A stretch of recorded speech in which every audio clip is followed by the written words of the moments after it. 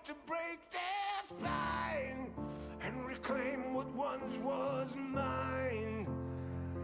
Those cravens backstabbed me, deceived me. Never shall I tolerate their crimes again. Now let the hunt begin. Oh, 7,000 souls scared and daunted, such a tale of woe. Not too long ago, this village was a golden scene of hope.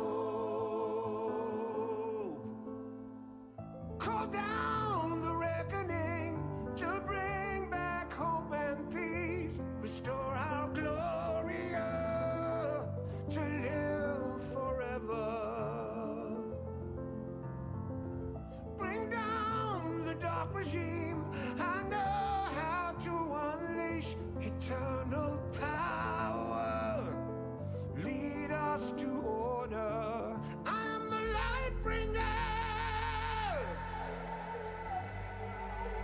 Fellow warriors, I ask you, should my campaign come to an end, there's way more to avenge.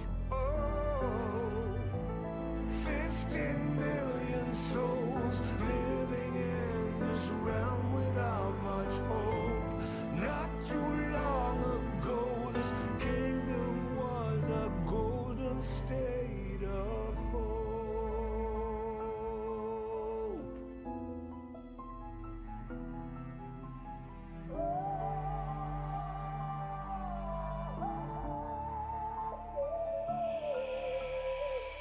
Call down the reckoning to bring back hope and peace. Restore our glory to live forever. Bring down the dark regime. I know how to unleash eternal power. Lead us to order.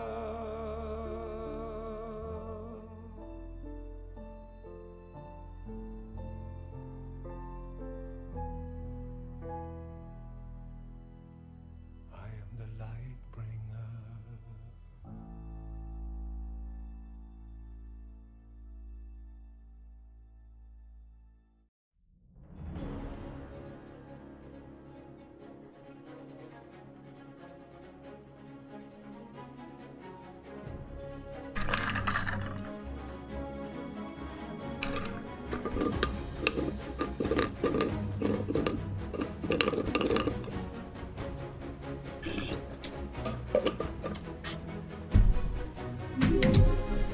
Uh-oh. I missed all of last week and I'm gonna miss today too cause I just got back from work and I got to sleep Aw, man. cause I'm exhausted. Alf high, one cry, Van Rage, Van the Gold. Alf, thanks for the tier 3, bro.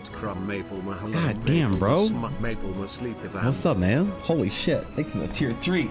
Dude, we gotta figure out the tier 3 cards this month, hey? Actually, I think I want to do something different for that. I want to do something kind of cool and special. So thanks for the tier 3, man. I appreciate it. That's fucking huge. Holy shit. Welcome back to the stream. Welcome back to the VOD, my friends. One and all, it is a new era of EBA. That's right.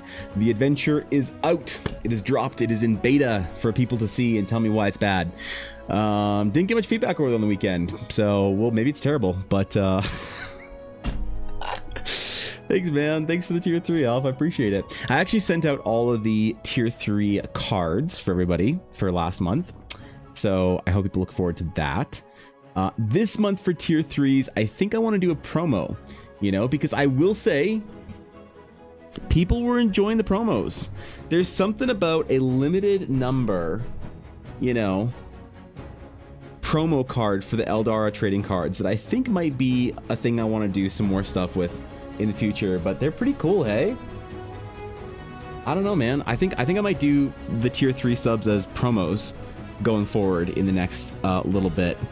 But thank you for the tier 3, Alf. I appreciate it. I am indeed trying to get the plus program this month, so every natural sub means the absolute world. And holy shit, okay, all right. I still can't believe that 2 months have been successfully plus programmed just because a bunch of people decide to bust out a tier 2 and a tier 3. So thanks. Entities, yeah, promos, bro. So the if you missed the announcement on Friday, which was a big stream, man, we had the whole anniversary thing happening. I announced the trading cards, the Eldar trading cards project, which is a dumb project, but I'm still having fun anyway. What's up, Atari? Good to see you, junkies. How did you like me being Megamind? Here's the thing.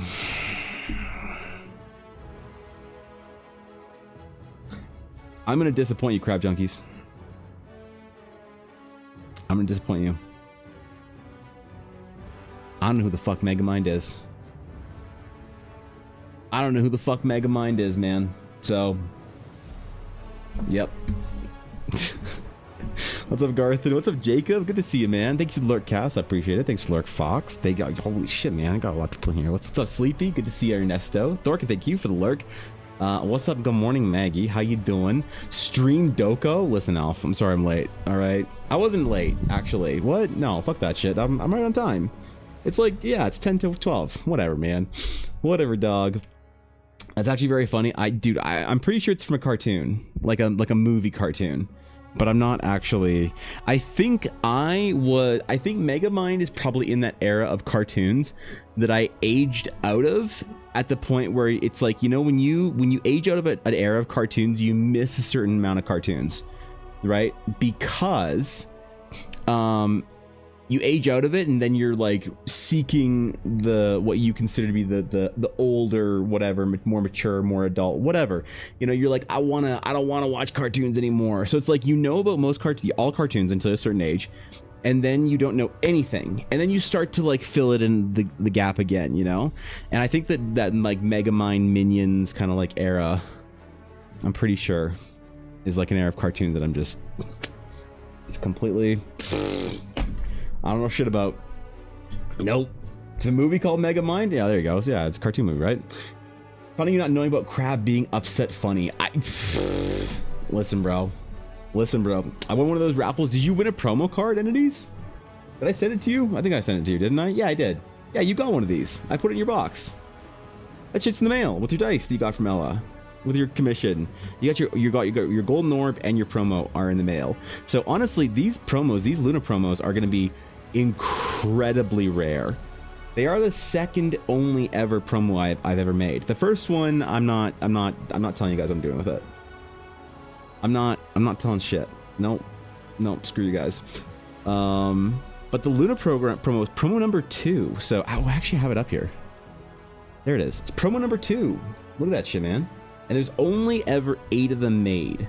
It was a series of 8, so 9 fully made, because a print page is 1 full page, and then I always make a 0 of 8. See, that says in the bottom 0 of 8 for my own records as my test print, so that I actually own a copy of every single card I make. I don't know, man. I'm excited. I think this month's tier 3 reward is going to be a promo, because I think it's fun if it's numbered, right? I think it's cooler than just the golden orb card. If it's actually numbered, and you know that you only have, like, you have the one of the only ever, you know, 0 of whatever. I think I should sign these though. Hey, I think I should start signing my promos and like all the cards. Anything that's numbered, definitely I think should be signed by me, because there's somewhere in the middle between like a trading card and a fine art print, and I feel like I should treat them like a little bit between the two, right? And I don't want to sign them because I don't want to like ruin the whatever, the, you know, pristine quality of a trading card, but it's not quite a trading card. It's a trading card that's also a fine art print, and fine art prints are always signed. So I think I might actually do that. I might sign the rest. Luna might be one of the only ones that isn't actually signed. Maybe. I don't know, man. I don't know, dog. I don't think I've gotten the tracking yet. Might have missed the email though. I think Ella dropped it off the post office yesterday or Saturday, one of the two. So I don't fucking know. Should be around. Check email, bro. It's Monday. I got the mail that the poster had been sent, and I immediately went to look how far I'd gotten as the idiot I am. That's not, dude, I'm excited, bro. That's fucking sick, dude. Hey, if you're excited, I'm excited. Which one did you get, Cal? Because I packaged a bunch of orders. I don't remember who got what. I remember Cass got the Emporium, I think. I don't remember who got what, man. What the fuck? Automod. Oh, fucking bots, man. Good job, Automod. Holy shit. Feels like when I didn't know Jamaica, but knew exactly where Barbados was. When I didn't know Jamaica, you mean like I didn't know the country of Jamaica? I'm aware that Jamaica exists. Yes, I'm familiar that Jamaica exists. Sleepy. Did you think I didn't know that? Do you think that Jamaica was real? Okay, dude. Numbers would be cool if I knew how to count. Right. Shit. Damn it. I forgot about that, Maggie. What do we do for our Dragon's Claim members that are cleric mains? Shit. Right, because they can't count above 4. Because that's the max level they get before they reroll to a paladin. Damn it. You're right, Maggie. You're right. You're right. You confuse this with Puerto Rico. Oh, you mean where it was? Oh, yeah, of course I don't know where the fuck any small whatever country in the Caribbean is. Are you kidding? Bro, why the fuck would I know the specific geographic layout of some fucking dipshit islands in the middle of nowhere? Right now, I'm kidding. Why the fuck would you assume I'd know where Jamaica is on a map precisely? What the fuck? All right, whatever. I'm fully aware Jamaica exists. I mean, that's what Sleepy says. And I didn't know where that Jamaica exists or whatever. Jamaica's real, but Belgium isn't. Well, I think that country. I sent some letters out for things this weekend. Right, I sent out a bunch of my rewards for crumbs and everything else, and I actually got pretty caught up on things. I'm doing okay. And I just sent things to the Netherlands. I just sent things to Denmark. I just sent things to Belgium. And I was delighted when I had to address an envelope to the Kingdom of the Netherlands. The person I sent something to in the Netherlands had the most like D&D address ever. I'd write that shit out. I thought I was gonna like summon like an elvish lord or something. Holy shit, man. They got some great addresses over there in Europe. Yeah, what the fuck, man? I gotta send your stuff out too, Atari. Because I think it's just the die, right? I think it's just a die, right? And then some rewards, the golden crumbs. Yeah, okay. Dude, listen, I've been trying to get back on track with all my rewards and stuff for a year now, and I finally am getting there, and I'm feeling pretty good about it. I really, really like the card set, like, format of things. There's just something about cards that I like, whether it's the promos, the trading cards, the card size badges. There's something about cards that I just have an affinity for. Maybe I'm like some lame, boomer collector, whatever, for trading cards, but I can't, I just like them. They're cool. They're little, they go together. They got they can put them in a little binder or something, man. I actually started, so for my birthday, Ella got me some cards for a Magic the Gathering set that I wanted to collect the full set of. So over the last week, I had also been sorting away cards and whatnot, and that was fun. And I've been enjoying that. And I'm building the invasion block for Magic the Gathering. For those of you who are also boomer Magic nerds and know what the fuck that is, but it's fun. I'm really enjoying it. I'm enjoying the trading cards. I'm really excited for the Eldar trading cards to come out. I'm a little nervous. I'm a little apprehensive over. Wow, I'm a little apprehensive as to the cost it's going to incur up front, because I know how much the paper is, and the paper actually went up in price. I went to go buy a box of paper and it was $80 instead of the usual $50. So it's going to be something, but I hope it's fun. I hope people enjoy it. I don't know. People seemed excited about it on Friday. Like, did you guys enjoy the keynote? Because we didn't really get a chance to talk about it. I dropped the adventure, dropped the keynote, dropped the Journey Across Eldara, which, by the way, I started doing to prep for the Journey Across Eldara. I started doing a Conqueror challenge, which I always wanted to do to see how they ran their like challenges, and it's pretty cool. I did the Star Wars one, so I paid 50 USD. Wait, where is it? Where am I? There you go. I walked 9.71 kilometers yesterday. That's how much I walked. I walked 12,000 steps, which says was 9.7 kilometers. So a pretty good start, honestly. I think this is a 270 kilometer challenge, or sorry, 225, my bad. And I'm giving myself 30 days for it. So we'll see how it goes. It is rainy out, so I don't know if I'll be walking today much, but yeah, I'm prepping for the Journey Across Eldar, and the Conquer challenge is really cool.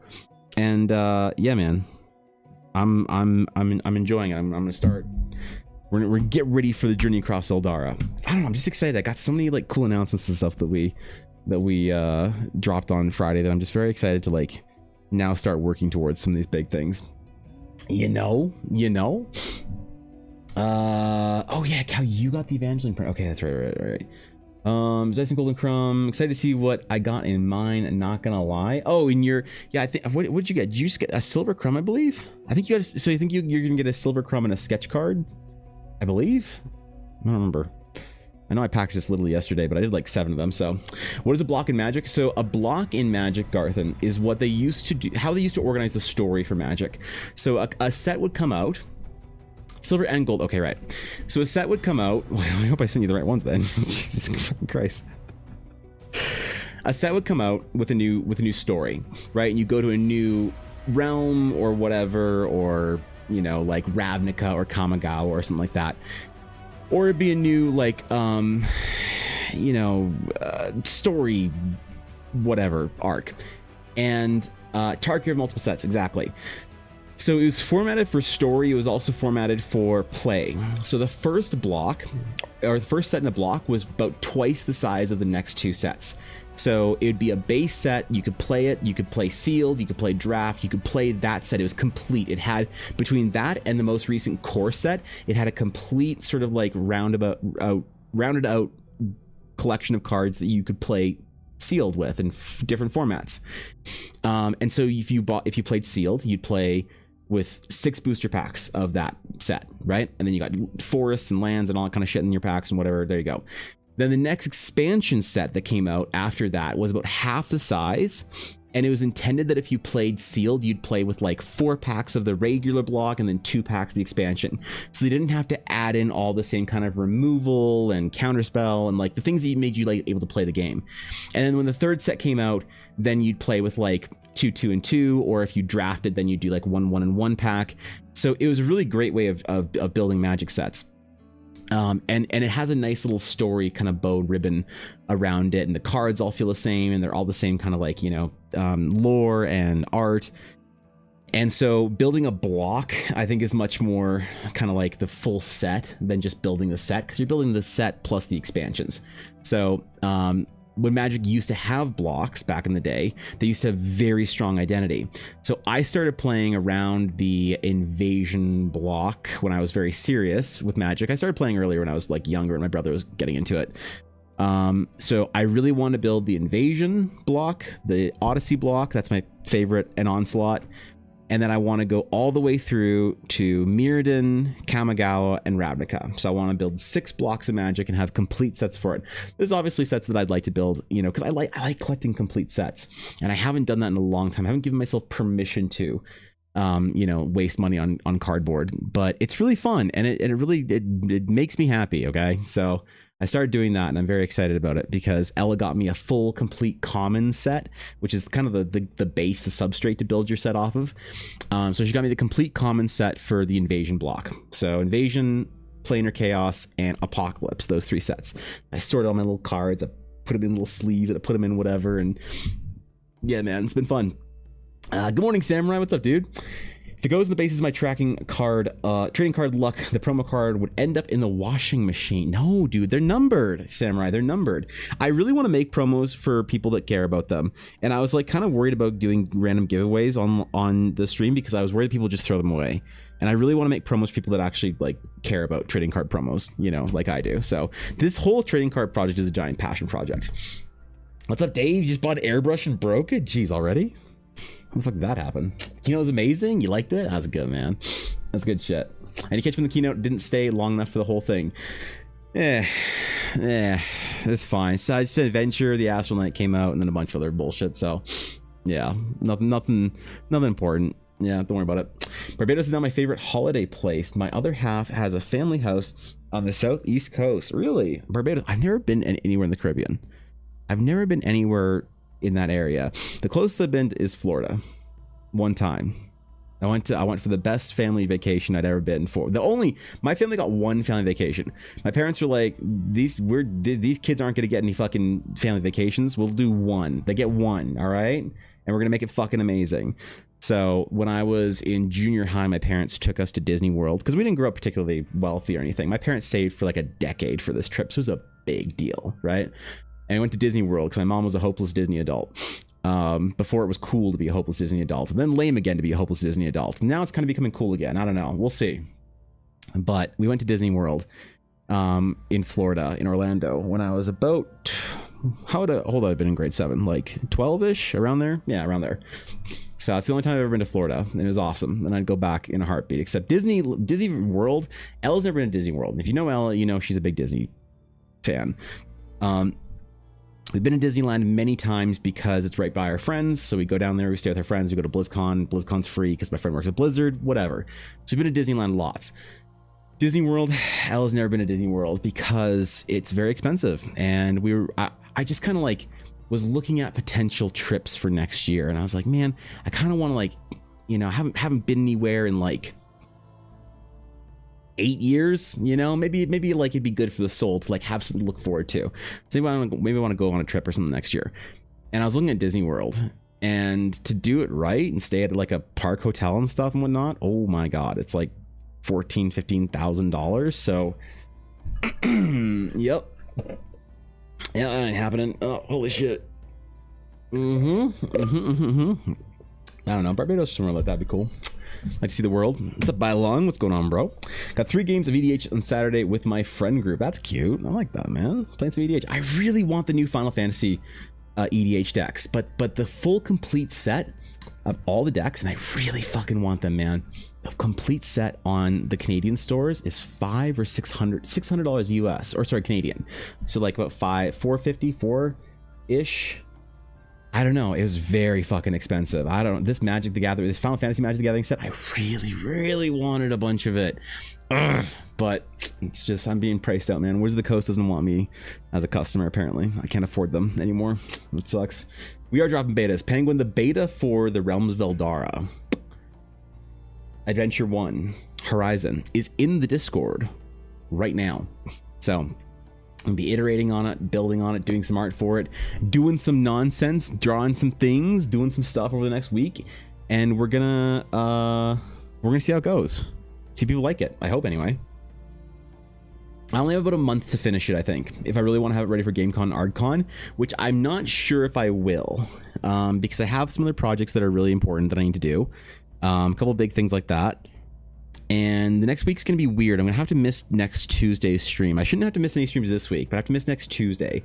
I finally got in for an appointment at the hospital to figure out why I can't hear out of my left ear anymore. So that's good. You know, they got me in quick, I guess. I've had a whole fucking week because of it. Holy shit, man. The last week and a half have been brutal.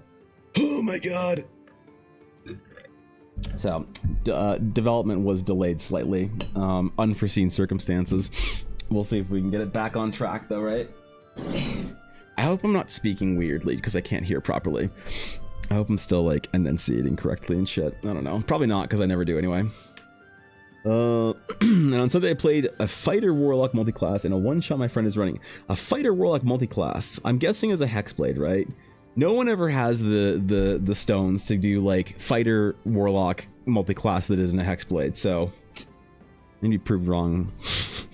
I'm going to try and visit at least different castle every week of the Eldar Challenge. Currently in one of the most castled areas in the UK. That's fucking sick. Dude, if you post some pictures of castles, you will win the Eldara Walking Challenge. You will. Journey across Eldara is scaled by the most amount of mountains or castles you can encounter, or ancient cities. Like, Cow did pretty good posting pictures of Rome and stuff like that. That was pretty good last year. Castles are up there though. Castles might outdo them. I think they outdo the mountains. Because like I don't know many people that can kind of like post like majestic mountains and rolling landscapes and shit. Besides if they live where I do ish. But man, if you go see some castles, bro, I think that takes the cake, man. I think that wins. I think if you post a bunch of pictures of castles, you're basically there. I still don't know how long to make the walking challenge because we were doing some calculations and figuring out how long it would take to walk different places in Eldara based on map sizes. I didn't realize how little people could walk in the medieval period, right? I remember I had somebody in my chat one day when I was talking about the like how far and how fast and whatnot you can walk, and they're like, oh, you can walk like 7 kilometers an hour for like 15 hours or whatever. And I don't know, I knew they were an idiot, but that's fine. But I didn't realize, I was like, oh, people could probably clear like 40-50 kilometers a day. Yeah, in the medieval era, people cleared like 15 to 20, 25 at the most. So a 4-day trip from one place to another or whatever, like I was thinking, because the nearest city to me, the nearest city, big city to the big city that I'm close to, the nearest big city that is 300 kilometers away. And I was like, oh, what is that gonna take you, like 3 days to walk? Yeah, no, fuck that shit. No, nope. That's like 25 kilometers a day. I didn't even realize horses walked so slow. Horses walked like a horse casually, not like riding into the ground, 25 to 40 kilometers a day, maybe 50 if you're a great rider and your horse is whatever, well kept and whatnot, and you kind of can't do that too much. Yeah, so I didn't realize I was overestimating the distances or the time it would take to get places in Eldara, or underestimating the time it would take to get to different places in Eldara massively. So if we're gonna have a 300 kilometer walking challenge, ooh, that's a lot. That's a lot. I don't know if the I kind of want to do one badge this year and then just do one of 3 different challenges that people can get. Like basically you can prestige the badge if you want, but there's not going to be a bronze, silver, gold badge this year. It's just gonna be one badge. Everybody's gonna get it. Do you want to do it? Like, pick your distance. That's the way the Conquer challenge works on my phone. It's basically said, here's the distance. Do you want to do the prestige version or the regular version? I said, I want to do the bitch ass regular version for 225 kilometers because I want to get this done before the whatever.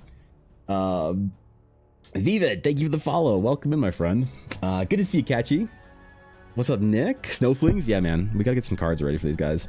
7 km an hour over asphalt and no need to navigate, carry, or anything, with a meal prepped and ready waiting for you at the end. And you know what? I think is one of those people that, you know how nerds every once in a while want to just seem really cool and proficient and competent? I was getting shamed because my walking speed when I go for walks and hikes and shit like that, Jacob, like around my like community and stuff and the trails, is about 5 kilometers an hour. And I think I walk at a decent pace. If I can do a 5 kilometers an hour, that's actually pretty good. I think that's I'm not strolling at 5k per hour. I'm like walking pretty like intentionally, you know. I'm thinking if I gotta walk for like from morning till evening, there's no way I'm keeping that pace up. I'm probably walking 3 kilometers an hour, maybe, right? And especially if I'm rucking or carrying anything, oh, fuck that. Yeah. So the idea of doing 15 kilometers a day, if you have to carry shit, oh, yeah, 100%. So that person, man, I entertained that I entertained that dipshittery far too much than I should have. So, no, I realize now exactly how slow people walked in the medieval age and in a, you know, fantasy setting, exactly what that would look like, and horses and whatnot. And oh god, man, it's a whole fucking thing. I hike with a backpack and gear, and we do 3 to 4 kilometers an hour, cross country navigating as we go. It's a hill and mountain, will be less. 3 to 4 was including stops, like the average over the whole route. Oh right, yeah, I think that's fine, right? Yeah. So this whole nonsense about 5k being, you know, being slow is, I think, absolute gaslighting, like dipshittery. Join the military, it's much faster pace, I imagine. Yeah, I mean, when you have to like actually like ruck march and stuff, yeah, you're probably walking at a decent pace. You know, knowing like military tests and shit like that, and what's considered standardized, whatever, 80-pound ruck, you know, X mile march or whatever. We did marches in full kit at 3.5 miles per hour. Yeah, did you? So what was the standard, Atari, because I know you enlisted way earlier than a lot of the sort of Marine Corps friends that I have. So I don't know what the like time, like what was the measurement for rucking? What weight did you carry ish? Do you remember any of that shit from that point in time? Because I know it's like a bit different now. I know, because of the Marines. Oh hell yeah, dude, let's fucking go. We gotta do that. Why? What is with the Dragon's Claim and Marines, man? Like, I make a couple of crayon eating jokes and suddenly we've got like the most amount of service members in any one branch are all Marines like 3 weeks later. What the fuck? But yeah, that's also, you know, proficient fucking whatever intentional athletic adults going and moving to war, basically, and not the average fucking person in the medieval era peasantry meandering their way across the countryside with, you know, bundles of sticks and ore that they've mined, poorly fed with, you know, unsold leather boots or whatever. So this whole like trying to figure out the calculation of the medieval era versus me and my like $300 Hoka running shoes, you know, perfectly hydrated as Jacob said on asphalt. Like, nah, no. Boot camp was easy, about 50 pounds and maybe 5 to 10 miles. What kind of time frame did you have in there to do that? I'm here because you have amazing art. I'm trying to motivate myself to get back into drawing. Oh shit, right? Warcraft. I appreciate that, dude. It means a lot. It means a lot, man. I hope you get like, listen, if you have any like questions or struggles or stumbles you need help with getting back into drawing, I'm a resource for you, my friend. Happy to help in any way I can. I do 5 kilometers an hour average backpacking if I push myself, but if I hike for fun, I'll stop and take pictures of that nice rock and mushroom. Sure. That's supposed to be the journey across Eldara, you know, as far as like, it's supposed to be a journey and pushing yourself. And so like, I don't think it's, man, I think the ultra prestige goal will be 300 kilometers. I'm thinking about it in a month. 10K kilometers a day, or 10 kilometers a day is about 11,000 steps a day.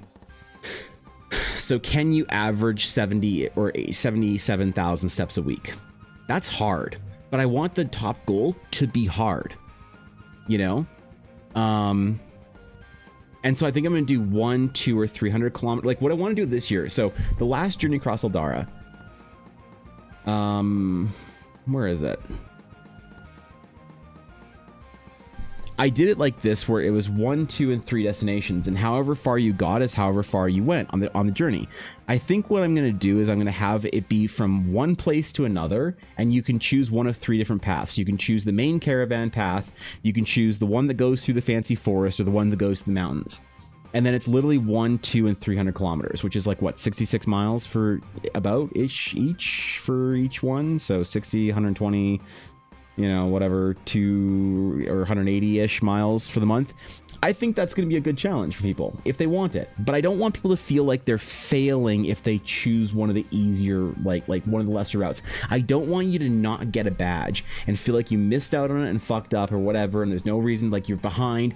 I want you to pick your goal of whether you want to do like 100, 200, or 300 kilometers in the month, and then solidify that. And if you want to prestige it because you get like, you're like, oh, I'm 100 kilometers down and it's like only the 15th, when you want to go for the second one, go for it. But you know, change the route or whatever. But I think that I want to do it differently this year so that everyone's getting the one badge, because that's the way it works for the Conqueror thing that I signed up for, which is really fucking cool, by the way. And I think I want to make it so that people can if they want, choose the prestige, but not feel like, you know, pressured or into failing the thing or whatever. I don't know, man. Basic officer school is much worse. We'd leave at 3 a.m., go 50, 70 pounds. We did 10, 15, 20, and 25-mile marches. How long did a 25-mile march take you? Holy shit, man. Just learning Photoshop and have a tablet? Ooh, shit, you're getting serious then. All right. If you want to push yourself, it's easier to go further than to go faster, in my honest opinion. Yeah, I think so. Yeah, especially if you're like endurance, whatever type thing. Camp Pendleton. Is Camp Pendleton on the West Coast side of things? I don't remember. Listen, I'm not American. I'm not fucking American.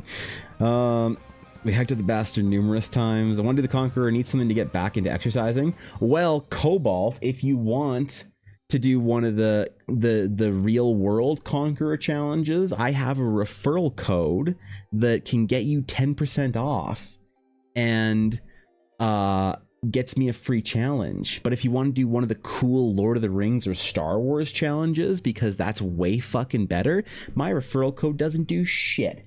So if you want to jump in and do one of Conqueror challenges with Ella and I, Ella and I just started our Conqueror challenge yesterday. And we walked 10K. So I'm doing the Star Wars series ones. She's doing the Lord of the Rings one. So she's going across the Shire right now, and I'm doing the Bunta Eve from episode 1. It's very cool, actually. I wanted to get the app to figure out what it would be like and to see what it would look like, see how to run a great fitness challenge, and see if I want to pay the API to be able to run our fitness challenge this summer. Because it'd be like $400 for me to pay for the API to run it through this thing, which would be awesome, by the way. This thing's fucking cool. So next year, depending on how giga wealthy I am and huge, massive, big dick streamer I am, I might be able to do it. But this year, I at least wanted some inspiration on how to do things. And it was really fucking cool. So I might post that we're doing this and like start the summer fitness challenge now and like reopen the channel in Discord so people can jump in if they want. And then kind of prep up and get ready for that July 1st start date, I think, which will be awesome. So, and I'm going to have limited edition promos for people that want them for the... God, do it, Cobalt. It's really cool. It's actually really fun. It was a bit expensive. It was $50 US, and I was kind of hesitant, but you know, I've been doing a lot of commissions recently, and I was like, you know, I need to, whatever. I'm glad I did it. It's really cool. So all fucking night and all fucking day, about 8 hours for 25 miles. Good God, man. 70 pounds on your back. That's a great way to move. Yeah, man. Can we move to June though? I need to go sailing in July again.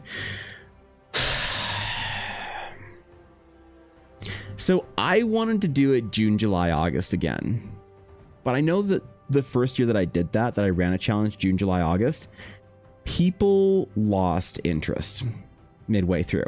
And I don't know. Maybe I think what I'll do is I'll open up the challenge again, or I'll open up the whole thing, right? And I'll see about, we'll talk about our fitness challenge goals and stuff and what we want to do, and maybe we'll see what people want to do. If you want to do another 3-month challenge like we did the first year, if you guys prefer the 1 month challenge, if June, July, or August gets more whatever, I don't know. June is a really bad month for Ella and I for me to run the challenge, because Ella and I have an event every single weekend in June, so I wouldn't be able to like put a lot of attention and love into this event for people. But if June works like universally better for everybody, I don't know, then I'd be willing to. Maybe August, end of summer fitness challenge type thing. There's not any massive set in stone plans. So what I could always do, Jacob, is I could always try and get the challenge ready ahead of time and then just give it, because I know you've got special circumstances of being literally at fucking sea for months at a time. I'd be happy to give you the challenge ahead of time and let you, I guess, you know, maybe take your pictures and stuff, and then if you could like post your pictures and whatnot during the challenge when everyone else is doing it, that'd be fun too. So yeah, a new age is upon us, the age of bunny girls in Eldara. Oh wait, I wasn't supposed to spoil that. No, you weren't, Ashy. Fuck, man. God damn it. Every time, I swear to God, every time I put some new thing in Eldara, you just come around here to spoil it. That's the Princess of Heart for you. God damn it, Ashy. All right, well, all right. Well, there's that announcement. God damn it. Star Wars sounds good too, though. I would do Lord of the Rings if I were you. It looks way cooler. The Star Wars looks really fun, but the Lord of the Rings one is more like Lord of the Rings is a journey. They also have all sorts of cool things like Star Wars or Star Trek and Harry Potter and shit now. Honestly, some of the real world ones look really fucking cool. Like I kind of want to do some of the real world ones, like Road to Hana. You know, there's a Banff one. I know how fucking much you love Canada, bro. Is Conquest the official app? The Conqueror app is the one that like Elle and I are using to train up for the fitness challenge and to do a bunch of stuff for. We will not be jumping into using the app for the official challenge this year, probably because it's very expensive and I can't afford it. So fuck you guys. We're gonna do it the scuffed getaway that we did last couple of years, and it's gonna be awesome. All right. But next year, hopefully, I'll be able to do it with the Conqueror app, because I think it's like 35 slots for 35 participants is about $500. So, and I don't really know what goes into that pass there. So, Star Wars mission: walk from one side of the Star Destroyer to the other. Dude, actually, if it was a Super Star Destroyer, that's like, I mean, how long is a Super Star Destroyer? It's got to be substantial, right? A couple kilometers. Somewhere around there. I can walk and picture in June, then role play on the server in July. That'll work. That probably works then. Yep. Fair enough. Fair enough. Well, either way, it's gonna be a good summer. We're gonna be we're gonna be getting after it. I am going to talk about my process a little more this year for losing weight and going through that journey. And so part of my like challenge for this year is also going to be I found that one of the best things that I did for weight loss over the past couple of years is taking lessons from people whose job it is to be healthy. So rucking, there's nothing better, man. You put 30 pounds in a backpack and you go for a hike. It's just unreal, man. It's just so good.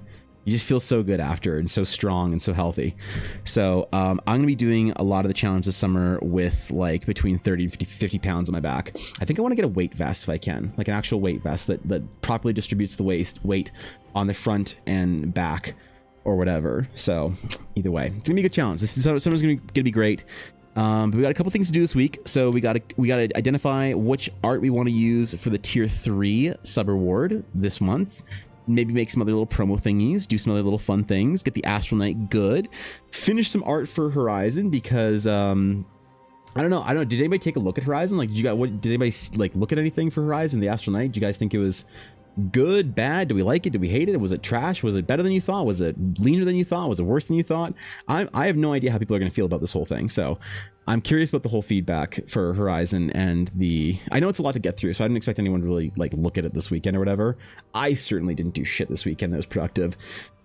I had things to do all weekend, including Mother's Day and whatever. I see the 2-page Google Doc. I did not look at the 2-page Google Doc yet. No, Atari. Where did you send? Wait, I don't have a DM from you. You dropped in the dev mood? Did I miss in the dev mood? Because I haven't been to the dev mood yet.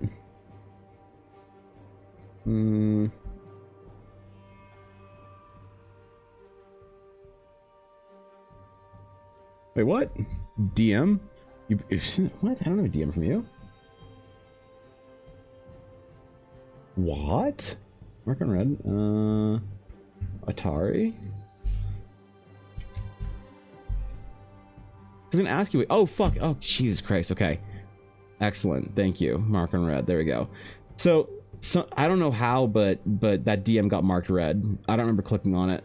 All right. Well, thank you. Appreciate it. I'm very excited to see what you guys think of the adventure. I would have seen it when I was probably gonna send you a message about sending your crumbs and stuff. So I would have seen it then, like tonight or tomorrow. So there we go. There we go. Didn't put the dev. That's okay. I just missed it. Whatever. My DMs and my Discord and everything have been absolutely turbo fucked. So good morning, Carrot. What's up, dude? Good to see you. Could you march up and down the deck? Pity there is no rigging to climb, right? Right? No scuppers and jags, no well, I don't know. My entire vision of Jacob's life at sea is basically like a 19th century sailor, right? So don't ruin the fantasy for me, please. The dev mood, a smaller group of us were talking about different distances to use. Ooh, okay. I set my headphones back and just heard the words turbo fuck and was very confused. Well, not the first time I've said that on this stream, so the scuppers and the rigging, something is very wrong. Yes, it is. But, you know, that's the way the sea shanty goes. So, all right, man. So we got some art to finish for Horizon. We got some other little projects to do. This week's going to be a little chill. It's going to be a little relaxed until I get into some of the deeper commissions. But yeah, I really hope people like Horizon. I really hope it resonates. I really hope people find something cool in the adventure there.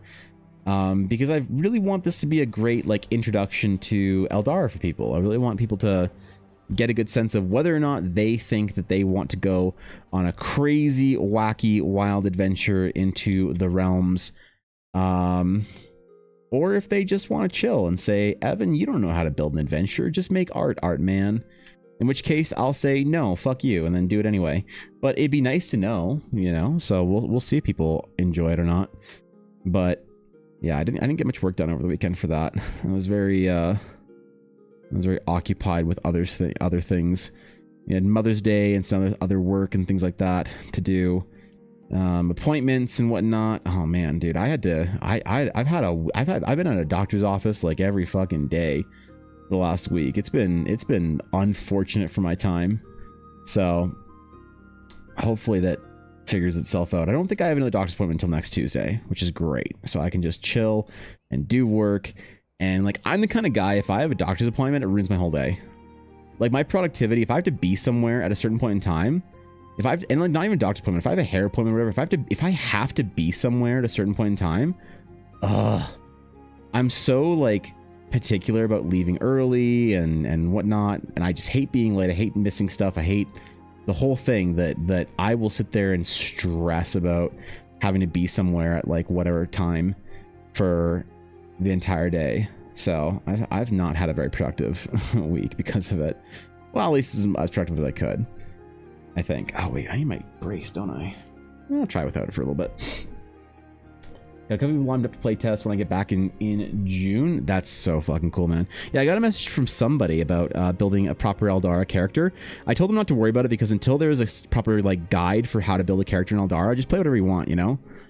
That's my like general kind of like go-to right now. If somebody really wants to play a canonical character in Eldara, I'll help them build one. But I don't think people should worry about it. Even like once the adventure is like rolling, I don't think people should worry about it necessarily. Because like obviously it's like your adventure, man. You know, it's your story, it's your whatever. You enjoy yourself. You don't worry about like no silly Eldara lore. If you want to play a Dragonborn or some shit, you can play a Dragonborn.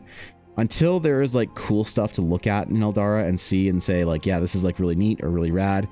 I want to be one of these guys or do one of those things. I don't think people should worry about it at all. If you're earlier on time, if you're early on time, if you're on time, you're late. If you're late, you've forgotten, that kind of mentality. Yeah, I mean, I've always been somebody who's valued being on time and early for things.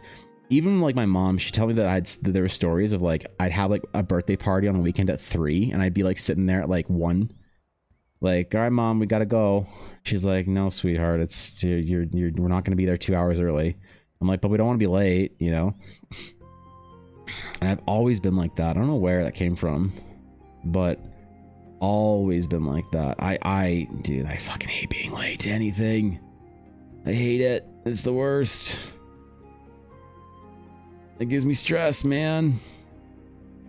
It's kind of relatable just doing so much stuff to get all stuff organized.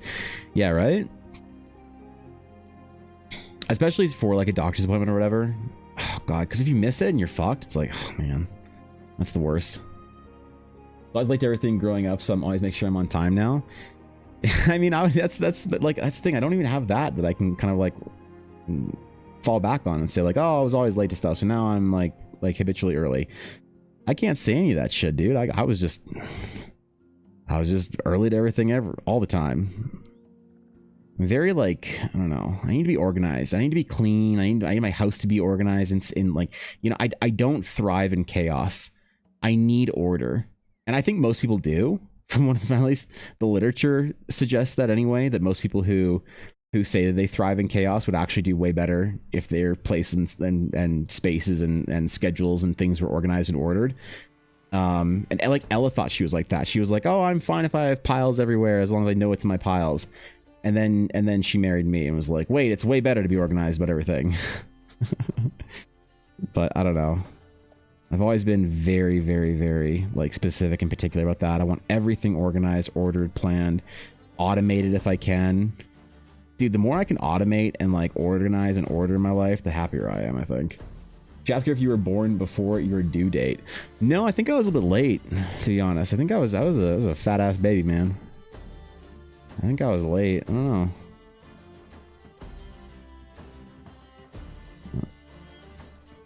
Yeah, I think so anyway.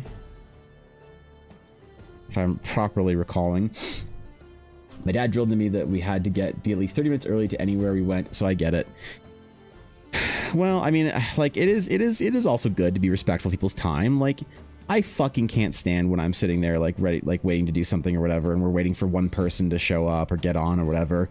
Like it's actually not that big of a deal, like for most things. But if you really have to be somewhere, like if it's someone being late for D&D or whatever, that's fine. I don't care. But if you're like, yeah, we've got this like thing booked at like, you know, we've got a dinner reservation, we've got a tour, or whatever, thing at this time. Then you waiting on somebody and it throws everybody else's stuff off. I just can't stand that shit either. So, you know, it's why I don't like, I wouldn't go on trips or vacations or stuff with other people, because I need to have as few people to have to manage and like worry about and wrangle as possible. Even when we would go to like BlizzCon trips when we were younger with our friends, and they'd be like, yo, where's Evan and Ella? Like, oh, they're already in the venue. Like, what? They didn't wait for us? Oh, man. And they get in there like, man, you didn't wait for us, you guys? I'm like, no, you guys were late. I wasn't going to be late to the fucking thing. Now, screw you, dog. I got here when I was supposed to. Fuck you, man. Be all betrayed and shit, you know? Automate is the best thing when it comes to organizing. I agree. I wish I could automate everything. Wish I could automate like groceries, automate like, dude, if I had all the money in the world, I would just automate things. I'd have like groceries auto delivered. I'd have like meal preps and things like that. I'd have my house cleaned. I would just automate everything so I don't have to think about it. You think about it once, you know, I'm the kind of person that I would set up like a birthday card or whatever to be automatically sent to like my brother for the next 25 years with like some cookies or some shit, so I don't have to remember. That's what I would do. I'd go total software engineer on this shit. The pencil brush set in Photoshop that you use specifically. So the pencil brush that I use is one that I use specifically, yes, but it is to accomplish okay, so the problem with brushes in Photoshop and like trying to like give people your brushes or whatnot is that the brush is going to be very different and have a very different use case for you than it will for somebody who wants to get some sort of like similar results. So less what is the brush that I use specifically and more what does it do. I think the brush that I use to get the pencil effect is a brush with a lot of noise in it and a lot of higher resolution fuzziness. What the fuck? Is my stream freezing? Uh-oh. We good? I just think I dropped like 8,000 frames. Okay, well. That was weird. Hope we're good. Sorry about that. I'm not sure if it came through on stream or not. But yeah, the brush that I use is more... The pencil brush has a lot of noise and a lot of distortion in it and a lot of kind of pixelated edges so that you can get this kind of like, I don't know, broken, slightly messy graphic kind of, or graphite kind of style without it getting fuzzy, right? And so if you're building a pencil brush to do something similar in Photoshop, I would try and figure out how to get the airbrush quality or the low res quality without it being so smooth. So you can literally just build a brush that looks like this, that's made of like little pixels or whatever, and then add noise to it, and then add like, I wonder if I'm thinking about how to do a Photoshop brush tutorial, because it seems like a thing that a lot of people are like either very unsure of or some artists are very scared of, and I want to make it very like demystified, because it's not scary, it's not a problem, it's not hard, it's like very easy, it's very chill. And I think that I need to do a tutorial. I've been planning and plotting this for the last little while, and I haven't gotten to it yet, but I'm still kind of like trying to figure out what the important things to cover are for it. But a brush with a lot of noise, a lot of distortion in it, and some like rougher edges should get you the kind of effect you want. It'll change based on the texture or background you're using. If you're doing something that is with less texture in the background, you want less texture on your brush. Otherwise, it's going to look messy and weird. If you don't want to, like, if you want some examples, you can find any like good pencil brush online. You just like search Photoshop pencil brushes, download like 30 of them, and find the one that like sort of fits closest to what you want, and figure out like the settings in it, and then build your own brush based on that. I think I pre-wait and get places about an hour early. I really want to kick that fucking habit. I know, right? Part of it is, I think, now that I'm thinking about it, drilled into me from art school. So when I was in art school, if you were late, you were considered to be absent for that like class, right? So if you were late by like 15-20 minutes, maybe, depends on the instructor. Some people were right at 9, and some people were like, yeah, 9:20 or whatever. But if you were late by more than a couple of minutes, you were absent for the class. And if you were absent, if you missed more than 1.5 classes, you failed the class. And that was the thing that they did to try and instill this sense of professionalism. But all it did is instill stress for a lot of people. Because in order to be at school, guaranteed without like traffic or anything, in order to be in school in time, guaranteed for me when I was in art school, I had to leave at 6:45 a.m. every single day to be there for 9. Because if I left at like 8, some days I'd get there at like 9:10. Like it might take me an hour to get to school if I left at 8. But if I left at, 6:45 or whatever, I'd get there at like 7:15 because the traffic wasn't a thing yet. So that probably didn't help my like habitual like early sense of. That's one of the reasons why I think I like work freelance and stream. And like when somebody's like, Evan, I can't believe you're late to stream, I'm like, don't ban them. Don't ban them. They're just dumb. Don't ban them. They're just kidding. Because like, bitch, if I wanted to do something where I couldn't be late to it, I wouldn't be streaming. You know what I mean? Well, it took me 3 hours to figure out and still don't think it's right. Yeah, I really do want to make a tutorial. I definitely will. I'm just trying to think of how to sort of format it, because there's sort of two sides of people that are trying to learn brushes in Photoshop. And like one of the biggest problems is that a lot of people who start digital art now start with the clip side of things or Metabang or Procreate or whatever, and they don't like they have a completely different idea of how brushes work in programs, because people don't like, it's kind of a self-report question that you don't know what you're doing about. Okay, that was a bit aggressive. I don't want to be aggro like that. I'm just being mean to be funny. Fuck it, I'll be mean to be funny. You know what a self-report is that you don't know what you're doing in digital art? Is you ask what brushes you use. I've never had a real artist, like a real fucking artist, ask me what brush I use. It's always what settings or what kind of brushes, what kind of settings do you use? How do you achieve this effect with your settings? No one ever asks just straight up, hey, what brush pack do you use? Right? That's such a fucking Clip Studio question. It's not even funny. And obviously I'm just being mean or whatever, because it's toxic, but I don't actually have a problem with that. The Clip Studio ecosystem is like built into like pre-built assets, so it's not actually like a bad thing.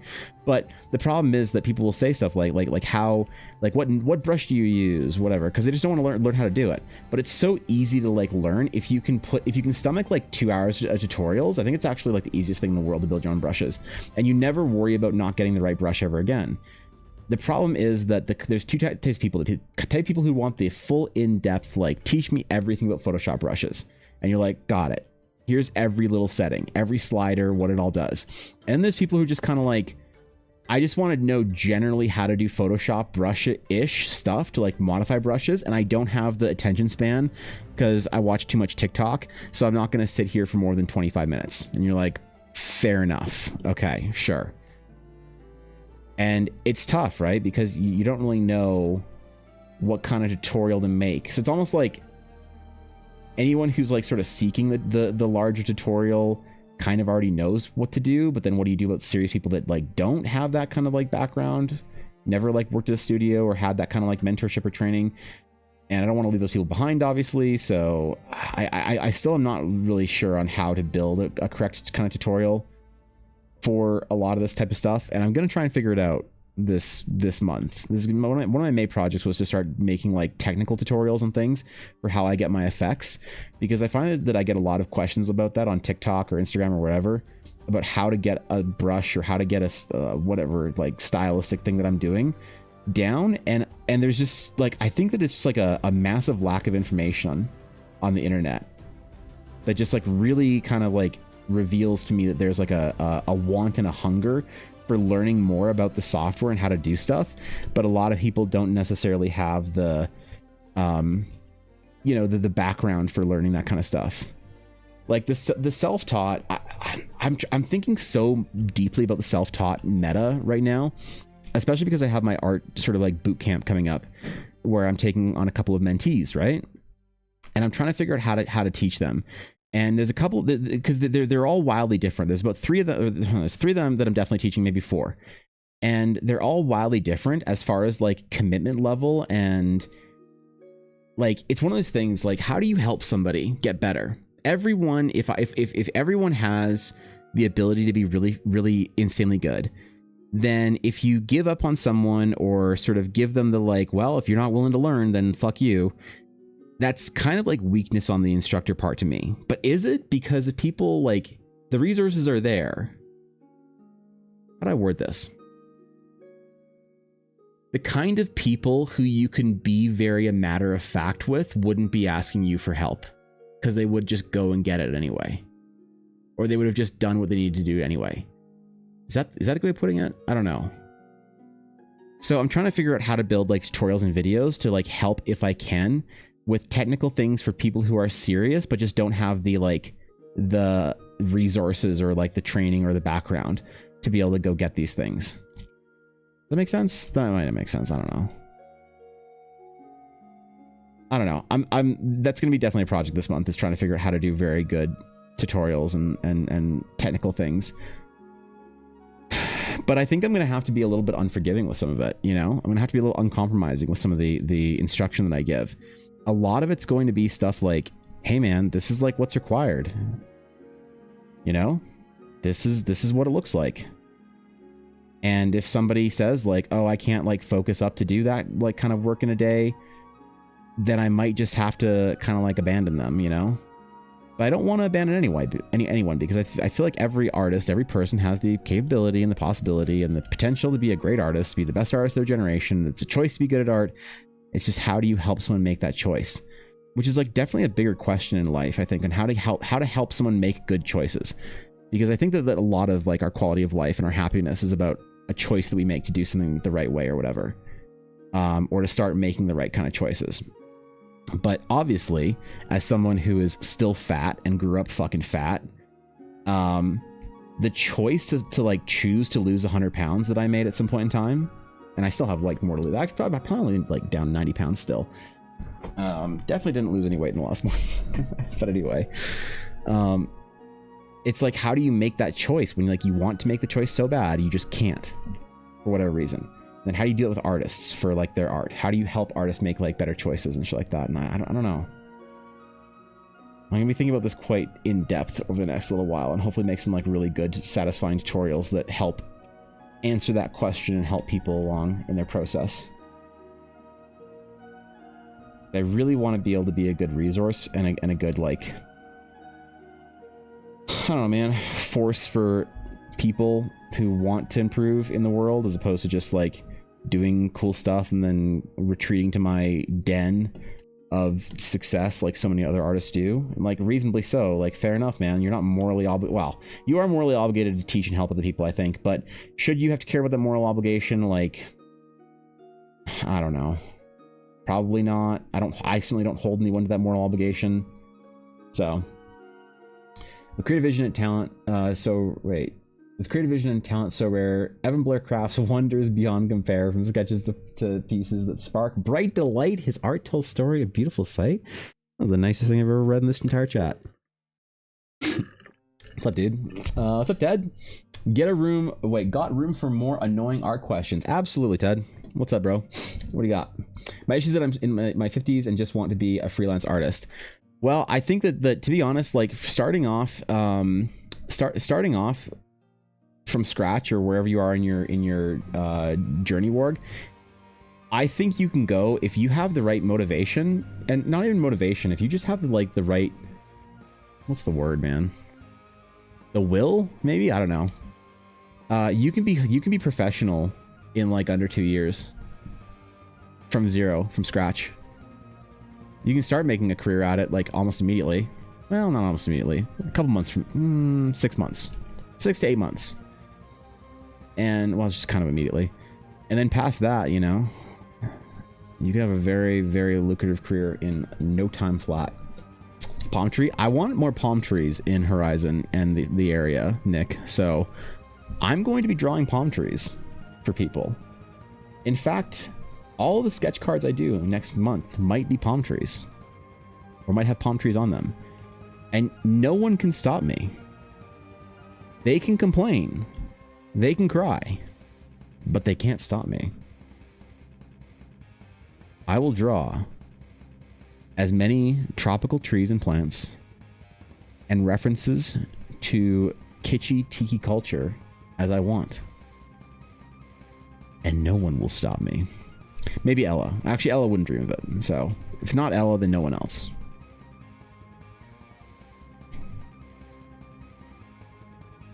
All right. The bamboo is a nice touch. I'm enjoying my bamboo. I should probably do like, I have bamboo to look at right there as for reference. Not like massive bamboo, but like short, lucky shit IKEA bamboo. Probably doesn't grow the same way, does it? It probably not. Where's our trees? Oh, right. I gotta like figure out how to do shrubberies and trees and shit. Shit, let me grab my brace thingy. My arm's already starting to get a bit sore. Where'd I put it?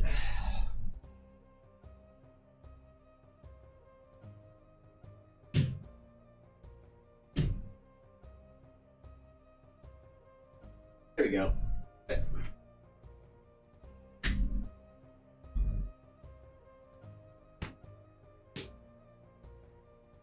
All right. There we go. There we is. It's good.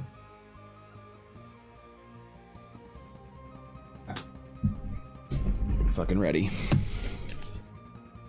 We're ready, dog.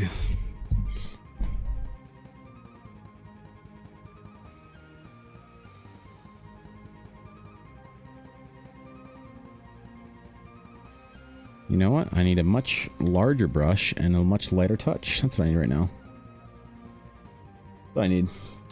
Keep hearing about this mental shift that happens in drawing where you start seeing things in 3D space, but I always thought it was never seeing things in 3D space per se, but interacting with 2D shapes, making them look 3D. Is there an actual mental shift awakening the 3D eye, or is it part of the illusion, knowing full well about the trick, but like a magician, you just making the illusion believable? Nope, you definitely see things in three-dimensional space. Yeah. So there's a couple things you can do, like we've talked about the fundamentals and growing as an artist in multiple different directions, like as a sculptor, things like that. Today's meta, I haven't looked anything up. Hello, we are using the Hexblade Warlock as today's entry. The Hexblade Warlock. Things kind of bits of Daria. The Hexblade Warlock is like a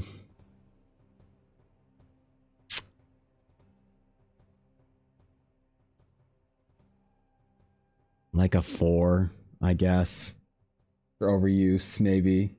Ninja, thanks for the follow. I appreciate that. Yeah, I don't know. Is that a contentious score? There's better subclasses, man. Like, I don't know, dude. This Hexblades are just so overdone. It's not a bad class per se, subclass per se. I'm just tired of hearing about them, you know? You interrupt the train of thought, though, before mobile delay? I don't know, you're good, man. So the mental shift happens. Also, I wanna ask you about promos and stuff and Duria and TCG shit. Yeah, the mental shift happens when you start thinking about drawing. One of the biggest things that happened to me in my last recent sort of improvement sprints was when I stopped thinking about drawing form and you start thinking about drawing light. And that's a big one, right? Drawing form as opposed to drawing light is, I think, an introductory mistake. So we've done, you remember the little tutorials I've done where it's like, well, draw a sphere. Okay, there it is. And then shade it in. You're like, okay, well, the light goes like that, and then you shade it in. Oh, great. Now we've shaded in the sphere.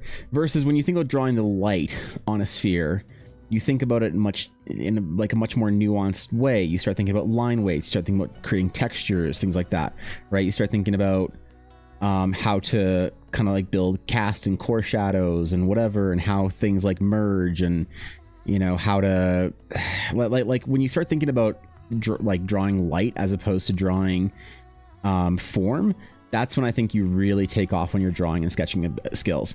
So if you want to see an artist that does this, that's a bit of an older example, you can always look at Michelangelo's sketches, his human anatomy forms.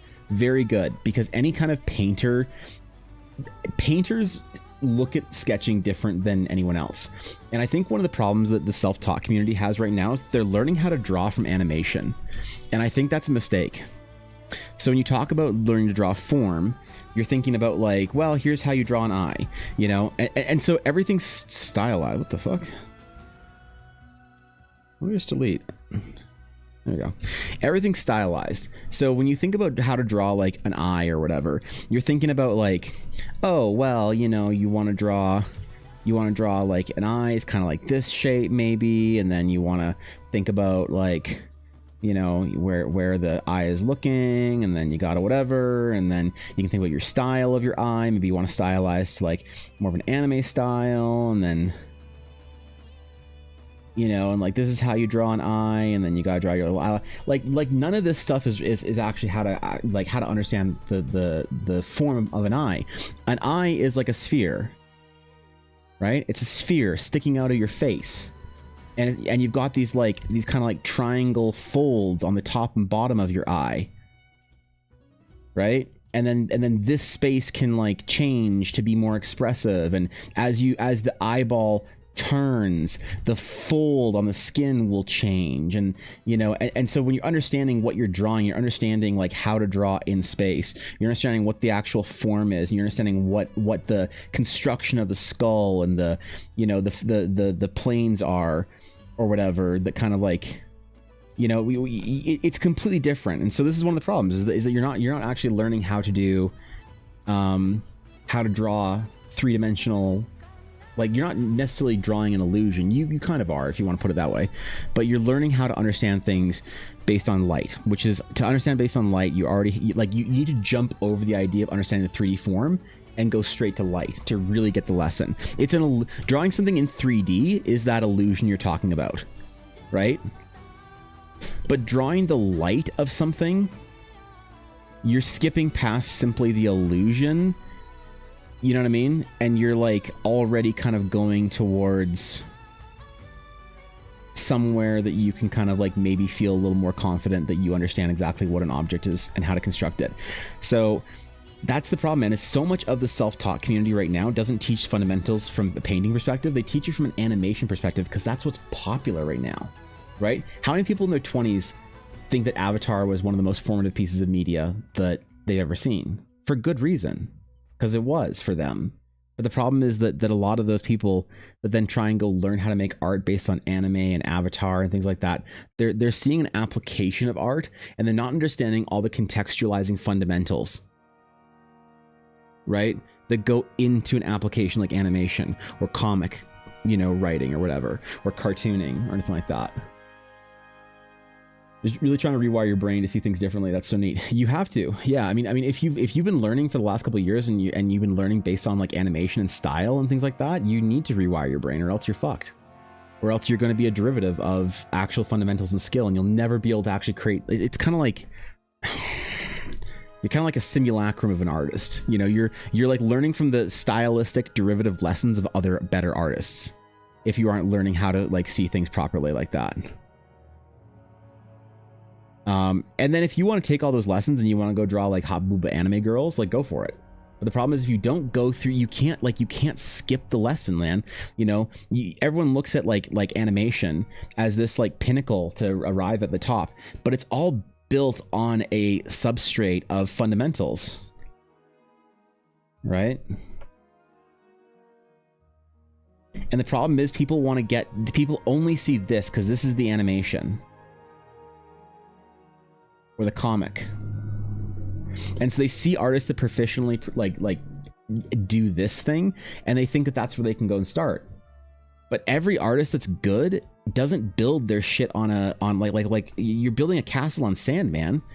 You're trying to build it on this like shaky, like watery ground, and then your actual thing starts sinking down. You're like, oh my god, what happened? You know? You can't skip the process if you want to actually be good. You can LARP and you can pretend. Absolutely, as an artist, to understand how to do things.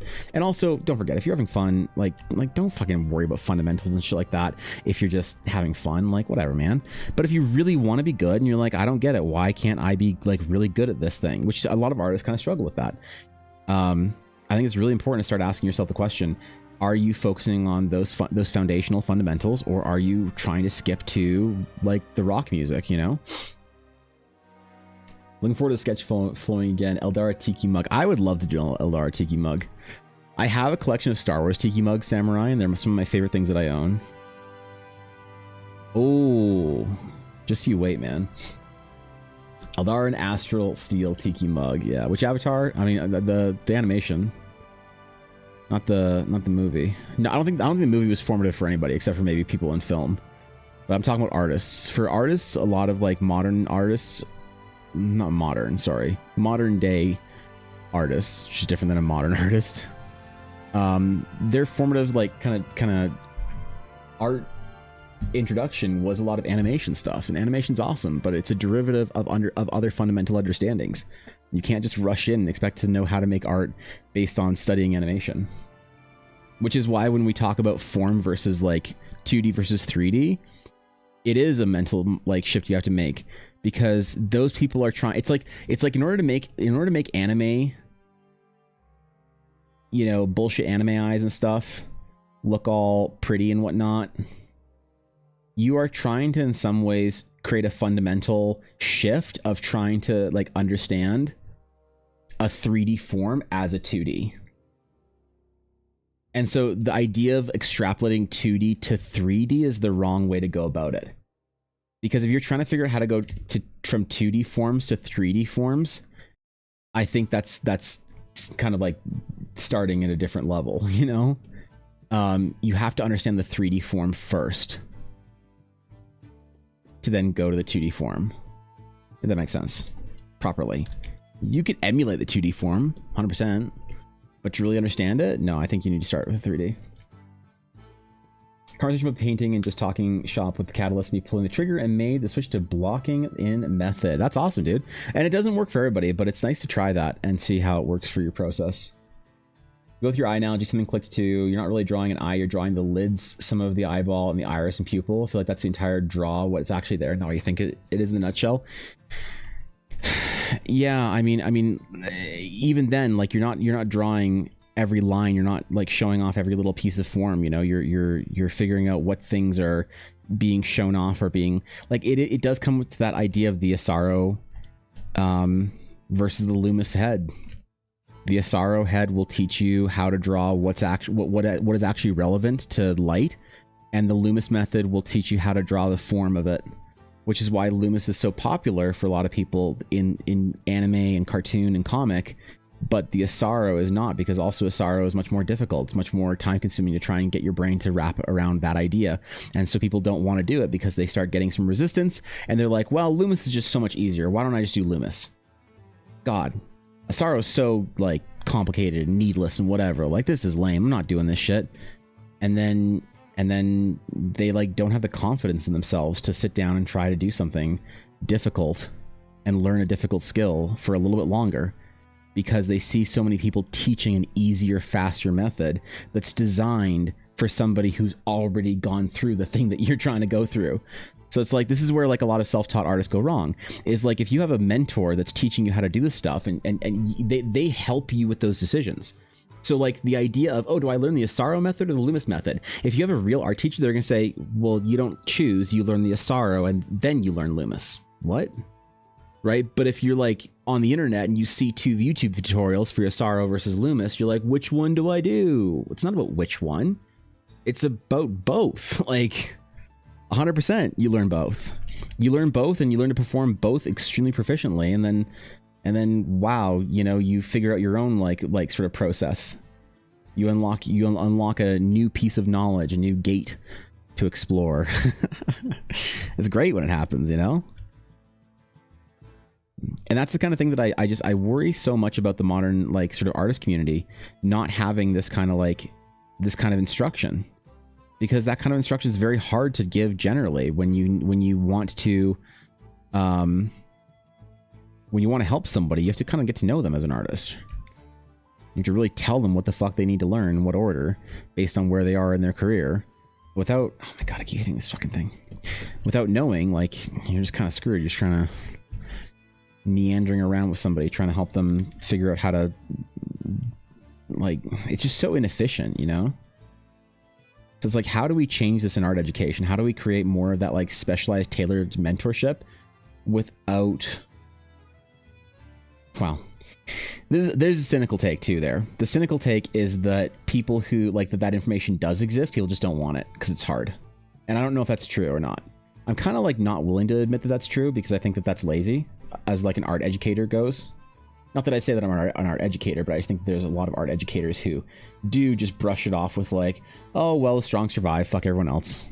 It's like, at the same time, can you really blame them? Like, is that really unreasonable? I don't know.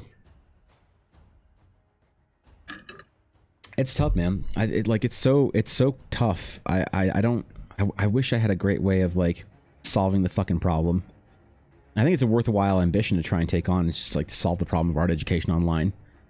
But I just don't know how to do it right now. Whatever it's worth, Evan, you taking the time to talk to someone who's just starting and explain things is invaluable. I sincerely and genuinely appreciate it, man. Thanks, brother. Always.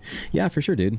It's my pleasure. I mean, like, I really do want to try and help and be as beneficial to people as I can for artists coming up here because I have to be. Because other artists were that for me, and you must be that for other artists.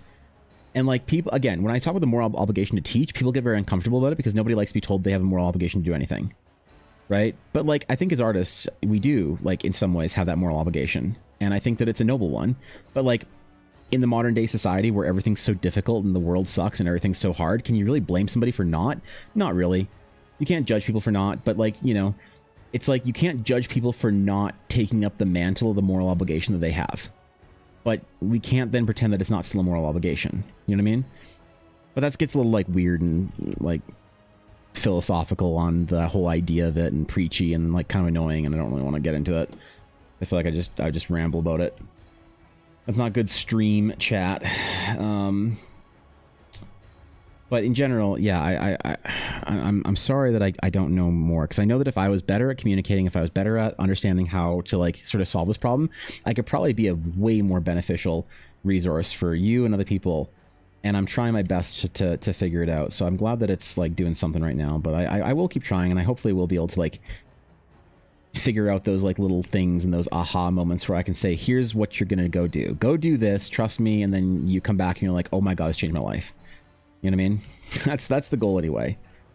Should change lives, all right? That's the small little goal I have, is to change the way we see art forever and revolutionize part of the art discussion online. Small tasks.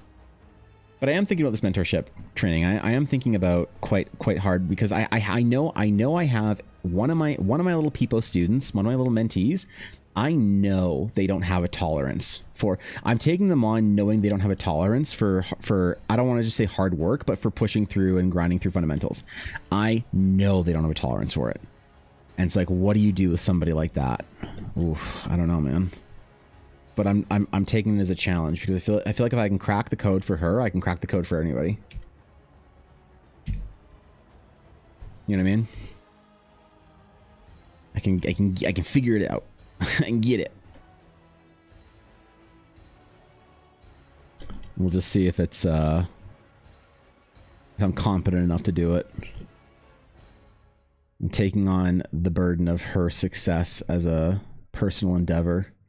She's not successful in her completion of her fundamentals and whatnot, then that's my problem and my failure and my burden. I'm taking that on completely.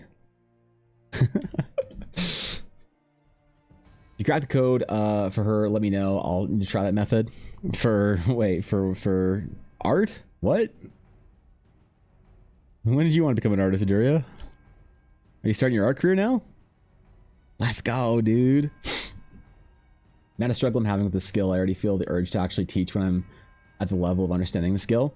Yeah, I mean, it is also true, like the when you I mean, that's great. That's awesome. As soon as you do feel like you have something to give back and teach, definitely you should do that. I am being strong-armed into teaching far earlier than I think I should, but I realize that there's no that we are not the gauge or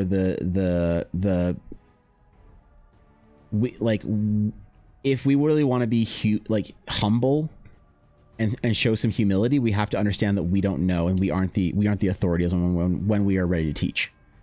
You know, And so being willing to do it, being eager to do it earlier, so long as you're doing it for the right reasons, then I think that's fantastic, and you'll be a great instructor. I always want to do art, but I can't sit down and make myself do it.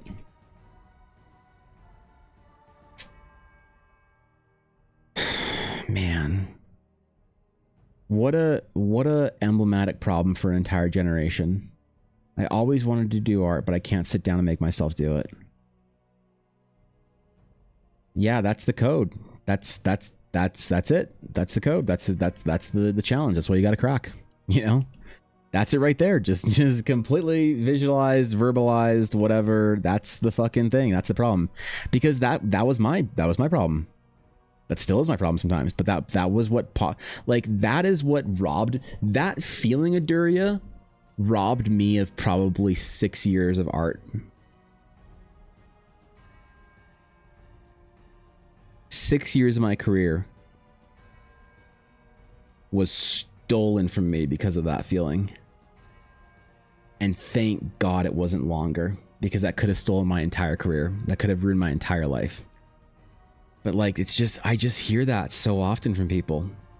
There's got to be something to it, man. There's got to be something to it. Of like this idea of incremental progress. How to gamify it. So the Conqueror Challenge is a good example here. The Conqueror Challenge is a progress bar that I fill up every day by walking. And I see it go up. I saw it go up last night. When it sinks at midnight, and I saw that it told me that I walked 10.5 kilometers, I felt great about myself yesterday night. Felt great. When I was getting letters mailed and things like that sent out last night, and I was getting them stamped and sealed, every time I sealed a letter or a box or whatever and put a shipping label or an address on it on an envelope, I felt phenomenal. And it's like trying to track that feeling and chase it and pursue that feeling is so important. Why can I spend hours grinding away at an MMO, but there's something in the abstraction of a skill that doesn't have a good progress bar to it? And the idea of gamification in a lot of ways, I think, is just the act and art of, how'd you describe it? Of applying a satisfying progression to a skill that is abstract. How the fuck do you do that for art? The problem is I kind of know, but you have to convince people that a certain mindset is like worthwhile. You know? And it's not a mindset that's encouraged by modern day. And so I don't know if this is the answer, but this is a scary possibility. It's like a phantom that looms around the corner that I'm afraid I'll have to deal with. I'm worried that the problem is not in the skill. I'm worried it's in the society. I'm worried that if you want to change, that it's not that if you want to develop the tolerance to build, to like find success and happiness in the skill progression, it requires a complete rewiring away from the way modern society has us involve ourselves with it. I don't know how to expand on that idea too much more right now, because I think I just sound dumb. I know I sound dumb right now, but I'm sure if I expanded on it, I'd sound even dumber. But I'm concerned that that's the problem. I'm concerned that if somebody says, Evan, I want to be a great artist, and I say, what are you willing to do for it? And they said anything, and I say, great, here's all the things you're going to do, you know, and nothing's going to be art related, you know. Like if you had to become a great artist and your life depended on it, you'd start going to the gym. You'd start sleeping well. You'd stop engaging in a lot of like dopaminergically draining activity, social media, games, food, whatever. Because it's like one of the only ways you can get yourself to tolerate small incremental progress and have it feel meaningful. But that just doesn't work for anybody. Who the fuck can do that? You know, who can disconnect entirely from society? Who can, you know, I get judged for drinking diet soda because people are like, oh, the chemicals. I'm like, bitch, I just saved 200 calories. Like, that's like fucking diet soda was a big component on how I lost 100 pounds. You know, should I just drink water all day, every day? Sure. Is this water? Yeah, but it's got an electrolyte in it because I was fucking worked out this morning. All right. This has got a flavor to it. And it's like, is it a chemical? Is it unnecessary electrolytes? Maybe, I don't know.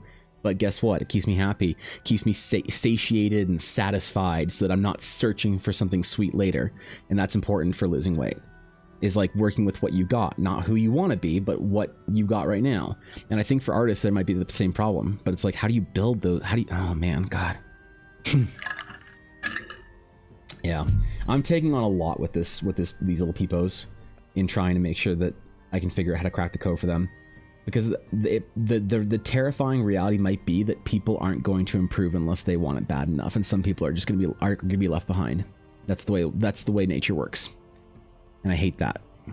I want to have the power. I think everyone wants to have the power to like rescue people we love and rescue people that we care about from nature, but there might not be anything you can do about it. I don't know. Start my life still 30 years of mine for an art career, yeah, right? It's a long time, bro. Oh yeah, Aduria promos. Shit. I forget. Aduria, are you a TCG enjoyer? I forget if we talked about this at some point in time. The cliche as it sounds, it all boils down to the good old question: how bad do you want it? I'm afraid that it does, though, right? And I don't want it to, because I think that you can choose to change, like, everything about yourself, and that it isn't just a matter of how bad do you want it. Because I remember some days wanting it so bad, but being so unbelievably heartbroken that I couldn't do it anyway. So that's the thing. It's like the hunger was there, but for me, the wanting it badly was there, but there was just something in the way. And I think that's the story of a lot of artists right now. The hunger is there, the want is there, that it isn't a matter of how bad do you want it. There's something else there that you can do. And I'm terrified that that's the reality, because then how do you help people? How do you save people from their own like inability, besides getting them to disconnect with the entire society that is like like forcing them into the position they're in? It's like addiction in some ways, you know?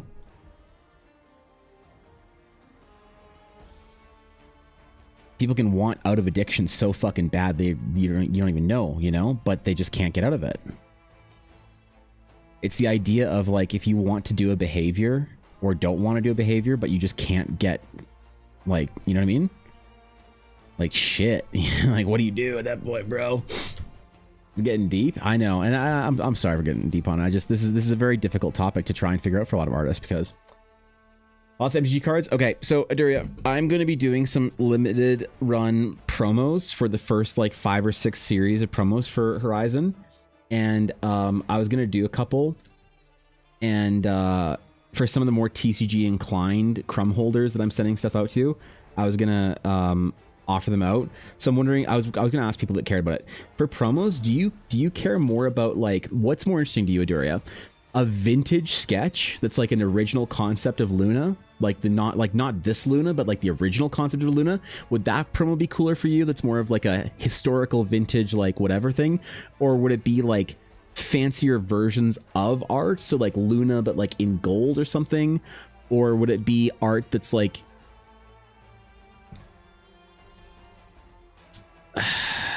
like just with a different finish to it, you know? Like a cooler border, like a parallel if you're a sports card collector. I'm trying to figure out what's going to be cooler for promos for people, because I do like having them numbered. I really like that there's only 9 of these Luna promos in existence, and that I hold 5 right here. You know? And that if you that when you get Luna Airlace promo number 4 of 8, you know which one you have, and you know that there's only one that you have. You know what I mean? Have you heard of ginger bugs? Ginger bugs? No, I don't think so. It's new with caffeine, yeah. Those behavior issues are 100% my problem, just like you and I talked about when we were going through the gym stuff before. They, like, yeah, they're your responsibility, but it's not necessarily your fault. You know what I mean? Which is the tough thing for artists. In any kind of behavior change you're trying to make. It's 100% your responsibility, but it's not necessarily your fault. So how do you like recalibrate somebody like that? Your cards are the alt arts, like the Art Deco pieces from Streets of New Capenna, for example. So full-on alt art type things.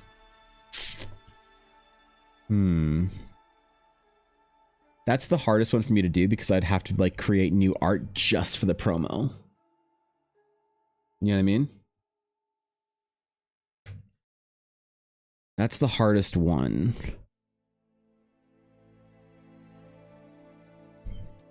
Well, shit. Well, damn it. So like, Rip. the original concept sketch would be Yes. what I like more than a fancier version of the same card art. Oh, I see. So, like, if I were to go to...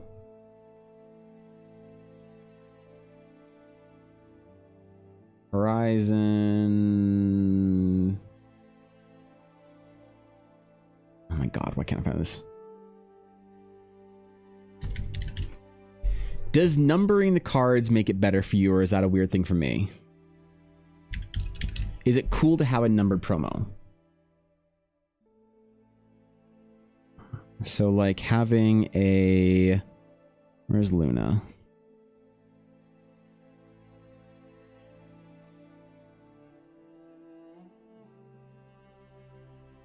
Having, like, an original sort of, like, concept sketch. Whatever, one of these kind of ones. Whoops. Would be cooler. In some ways. Okay.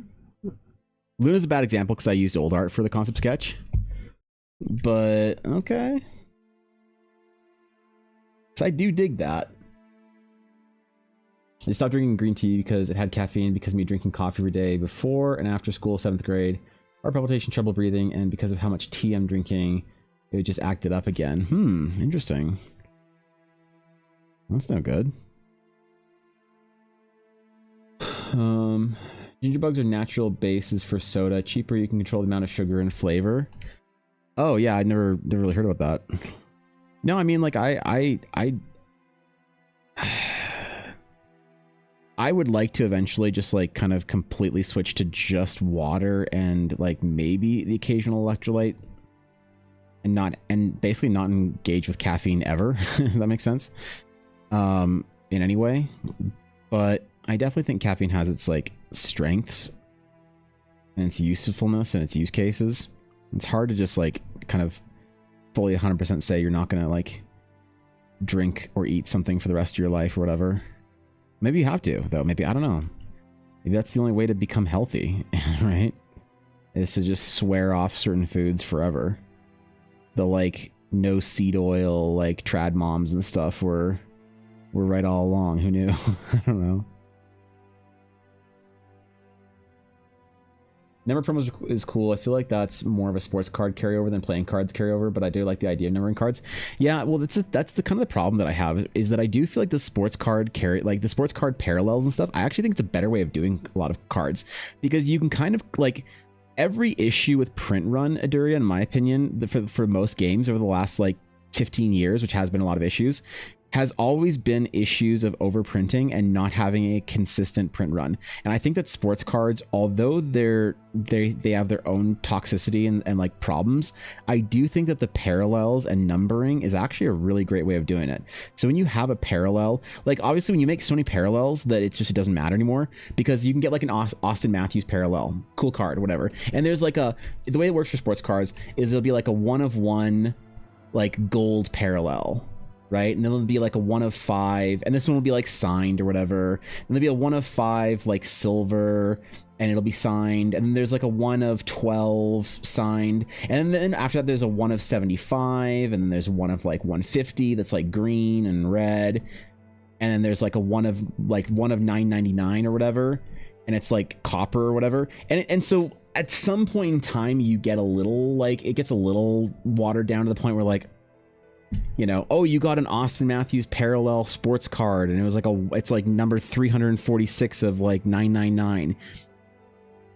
You know, doesn't quite have the same like coolitude as other versions of it. But it's still like, I still think that it's a better way in some ways of handling print runs for promos and for any kind of like rarity or card, mythic, anything like that. The serialization is I think a really underutilized tool for a lot of these card games. But then again, you limit your profits when you do that. Like with the first Eldara TCG release, there's only going to be about 80 booster packs, like ever, right? Like ever for Series 1. And I might do another print, like a second edition of it that has the same kind of cards in it.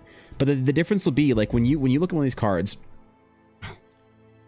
it says it says Eldara Series 1 promo right there. And then it has the number of the card and first edition.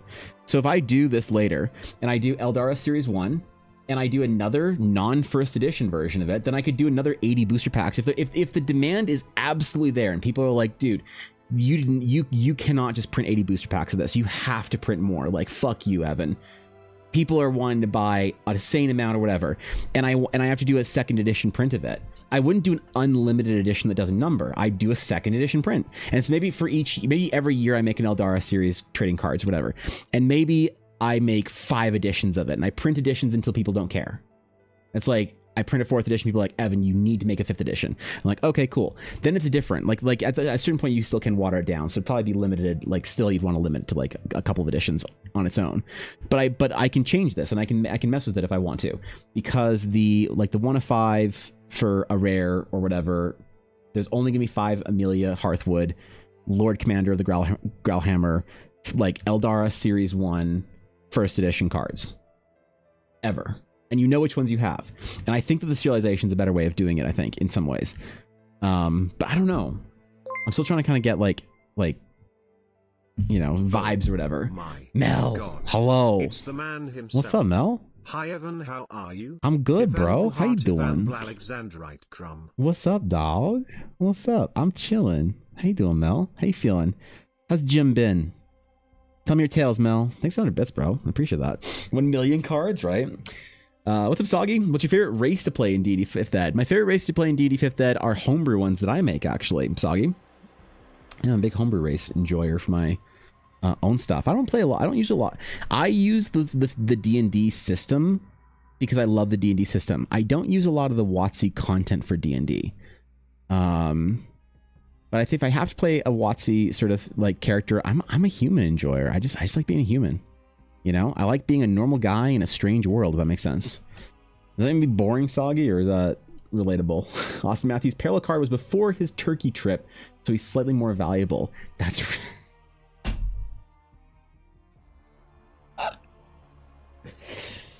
is that why he can't hit the fucking shots right now? Oh, God, man. Last night was tough to watch. Oh, that was tough to watch last night. Oh, boy. Yeah. Yeah, shit, man. Poor him and Nylander are gonna come back looking like studs next year. You watch out, man. 80 set is a good number.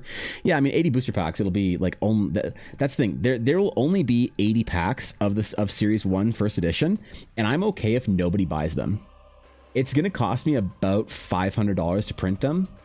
Maybe a little less, about $500, and then plus time, whatever. And so as long as I sell a couple and people like want a little bit of it, that's great. Then if I can make back my cost on it, after that, I don't give a fuck if nobody ever wants to buy a fucking pack of that. If I get to like sit on my own trading cards for the rest of my life, I'm totally fine because I'm investing in my own shit, right? I know that Eldara is gonna be something rad one day, and people are gonna like if in 20 years I do like a giveaway for a first edition pack of Series 1 Eldara cards, that'll light the fucking world on fire for fantasy nerds. I know it, man. And so I have no qualms about like overprinting, underprinting, doing whatever. I'm in this for the long game for the Series 1 shit. 100%, man. 1 million though. Got taekwondo today, so okay. no gym yet. Fair enough. But it has been easier to go up the numerous stairs with doing yoga in hey, my spare time. Good job, dude. And my Patreon game Item for Tales good is done. Job, man. So now it is all kobold press writing time. Let's fucking go.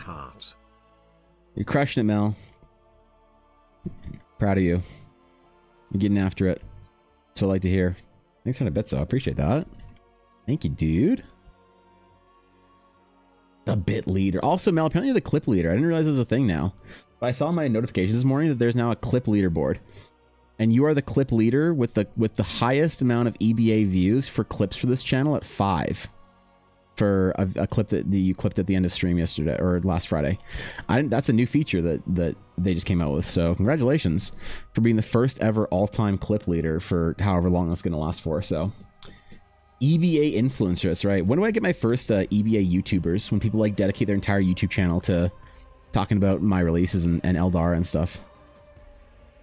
Is that a thing, Guapo? What do you think, man?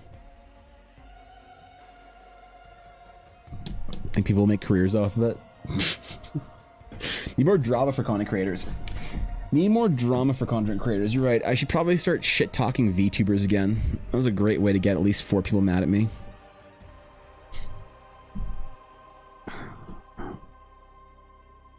Yeah, I'll just start throwing Ashy and Fishy under the bus. My toxic DM tried to kill us. My side. Damn, I guess my skills from Tails has been creeping in. Rolling on the floor laughing emoji. There you go, bro. There it is, man. Well, Mel, we were talking about the walking challenge earlier today. We're talking about it and the way I'm going to do it this year. But as far as the fitness challenge and practicing and prepping, oh, you know what? I'm just gonna drop this shit in. Oh, fuck. Oh, damn it! Not my pen. No. Oh god. Oh man. I think we're gonna just. Oh, you know what? Fuck it. I'm just gonna reopen the thing right now. The Summer Fitness Challenge.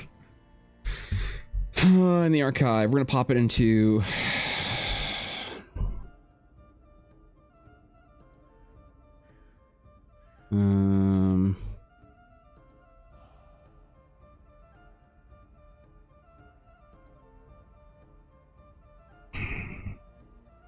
We're just gonna open it up now because we were talking about the Conquerors challenge and stuff like that.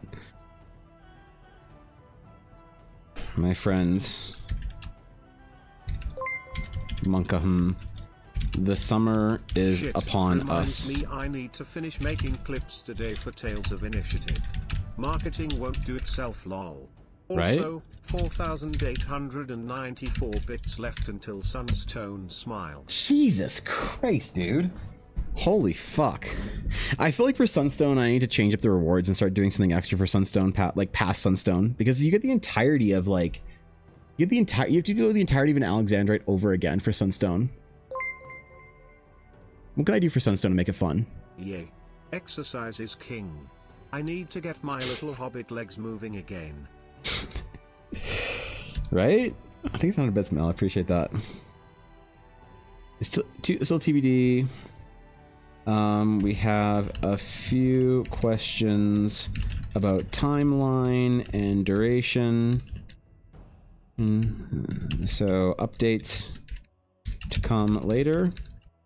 For now, a bunch of us are doing an early walking challenge, like, or through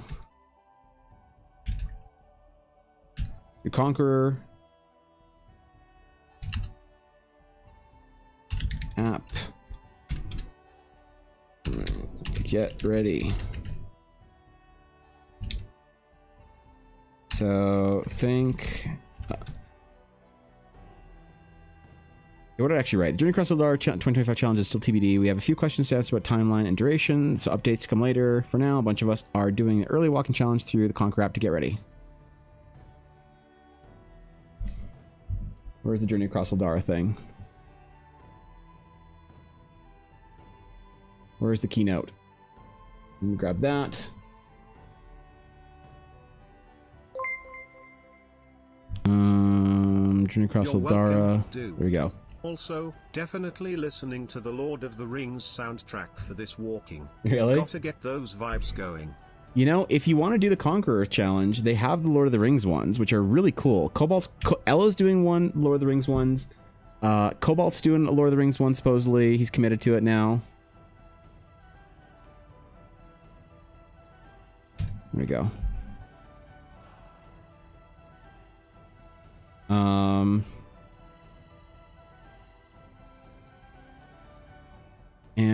hold on, let me get my fucking referral code thingy.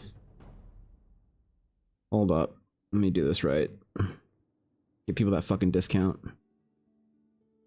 For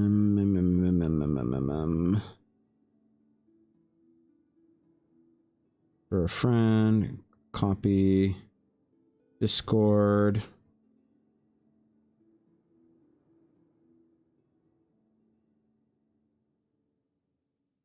For a fitness challenge, paste.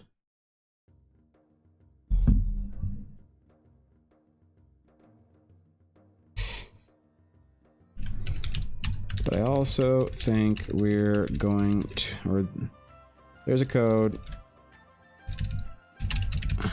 for something. I don't know what it does, but it promises discounts for people.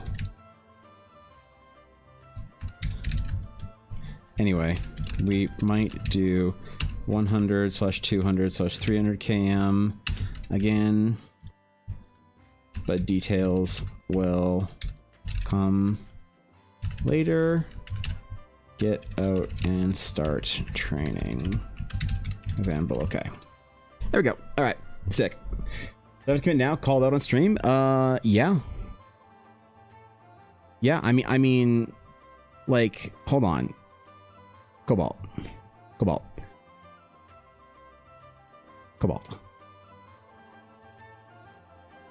Look at this badge.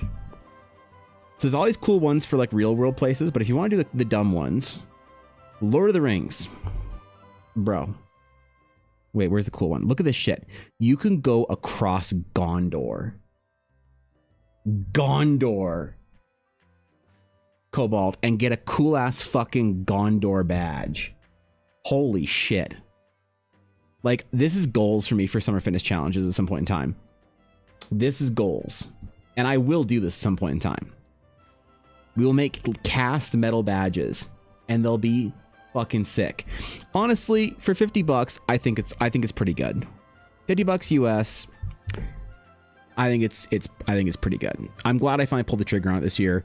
I didn't want to. I was like kind of hesitant and like whining about it and whatever.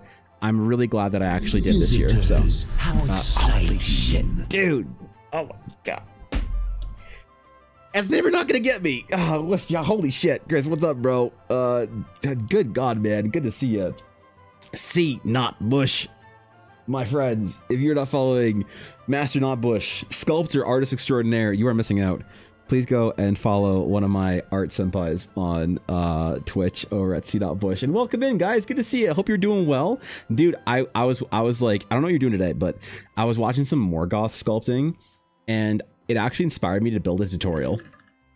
I don't know what you're talking about, but it was something to do with form and whatnot. And I was talking about how to build fundamentals in different, like, across different dimensions as an artist to like understand things in painting. You have to do sculpting to understand things in sculpting. You have to do drawing, things like that, right? You just, like, you build on fundamentals all at once. And there was something about when you were talking, God, I need to go back and look in the VOD, but you're talking about something to do with when you were sculpting Morgoth the other day, or Melkor, Morgoth. And it really got me inspired to make my, like, figure out the last little piece that I need to talk about for the tutorial, which is sculpture for artists, for understanding light. So I appreciate you, but you guys are getting jaded. I can tell. They're not getting jaded. Stop it. That's never not gonna get me. Okay. God fucking damn it. God. Give me a heart attack, man. Thank you for the raid, dude. I'm honored. I'm humbled. It means the world to me. So, welcome in, everybody. We're doing some art for my D&D adventure right now. So, good morning to all of you. Raiders. No, it's not a cult. Don't listen to TTS. It's not a cult. Our glorious leader, It's not a cult. Evan, master of the orb, It's not a cult. beseeches you stay to It- enjoy there's his not- drawing it's of not. Eldarin, Stop. the realm of his creation. Don't listen to All hail TTS. the orb, Ivan will There's not an conquer orb Ivan cult. Wolf's orb.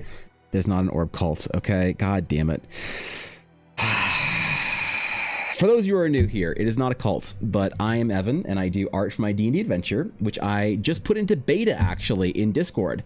So if you want to see what kind of dumbass stuff all my art's for, that's in our Discord right now. The D&D adventure is officially in beta for people to test out and try and see what they think. So welcome in, cozy art fans and enjoyers. If you're here for D&D and memes, oh boy, you're in the right spot, man. But it's good to see you guys. Thank you again for the raid, man. I appreciate it. It really, really means the world. Like, seriously, man. They do good, Evan. I mean, you did still say it was a cult, and it's not a cult, Mel. There is no orb cult here. I don't know why people got that idea at some point in time. It's not a cult. Okay? What's up, Stevie? Good evening to you, my friend. Hang on. Yeah, D100. There you go. Yeah. Unfortunately, Jacob, no green dragon check today. Sorry, bro. Your dice is broken? Dice is not broken. The command has a cooldown on it. You guys trying to roll too many dice in Stream Elements commands. That's the problem. All right. God damn it. That's not it's not gonna get like, dude. There's no jaded whatever. You and Steve, Chris and Steve, they keep telling me that I'm gonna get jaded. They keep fucking saying it, but it gives me a small heart attack every single time, and I refuse to not have it be that way. So, God damn it, God damn it, I'm unworthy. All right, no, we're good, we're good. Even if it's gonna give me a small heart attack, I will remain calm.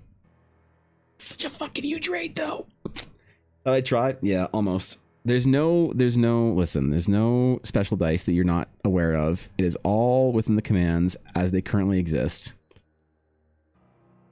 All right. Oh, I should really make an adventure command, shouldn't I? No, I think no. I don't have that yet.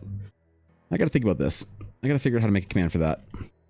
Because with the adventure out, man, I feel like there's need for it at this point, right? I wanted to go through last week and like make a whole bunch of other commands for the channel, but I just didn't. So, thanks for the bit, Jacob. Appreciate it. Thanks, man. You're on your way to your golden crumb, Jacob. Should you have a gold crumb? No. Am I crazy? Okay, I'm not crazy. Okay. Wait, that was your first bit. No, it wasn't. You've cheered 100. Okay, now I'm crazy. I'm dumb. Thanks, Jacob. Thanks for the bits, man. I appreciate it. I only saw the wood badge. I got excited. That was the first bit you ever cheered on this site. You already had the 100 badge. Or beyond that. The 1,000. Yeah. God damn it. Yeah, I need to make an adventure command because I want people to like know where to go for it. Maybe I'll have like a QR code for something like that, like for the conventions. Like if I'm going to distribute a free adventure at a convention, what's the best way to do it? QR code in a card, I think. Maybe. Already at work? Oh shit. Thanks this to early? Alfix for my sub gift. Thanks for the resub, Izzy. Yeah, appreciate that. That's right. Oh shit, he's selling that 6 months from Alf. God damn, bro. Thanks, Zelia. Appreciate you. QR code on a bookmark. On a bookmark, you say? Why a bookmark? Sell me on the bookmark here, Atari. I'm intrigued. I'm not sure how I feel about it yet, but I'm at the very least intrigued. Why a bookmark? What application is there in bookmark that I'm not thinking of? Work for an hour here until my normal time. Good God. We're getting some overtime though, Azalea. Easy to print, easy to slide into their stuff. Well, how much is our bookmarks? How much bookmarks? I'm going to go to the place that I get my business cards printed from. Products. Nope. They have bookmarks somewhere, I think, right? Bookmark. Coded bookmark 16 point. What do we got here? 7x2, 100. If I want 500, no, I'll probably give about 250 at a convention. $90 for Canadian, 120 after shipping. 7x2. Pretty good paper. When it comes to things that you give out, I find it's better to do a gloss print, and I don't have paper that works for this, nor do I really want to cut it. Because I cut my own cards and it's a pain in the ass. For something like business cards, bookmarks, I think I would rather order through something like the place that I can make business cards. These are really good quality too. So $100 for the convention through bookmarks, that's not bad. I thought it was going to be a lot more than that, so I am not mad about that, I guess. A fresh berry toast with homemade honey butter, some sausage and some bacon. That's pretty good. $9 for Canada sold. You want to pay $90 for Canada, dude? It's expensive up here. Yeah, even if we gave away Canada for free. But yeah, I don't think, dude, it'd be expensive. All the upkeep on the lakes and shit. Yeah, you think it's a good deal, but it's just, trust me, it's not. You don't want any free Canadas. You don't want to take it. Again, feels like a good idea, feels like a deep discount, but when you get the first bill, ooh. Gonna be used and thrown out. What you're trying to do, right? What you're trying to do is make it easy for them to take it and slip into their folder or notebook or packet.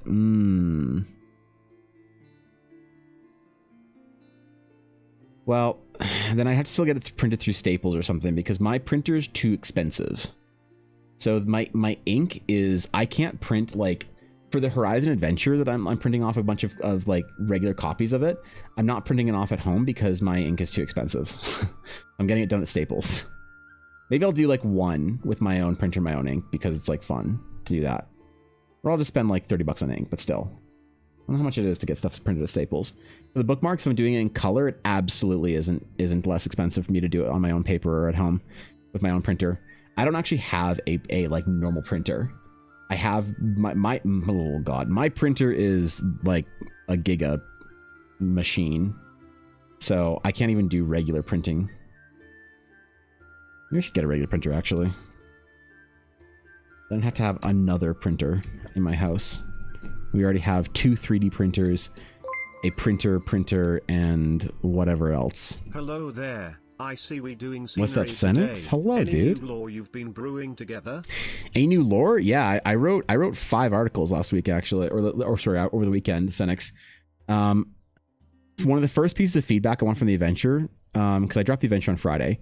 One of the first pieces of feedback I wanted was to help me make or build a comprehensive list of things for the actual World Anvil release. So I'm currently sort of like collecting suggestions and making a list out of that, like a master list if I can. And then we're gonna see if I can get a whole giant rundown on which articles I need to make so that I can just go into the tank, go deep dive on it, you know. Thanks a bits, man. Leave it as a big QR code where people can just pull out their phones and automatically put it up. Yes, it'll be there. Like that's like that'll be there absolutely. But I put QR codes in my business cards at the last convention, and people said they loved it because they didn't want to like I got a ton of people who followed me or whatever from that QR code later after the convention or in the evening or something, because people didn't necessarily want to like sit there on their phone, do that at the fucking table and hit the QR code. Some people did, absolutely, and that was awesome. But a lot of people I found liked having a QR code for later that they could go look it up. So, what's up, Andy? Good to see you. So yeah, YouTube chat has been abandoned for over a week now. How has YouTube chat been abandoned for a week now? I've literally been talking to people in YouTube chat today, Sleepy. What do you mean? I answered a question from Soggy Biscuits a little while ago. What are you doing telling me I abandoned my YouTube chat? I love my YouTube chat. Just most people watch on Twitch, so there's not a lot going on over in YouTube chat any given day. It's usually on Twitch. Abandoning my YouTube chat. Are you being gaslit? Here's my YouTube chat. You want to see it? There it is. That's my YouTube chat.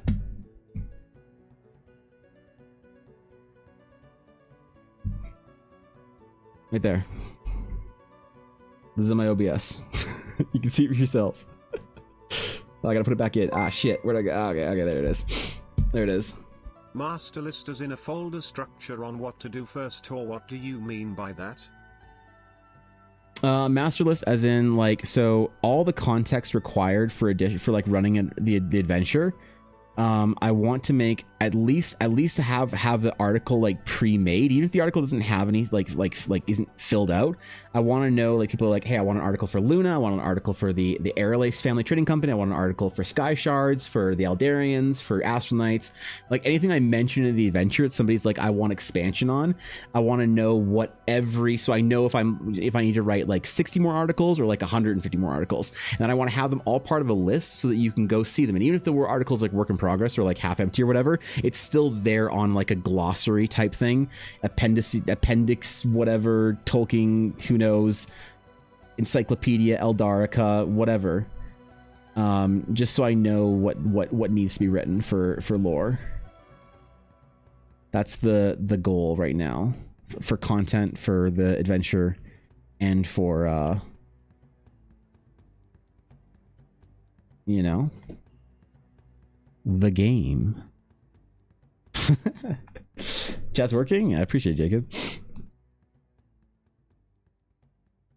Because sometimes that window doesn't work, but it's working today. So yeah, we'll see what people want or need lore for. Because there's also like, I'm aware that I'll write something or cover a topic or whatever, just like in the adventure, and people will not know what the fuck I'm talking about, because I have context in my own head. Obviously, I'm the one that wrote it.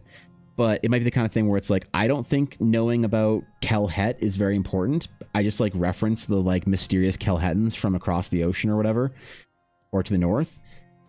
And yet some, you know, everyone who reads the adventure might be like, well, who the fuck are these guys? Like, I need to know anything about these guys. And then I can say, oh, okay, sure, I'll write an article for them. You know, that's the goal, is to know.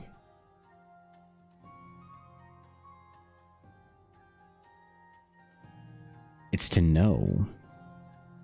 And then I know where to put my efforts in. Okay. Canopy time. I still don't know if I'm going to paint this in and color it, or if I'm just going to leave it as a sketch. I kind of want to leave it as a sketch, though. I think I might try... you know what we might try? We could try doing some fill layers in here. Right?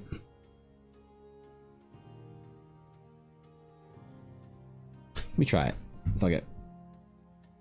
We got time. What am I worried about?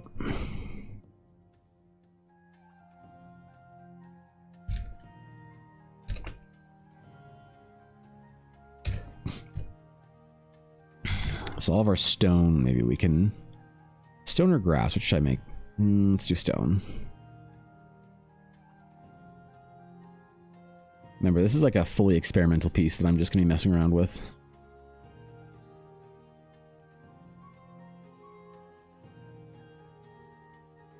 If it doesn't work, There's so much lore on this stone piece right here, too. Like little drawings on this. Oh boy. Just you wait. Essentially a list of additional info, not necessarily the plot, but nice to know if players ask. Yeah, because like GMs for this adventure are going to be required to do a bit of heavy lifting. I'm not making an adventure that's completely beginner friendly, because I think that what you have to sacrifice to completely hold somebody's hand is like a lot of the more interesting stuff to do with adventures and D&D and shit like that. So I'm not completely willing to like say this is baby's first steps into DMing. That's not a task that I think that I'm equipped to undertake, or that I want to undertake. If that makes sense. But the World Anvil is going to be for people that want to play a more canonical game, because obviously the World Anvil is also going to be something that is to be used for, well, hopefully content to be used for the actual campaign guide for the book when it comes out. Because don't forget, the end goal of the Realms of Eldara is to have a campaign guide.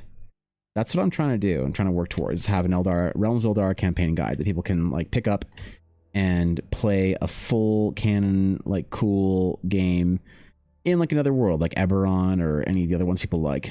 I really want to make a new world that is fun to play D&D in, like that. So anything I do right now that's sort of like additional like content for Horizon that expands out on Horizon and the Shattered Sea will be useful for later days.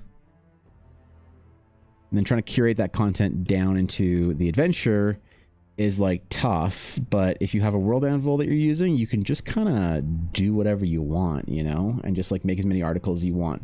And then as long as those are like linked somewhere or made available somehow, I think it's kind of fine, you know. There's not much to stress over it.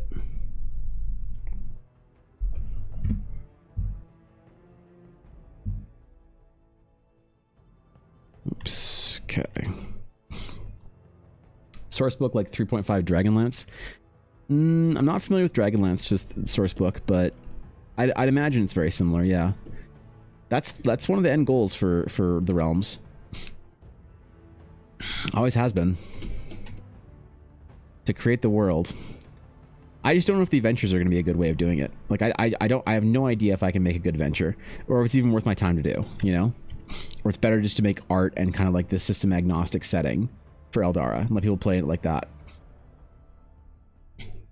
But I feel like the adventure is a project I really want to do, so will anyone play it and love it? A couple people will. That's enough for me at the very least, but will it ever be something that people like want to go play, like who aren't like part of the guild or anything like that? I don't know. I hope so. I want to list it on like Drive-Thru RPG and shit like that at some point in time and see about all of that.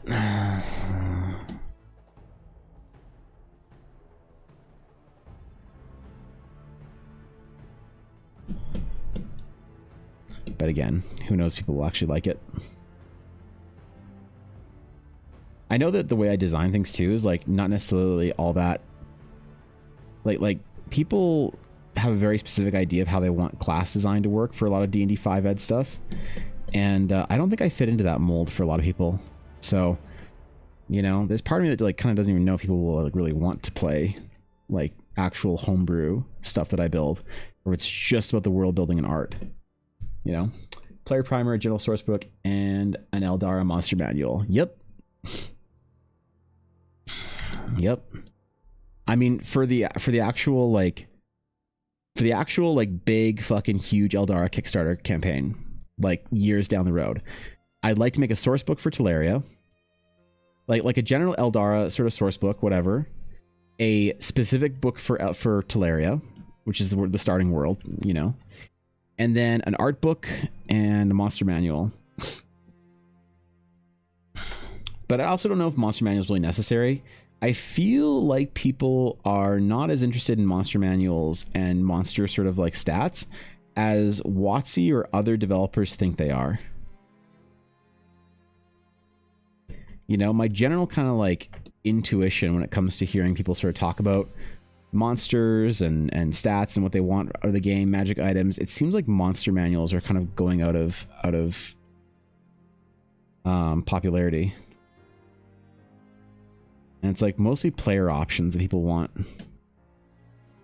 The monster manuals are very good for DMs, so it feels like the monster manual can be like a component of a different book, but not necessarily like its own book on all by itself, right?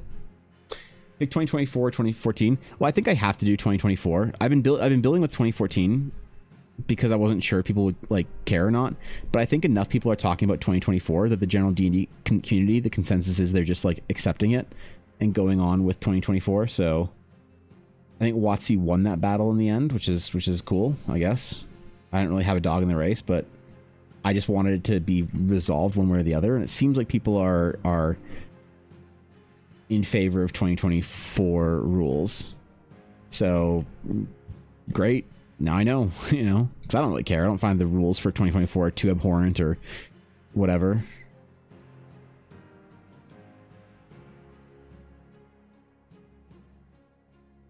I just idea of a monster and it'll come up with everything else I need it. Yeah, I mean, that's why I wonder too if like the real GMs are brewing more and more, and all I need to do is have monster art and tell you what it does, kind of thing. Give you a general idea of some abilities. And like the whole like balancing thing and getting the specific balance for that kind of shit down, I just don't think people like need or care about it anymore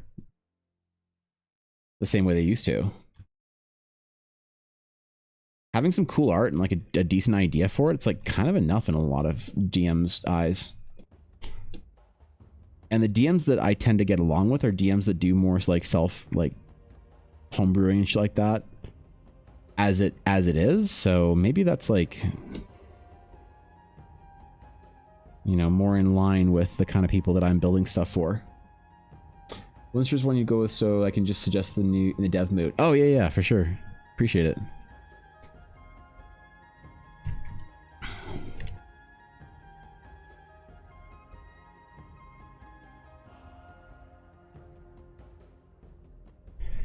Yeah, well,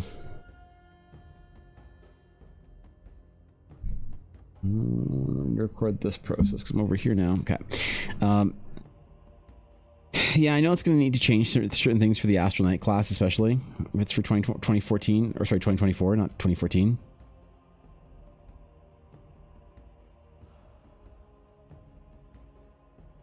Now, what does that really change all that much? I don't know.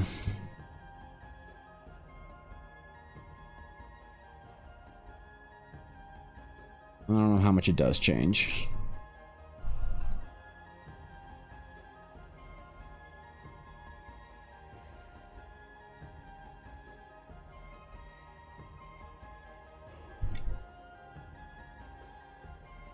A couple things with magic damage.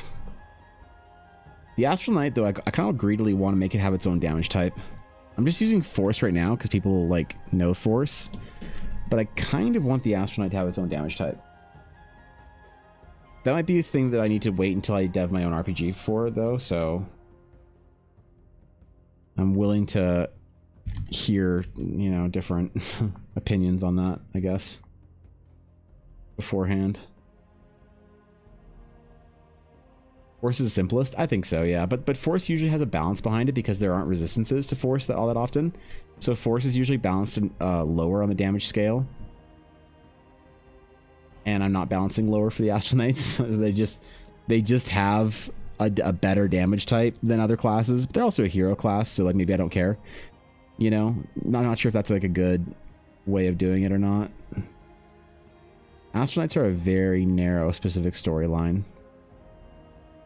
I don't know if people are going to like it or not. I've gotten a lot of resistance to the Astral Knight class in general from a lot of people.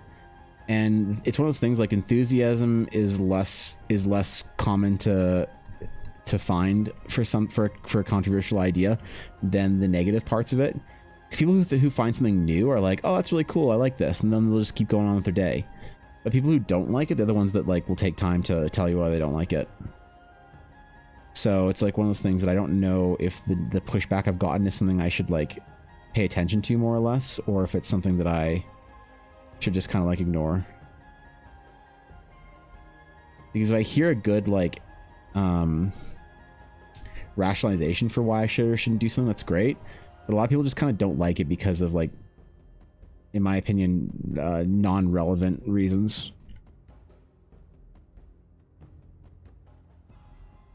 Like, they don't like the narrative. And I'm like, okay, let's change the narrative. They're like, but I want the official narrative to change. And you're like, well, I'm not going to change the official narrative. Just change your version of it. Like, no, but I want to play an official version. But I want you to change the official version. Like, so you need me to give you permission to play it. All right. You know.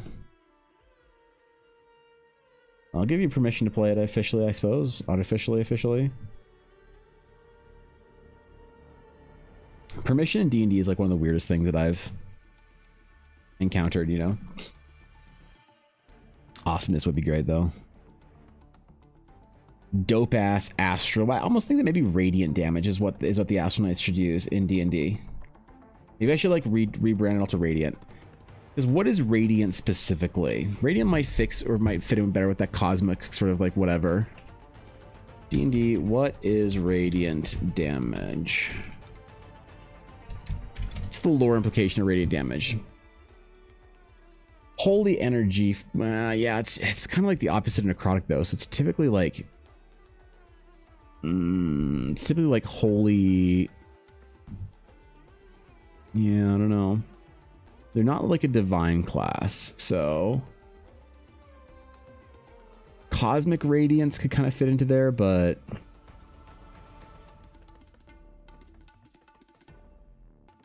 I don't think that really fits. I don't think that tracks, you know?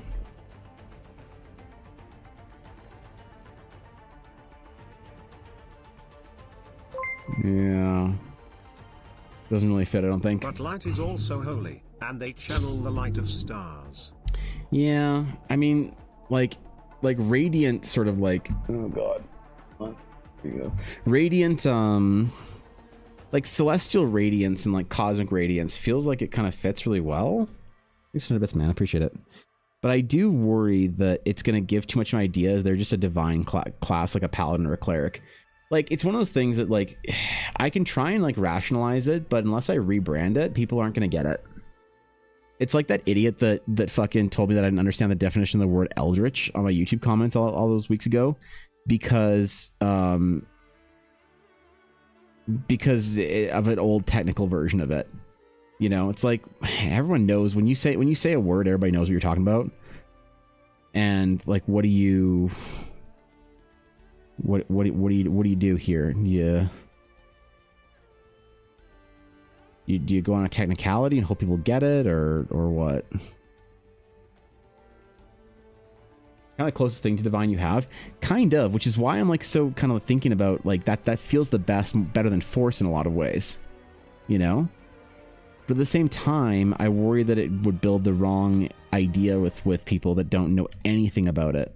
And they're just going to assume paladin. They're going to assume holy light, you know, fucking Tyrellian forging the last hammer of Arthas Menethil. And they're just going to think paladins. And I don't want them to just think paladins.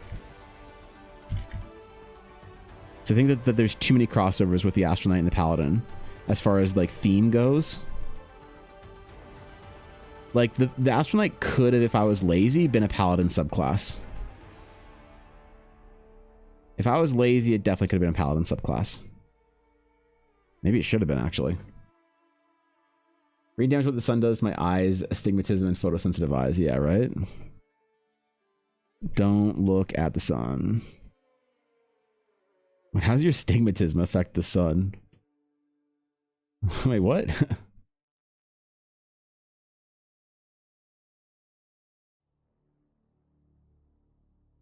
Was that a thing?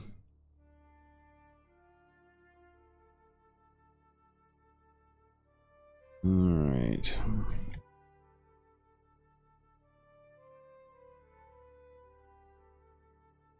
Yeah, I think if I do a low canopy, I think it'll work. Now that I have some more like tone in here, I think I know how this is gonna look.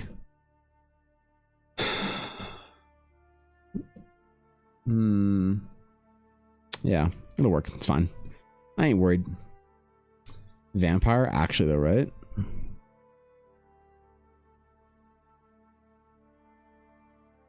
It lives in the wrong part of the world for being a vampire.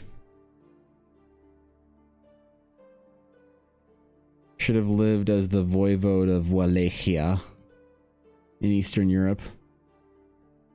That's right, it's a real word. Fight me. For another to be fair, you are the paladin guy. I am the paladin guy. I did farm a TikTok by saying that. That's true. I did willingly farm an entire fucking TikTok based on that, so, you know, hey. That's, yeah, people kind of know me for that now at this point in time, I feel like. Yep. That's definitely a thing that I did this week. Smite. I know. I miss Smite too. We all miss Smite. Look what Wizards did to my boy. What did Wizards actually change? I know we're all mad as paladins about WotC's change to Smite. What did they actually do? I don't actually know. What did they do to my Smite? Wait, am I supposed to be mad about Smite? I know a lot of people are mad about 2024 changes. I know Rangers are mad. Who else is mad? There's a lot of people that are mad. Doesn't matter. I know people are mad about Paladin Smite. I don't exactly remember why. No vampire, you love garlic? Oh, well, yeah. There you go. Can't be a voivode of Wallachia anymore. Dang it. We were so close, weren't we? Dampier then? Yeah. Yeah, okay. All right. I like the way you think. Mm-hmm.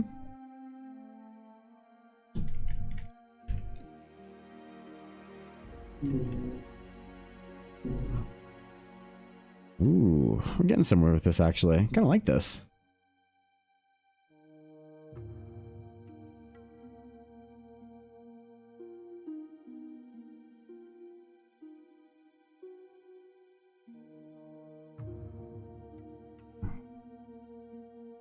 Yeah, hold up. I don't mind this. It's a little messy, but I kind of dig it, actually.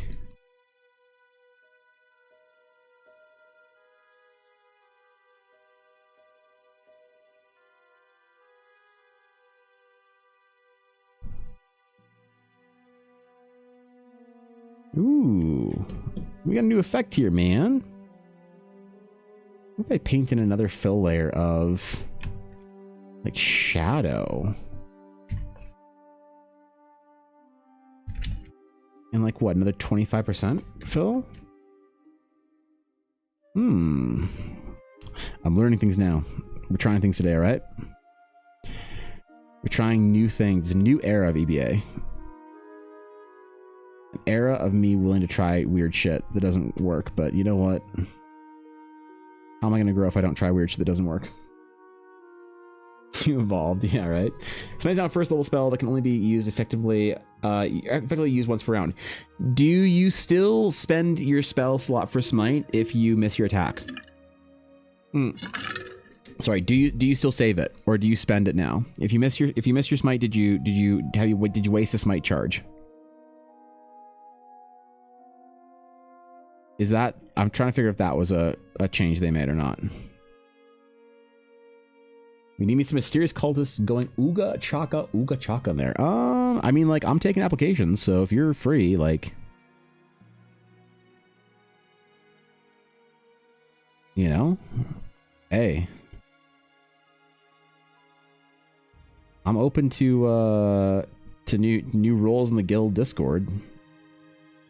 In the Eldarin RP community.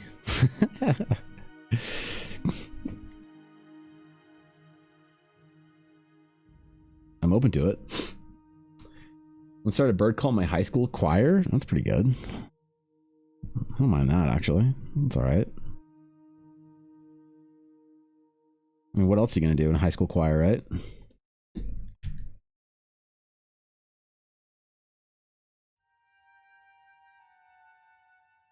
Okay. Yeah, this actually works, dude. I actually kind of like this. Just these light little tones. It's not super clean. It's not messy. It's just kind of like in between. It's like sketchy.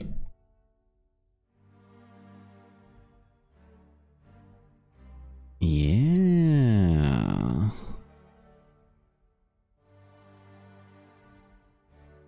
Help just to find some depth.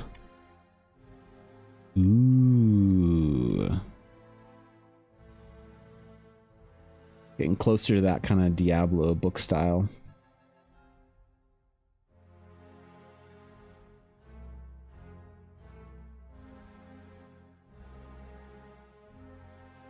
Worship the Crow Daddy. What the fuck is that? Alright, you know what? I don't know if I want to know. It sounds like some Bioshock shit.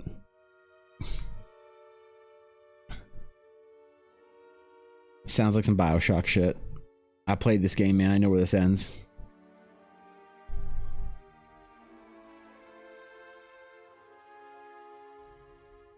Yeah, it's actually really nice. I really like this.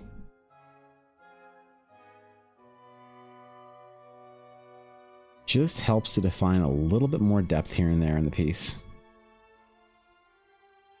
And I can tweak the layers later if I want to increase lightness or darkness on it. High school choirs are for making weird songs and bothering the choir director. They love, I think. Oh, really? I don't know. I've never been in a high school choir. Choir was for nerds and losers. Actually, I don't even know if we had a choir in my high school. I went to a pretty substantial high school, but I don't know if there was a choir. I'm sure there was.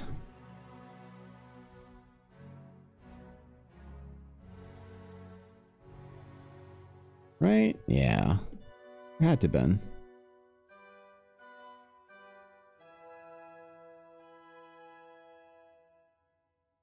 I'm going to assume anyway.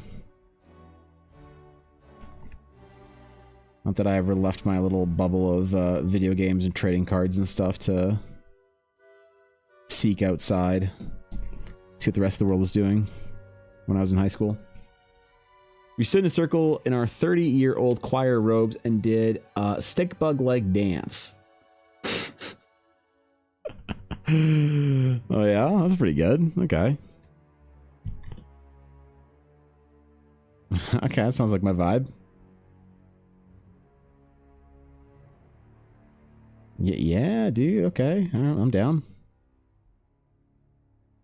I could have gotten behind that.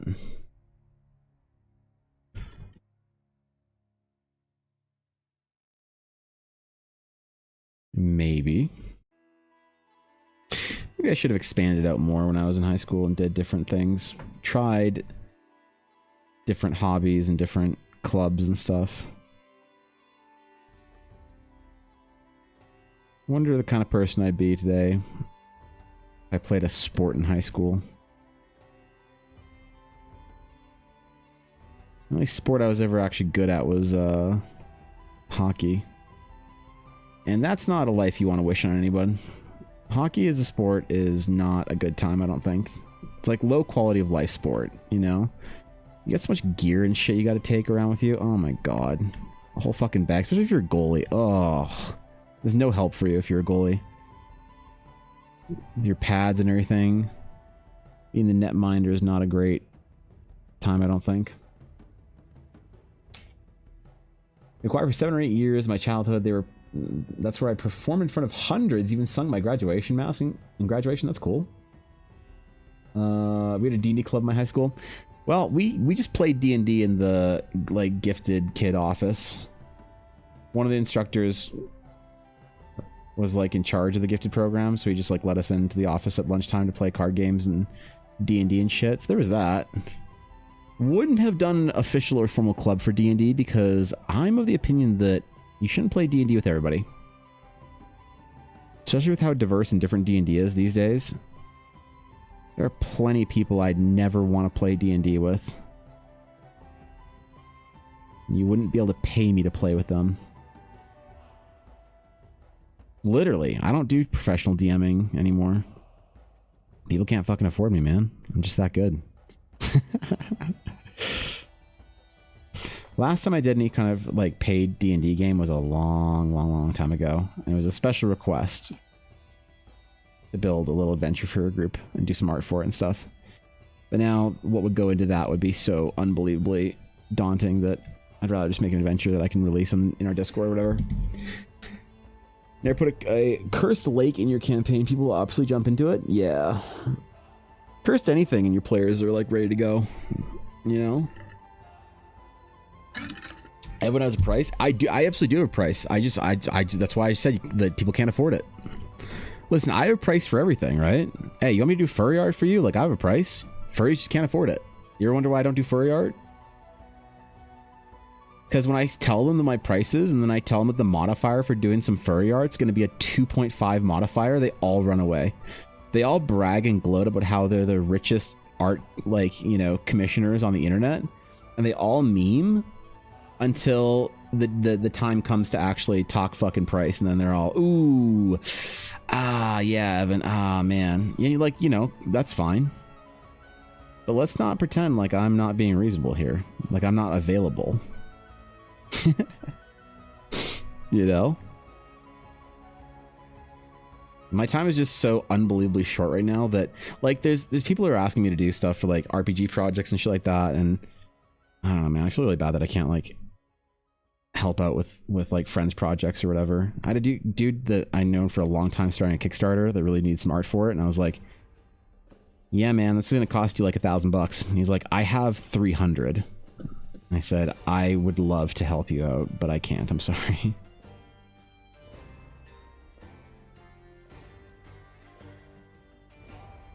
So I even had a pretty serious furry client, potential client, courting me, and said that they said multiple times cost is not an object, or price is not an object, or whatever. Money's not an object, cost is not an issue, those kind of things.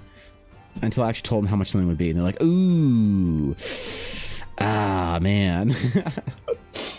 Parents wanted me to do a sport and made me try out for a bunch of things. Was decent at field hockey, but I quit after I made the team. The only sport I was good at, I wasn't aggressive enough. And all the other girls bullied me in school were on those teams. Damn, bro. Would intentionally body check me and trip me and stuff. Safe to say I never did sports, and my dad stopped bugging me. You would have liked actual hockey. Field hockey. Field hockey seems actually really bad for you, because aren't your sticks like really short? Like ergonomically, isn't a field hockey stick? Aren't you like bent the fuck over? Like, am I not mistaken here that ergonomically field hockey just seems terrible for you? It is. This is the worst sport ever. Like, look at how far down you have to be bent over to actually like. That's so awful, man.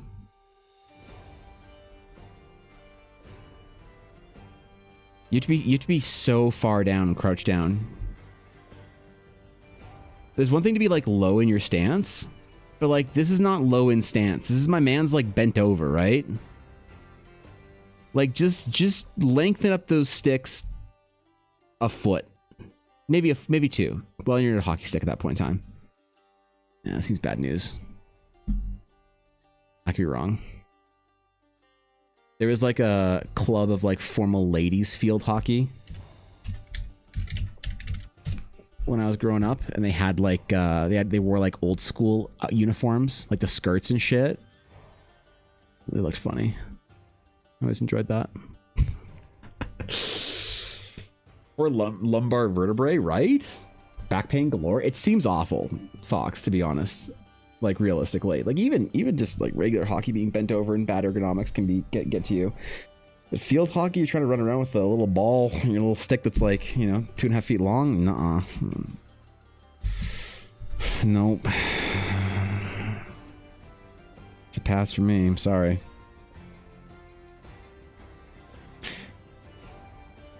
Not that I ever played field hockey. Field hockey was almost exclusively a women's sport here when I was growing up. Maybe it's changed now. Maybe men's field hockey league. I don't fucking know. But here is basically... Nope. If you're a dude, you played ice hockey. If you're a chick, you played ice hockey. Wait. Then who played field hockey? Camilla's siblings played field hockey? Really? I ended up with constant joint and back pain even without having done field hockey, so different math. Same answer. Okay, yeah, all right, fair enough. Yep. Ladies field hockey still wear skirts, by the way, for your viewing pleasure, Evan. Oh, not that I want to see girls running around skirts, dude. I think it's cool to have like a classic uniform. The old school, old timey uniforms or whatever. Like every time you do see the outdoor classics for hockey and they have like the vintage jerseys, I like that kind of thing. It's kind of fun. It was exclusively women when I grew up, and we had men's ice hockey at my school. Yeah, I mean, like ice hockey's fun, but it's just the quality of life having to drag your equipment around all the time. It's just so shitty. And then getting ice time practice, it's so unbelievably expensive. I was gonna buy a hockey stick from one of my cousins. He was here from around Easter, and I was gonna buy him a hockey stick and some like equipment and stuff because he's playing pretty seriously. But the hockey stick that he wanted, like a high flex defenseman stick that he wanted, was like almost $500.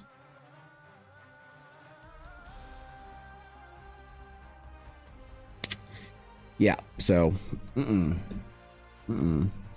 It's very big for both here in the Netherlands, like the professional league with players on salary. Oh, that's cool, really? You got a pro league. Huh. The school will practice the same arena as the Devils. There's a whole thing? Really? That's cool. That's cool. Little peepo Jacob Markstrom's up and coming. Okay, give me a sec.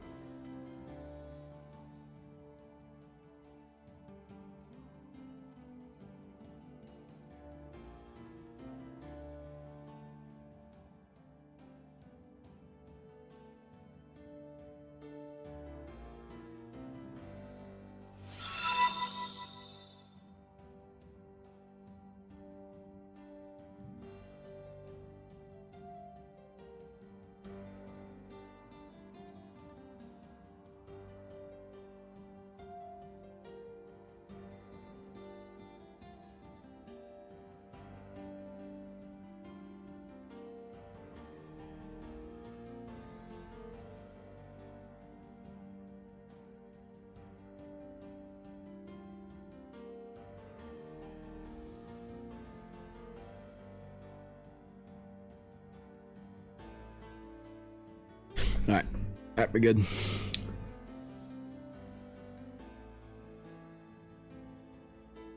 Look, I hear Ella's computer screaming at me right now.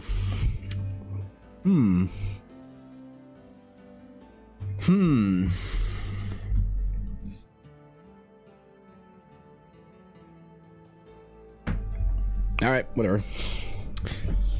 Okay, where were we? Where were we?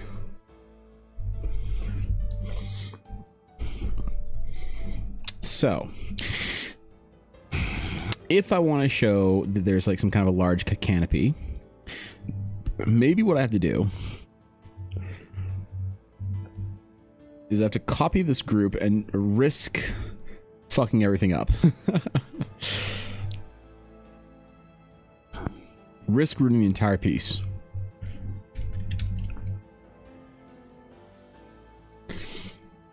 That's okay, because in order to do great things, sometimes a risk is necessary. The problem is, do I want to do large sort of like trees, like Endor style trees here? Or what do I want to do? Let's try it.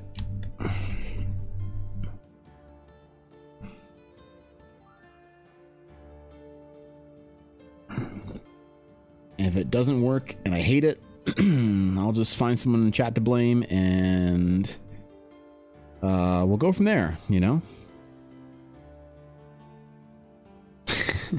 I also got to start making some art for the conventions too, hey? I gotta make some general kind of Eldara fantasy art. Like dragons. You know what? I really want to do like a cool Aasimar angel type piece. If there's one thing nerds at conventions like, is they always want angels. I know Magic the Gathering collectors. Oh boy. Do like an angelic Ella Blackwood piece. That'd be kind of nice actually to do an updated Ella piece. It's your fault, is it, Dark? Aw, man. Not again. Ah, shit, dude. What's up, Dark? Oh, shit. I gotta send your crumbs separately. Fuck. I sent you your golden blood orb with your Patreon. And I didn't know you had crumbs. Well, I knew you had crumbs, but I obviously wasn't tracking it. Rewards. Oh, shit, dude. I'll send them out in a little envelope. It'll be fun. You're gonna get multiple mails from me, Dark. Google Docs. No worries. Yeah, still sorry, bro. No rush. Well, I want to get the... I mean, I appreciate that. I have been very bad over the last couple of years as to maintaining my reward structure and forgetting and missing out on things and whatever, and it's been a big issue for me. So I would really like to make sure I get everything out for people.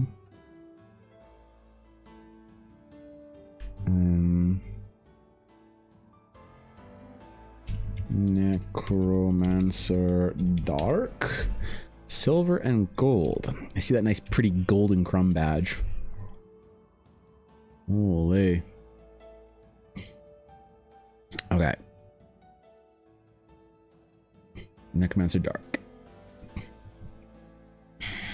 For silver and gold. Alright. Try and do that this week.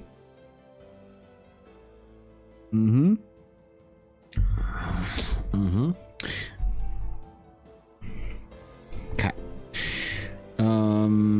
Endor trees, right? Yeah, we're doing Endor trees. I mean, also good to see you, Dark. How you been, bro? Hope you're doing well, my friend.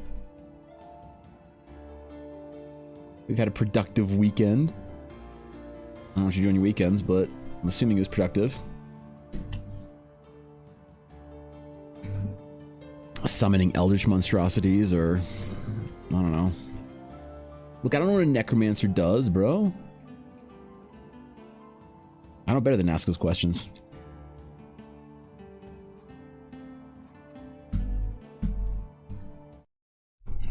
Car.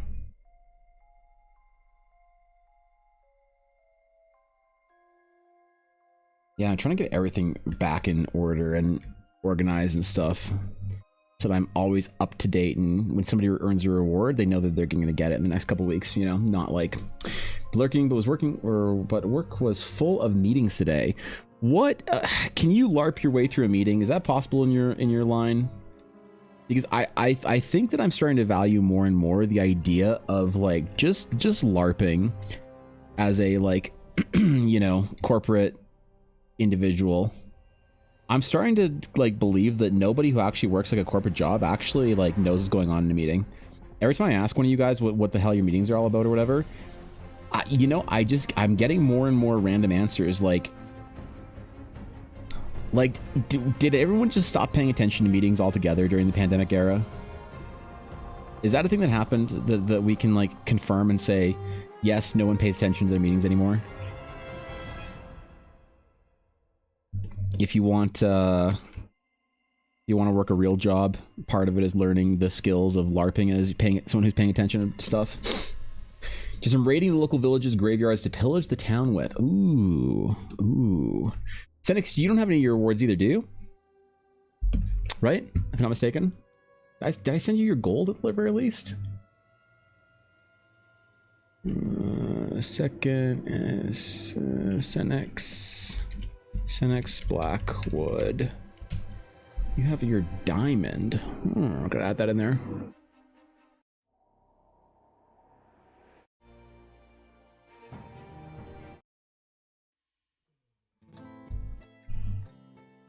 Senix Blackwood.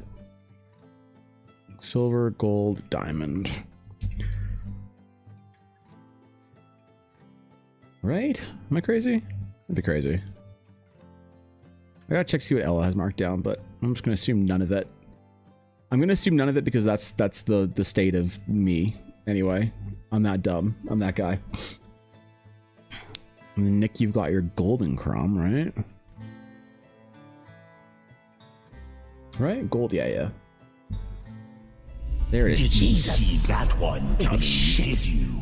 The fuck, man? Hello, what are you doing? fellow cultists. How are we today? You can't just flashbang me with 1,000 bits. Australia is wider than the moon. Wait, what?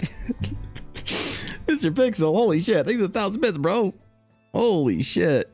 Mr. Pixel, thank you, man. I appreciate that. Oh, God. Hold on. Try to get Nick's stuff in here, too. Oh, my God. There's so many things to do. Nick. Oh, man. Nick. Hold on. 6997. Silver, gold. Oh my god, dude. I'm actually getting stuff, dude. I have like Mr. Pixel's stuff all packaged up and ready to go, ready to send out. Just missing one die, I think. Dude, I'm actually getting on top of this stuff. I'm actually doing it. Okay, all right, we're good.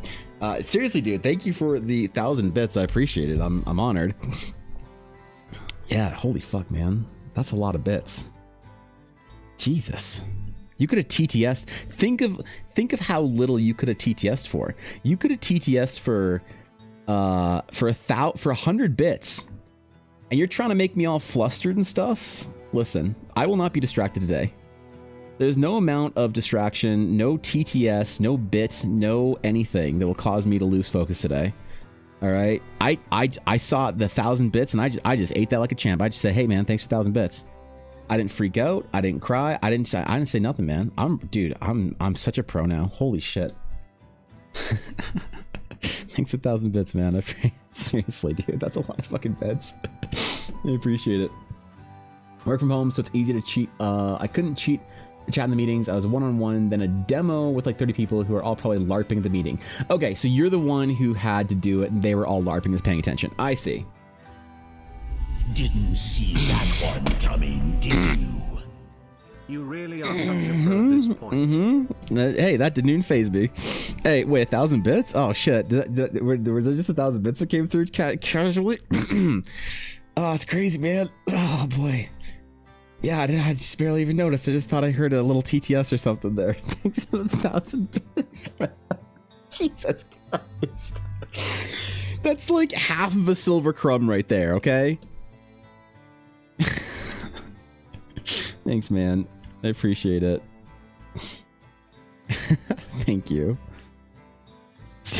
God damn it. No. Nope. I'm good. Hey, whoa. Hey, thanks. Great act. Shut the fuck up. It's a lot of bids, dude. Okay. I mean, come on. That's for you everywhere I can, dude. You have no idea, man. It means the world. Seriously. Trying to take so much time for the like adventure building and Eldara stuff and away from commissions and whatnot recently. It's tough and it's scary. So the support really means the world, man. I really appreciate it. Bits go an extremely long way, and really, I mean, thank you. Fuck. Company's been meeting 2 times a year, while none during the plague year has been successfully avoided all of them, so I work there. Any colleagues I ask cannot tell me what is going on there besides drinking too much beer with colleagues, and I'm not interested in that, so that's not, that's a weird meeting, I'll admit. That's a weird meeting. But, hey.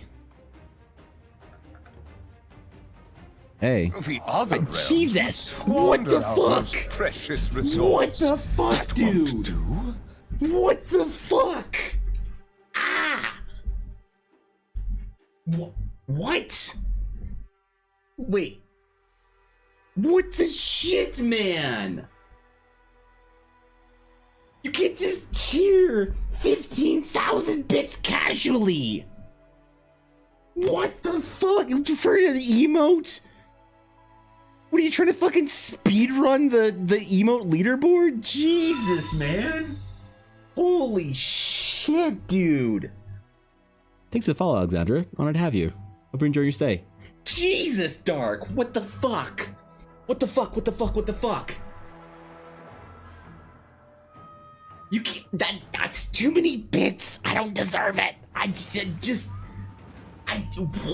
the fuck? You needed the diamond okay. Oh, God.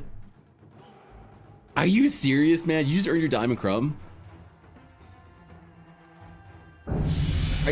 Stop it! Stop it! There's not even a hype train! Stop it! Why anonymous?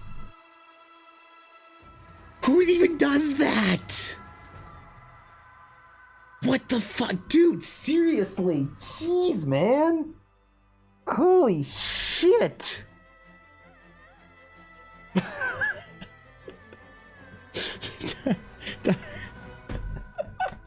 Okay, fine. I'll add. Gee, you want? Fine. I'll add the fucking. Okay, all right.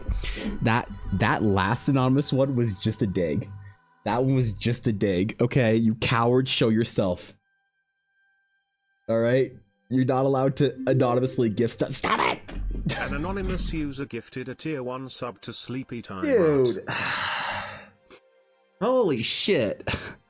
Thank you, Dark, for the 15,000 bits. The fuck? That's more than a golden crumb. Right? You wanna pick your diamond crumb die out, Dark? How many diamond crumbs do I have?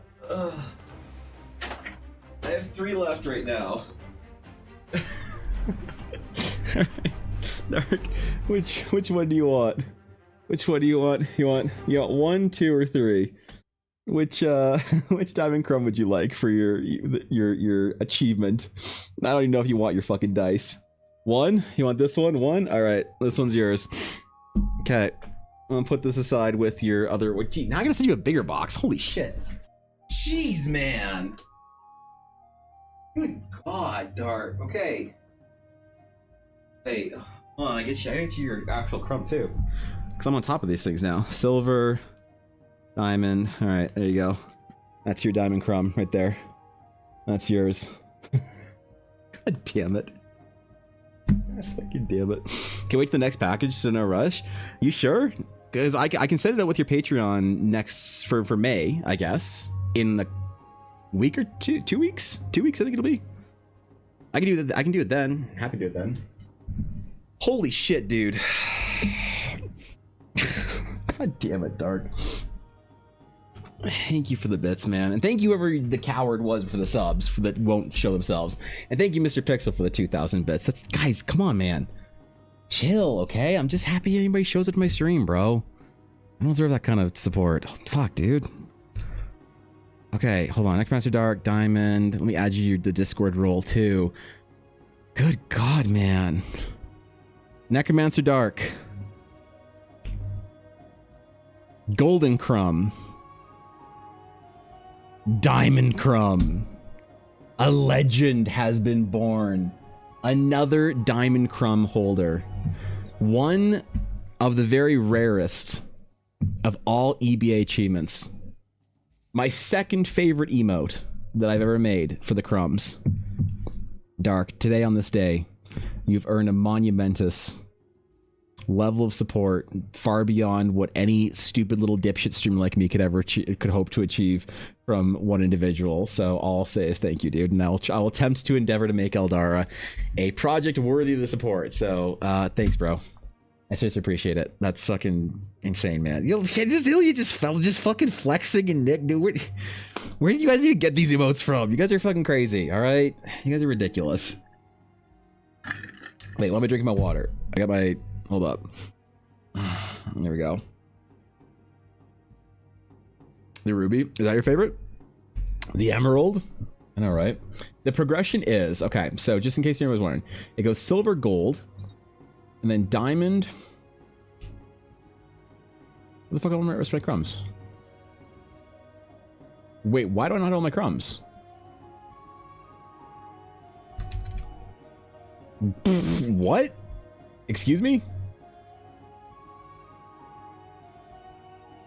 Wait, what? Why does my thing not show half my crumbs? What the fuck? Where are they? Evanable Ruby?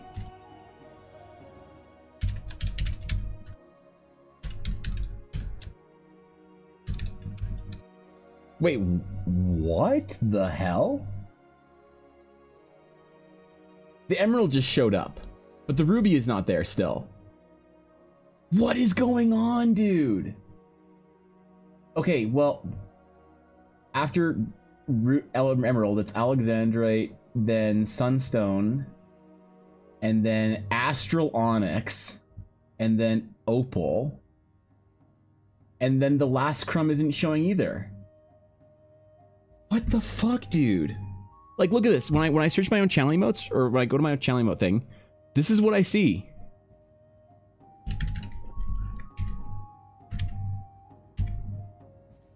Like, what? Silver, gold, where's ruby? Emerald, alexandrite, sunstone, astral onyx, opal, where's sakurite? Twitch? Twitch? Wait, what? Where are my fucking emotes, dude? Wait, I'm the streamer, man. Where are my prestige emotes? What the fuck, Twitch? I even tried to enter it manually. Hold on, if I copy the emote code. What the fuck? Copy, paste. Oh, it works for that. Can I do my ruby? Copy, paste. It doesn't show me my ruby on my thing. It shows on the chat below here, I see. But on my chat, it just says available ruby crumb. Wait, Twitch, excuse me? Wait, it's my emote, Twitch. What the fuck? God damn it. What the fuck, man? You're 4,200 away from diamond. You can speedrun that. Don't speed. Listen, Fox, stop. They're not. Stop trying to speedrun crumbs, okay? I'm trying to the middle of this. What's a crumb? Okay, so Silver, what I do for people who cheer bits in my chat, I don't want to ever lock an emote that's a communicative emote behind a paywall, except for the Evanable Pog. It's 1,000 bits because I think it's funny. All right. Because people have purchased the emote and they don't want to be subbed to my stream, so they just want to buy the emote straight up. They can use it for the rest of Twitch. It's a meme. But past that, every time somebody cheers, like gets a new bit badge, this one stupid emote that I have, which is called a crumb, Evanable Crumb, right there. Here, I'll show you the bigger version so you can gigantify emote. Dude, I want to gigantify emotes all the time. There it is. That's what it looks like. Why can't I do it in my own chat? It's no charge since this is your channel. I know. Why is it letting me gigantify an emote in my own chat? Does it not think I'm fucking logged into my... Okay. Anyway, as people cheer bits and unlock sort of the new next little emotes with support, I wanted to do something fun to thank them for the support, because obviously it's a lot of bits, right? So I do something a bit different. I will make these little cards that are the emote card that are like a branded Eldara trading card, right? That has the emote on it, and then past the diamond crumb, Ella also makes them a one of like kind of exclusive D20 that is in the same colors. So Necromancer Dark just earned his diamond crumb, which means that I'm going to send him, if he wants it, I don't fucking know, but some people say I don't want your stupid cards or dice, a card for the emote code and then the matching D20, which I think is fun. And it's a dumb little way of just saying thank you for the support, but people seem to be having fun with it. And I have fun with it. I just don't know why I can't even see my own crumbs. What the fuck? What the hell, man? You open another tab of stream and see if it's reloading, it helps. I can't on OBS. That's the issue, Cass, is that it's an OBS thing that I'm having a problem with. Send more bits, streamer? Okay, alright. Is that the problem? Yeah, wait, why is my OBS broken? I just send more bits to my own chat? Ah, shit. I can't even gigantify an emote. Like, you should be able to gigantify emotes in your own chat for free because it's your own fucking chat. It says no charge since this is your chat. But it literally won't let me gigantify an emote either. It's like OBS isn't connected to my Twitch right now. What the fuck? I was annoyed because I sent the Ruby the other day. I actually sent it like a week ago, so... God damn it. What the fuck? I can't even show off the Prestige Sakurite Crumb.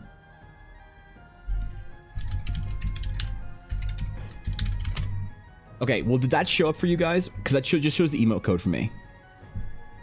Evamble Sakurite Crumb. Does that actually show? Like, it shows down here, the little pink crumb. Right there. You saw it? Okay. So that's the only crumb that no one has ever earned. That's mine. Nobody has earned that crumb ever. That's the only one that it's my crumb, okay? Until somebody is stupid enough to hurl enough bits at me to get that crumb, that one's mine. I should chat to emote or follower only OBS. I don't want to mess with that on stream. I guess it's not that big of a deal. I mean, it's probably fine if I restart. JK, now I'm 4,100 away from diamond. It's tempting to speedrun the same way I speedrun gold. Fox, do you have your crumb, by the way? Do you have your gold? Oh, wait, the origin of crumb. Sorry, the origin of crumb. So, the origin of crumb, real quick.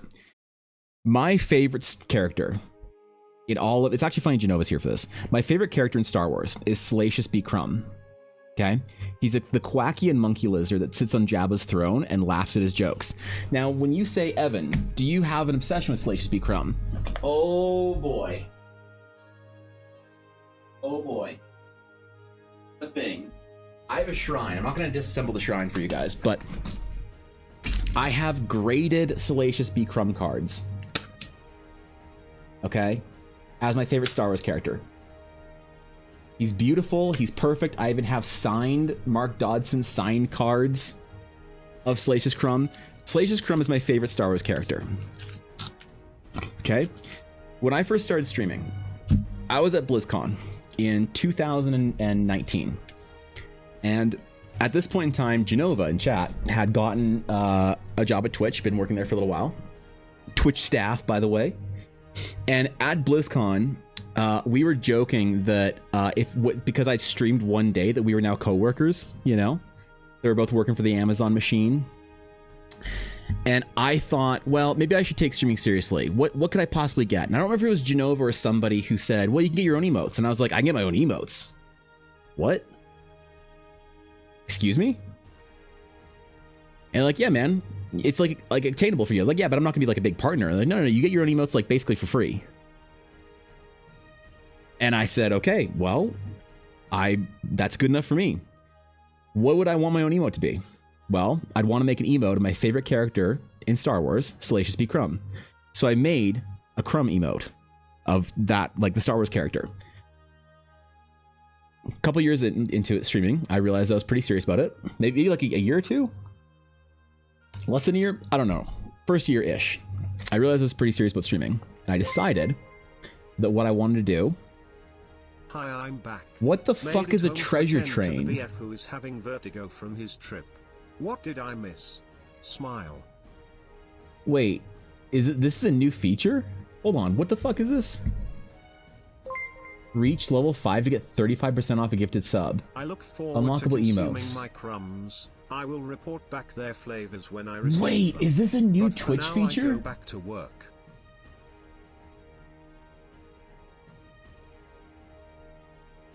Cheaper hype train? Wait, thanks 100 bits, dude. I appreciate it.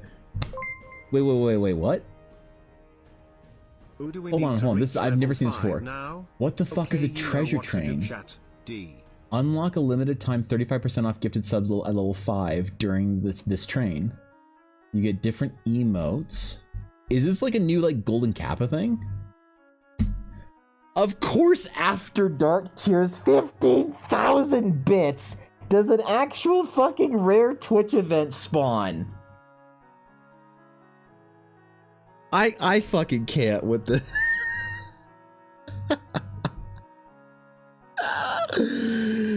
right after that, Dark could have soloed one-shotted that, and we could see what it looked like. God damn it!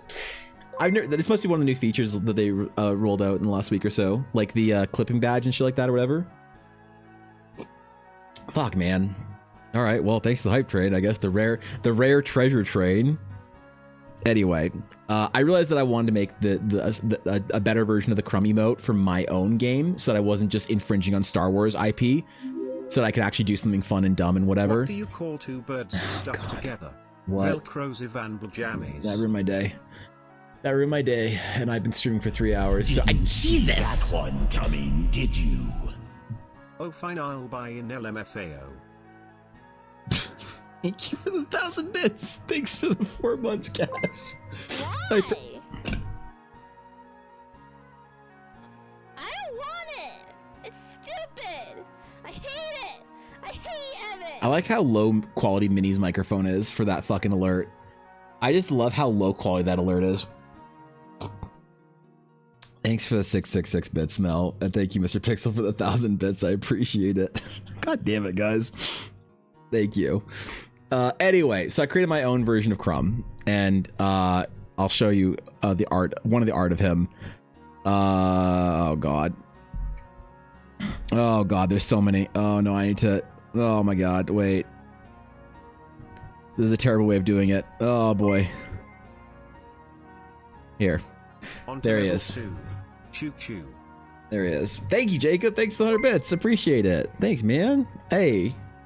My timing couldn't have been better with Minnie's disapproval. Teehee Van Heart. Well, thank you. I appreciate it. Yeah, man. So now I just send out these stupid little cards and dice for people, and I do a little sketch card for them too. So, they're just my way of saying thank you to people. That's the origin of Crumb.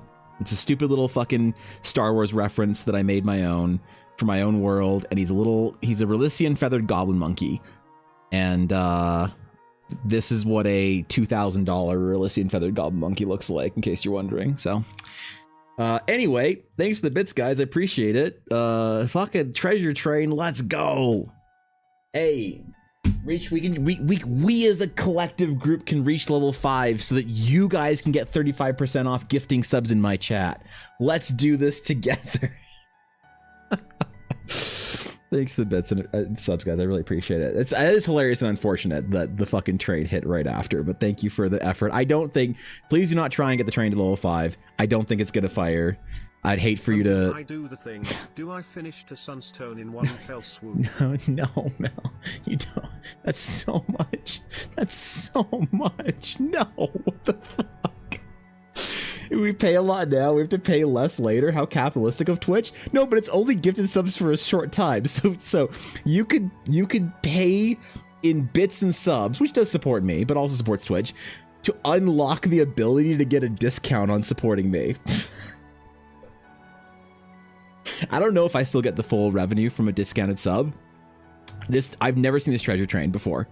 This is a brand new thing. I've never seen this in the history of my time streaming. I know Twitch introduced a couple of new features like the bit leaderboard, or sorry, not the bit, the clip leaderboard, thingy and whatnot. So this must have been one of those features, but I'm guessing this is one of those Kappa train things that's extremely rare and I'll never see it again.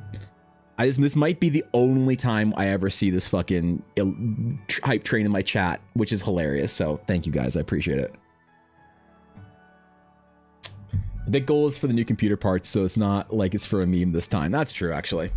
Yeah, the big goal is so that I can stream better. But don't take the big goal seriously, so. Leaving you with this before I go back to LARPing as a promo specialist and lurking again. Yes. 4,000 away from God Diamond. damn it. It's not be worth back. it. Why? This is not a paid... I don't want it. It's stupid. I hate it. Are you satisfied with hate yourself? it. Are you satisfied with yourself? You found the mini fucking alert where she says she hates me. Congratulations. Congratulations. Alright. Okay. Why? God. I don't want it. It's stupid. I hate it. I hate Evan. Oh, 3 combo? Yeah, oh shit, mini combo. What the fuck? Thank you, Dark, for the 666 bits. I appreciate that. Thank you for the mini alert where she says she hates me. Mm-hmm. Thanks, dude. I appreciate that. That's... No, I'm undistractable today. Okay, focus. I'm a real artist. I'm a real artist. I took all that time just to explain that shit to Silver, and who probably still thinks it's dumb and just being polite. Oh man, guys, we're only at level 3. God, we as a guild, we're so close to getting discounted subs. Man, if we just get a couple more hype train levels on the treasure train, then you guys can all gift 100 subs in chat for a discount. Holy shit, man. You can get that 100. You know what you get for gifted subs? For every 100 gifted subs in my chat, you get a belt card. Have I made a belt card in a while? Nope. Because no one gifts subs like that. But man, just think of it. If you wanted your diamond or your golden belt, you could get this train to, we gotta say we, that's why you gotta do it. We could get this treasure train to level 5, and then you could one-shot your golden belt for 35% off. Oh my god, could you imagine that? You get a 35% discount on a golden belt? Wow. Wow, crazy, dude. Thanks, Azalea. Hold on, I have a call from Jeff Bezos I need to take real quick. Hey, Jeff. Hey, thanks, bro. Yeah, hey, no, I got you. We'll get those gifted subs in there. Oh, you want 400 gifted subs? Okay, Jeff. All right. See you later, bro. Okay. Fucking Twitch, man. This fucking website.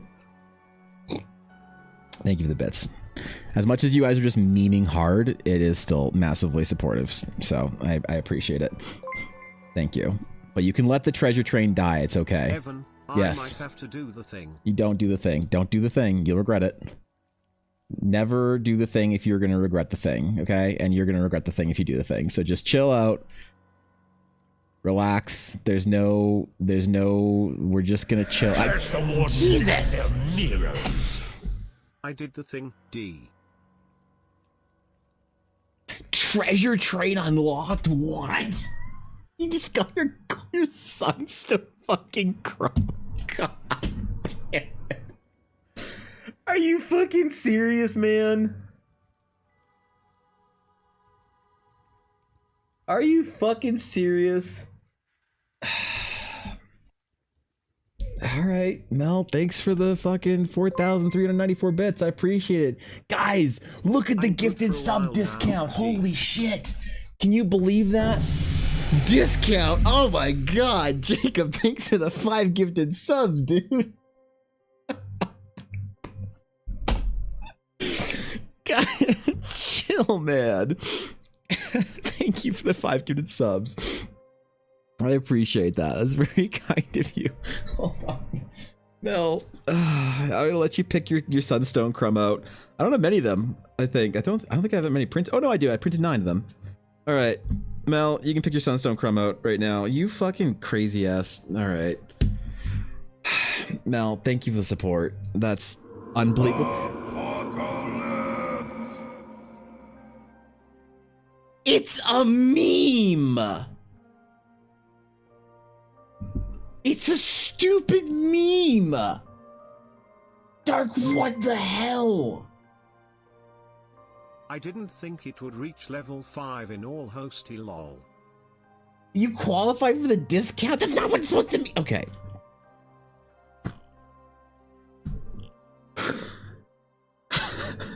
Thank you, Dark, for the 50 gifted subs. So many fucking subs.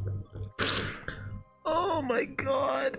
And a fucking diamond crumb in one day. Yo, that's gotta be a record. Holy shit. Yeah, hold on. All right, Mel. Hold on. God damn it! Well, One I thing at a think we time. broke Fuck. him, D. No, I'm focused. I'm professional and focused. Mel, I have four Sunstone crumbs here for you to pick from. Which one do you want? 1 through 4. Which one do you want? You can pick. Does it matter? Not really. This is dumb, but I'm gonna let you pick anyway. So you can. Damn it! I sent your shit out yesterday. Fuck. 3.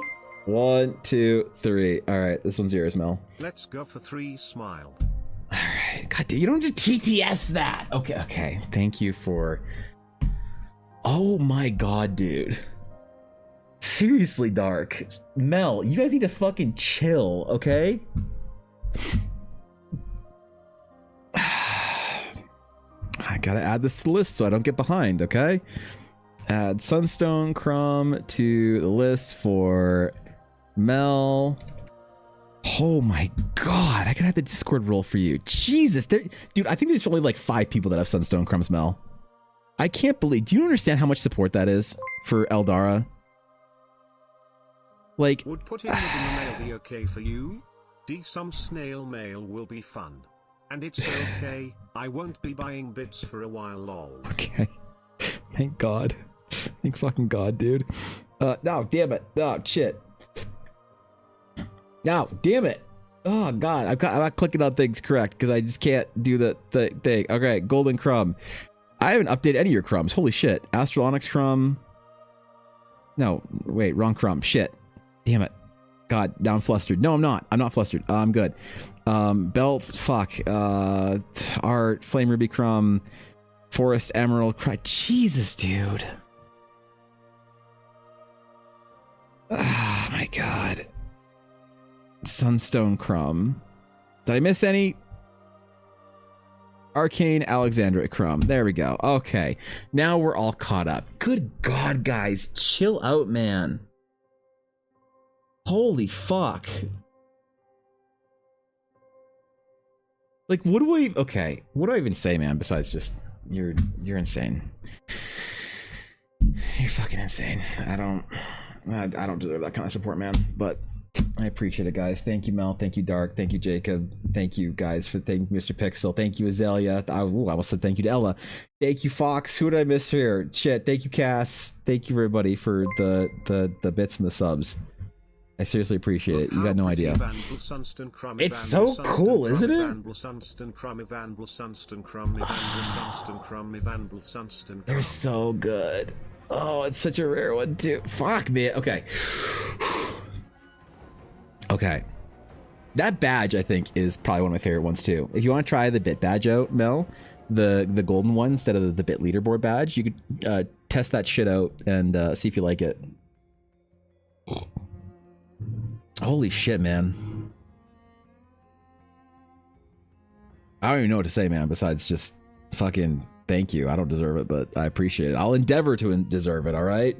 That's what I'll do. I'll endeavor greatly to make Eldara the adventure something that is worth the fucking support. So, thank you. Thanks, man. Seriously, guys. God damn it. Now I'm not focused. Fuck. All right, fine. You broke me. All right, fine. You broke my focus today. All it took was a brand new Twitch feature and fucking... Okay. God damn it!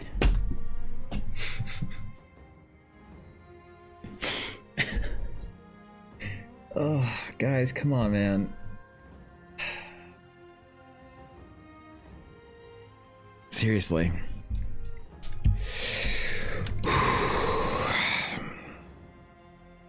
I got no words, man. There's nothing I can possibly say or do to be worthy of that kind of support. Yo, wait, that's such a strong support. Treasure train complete? Hype chest with new emotes? Wait, that's actually an adorable emote. Wait, that's actually a sick emote. They have new emotes just for the hype chests? Or no. Okay, that's hilarious. I love that one.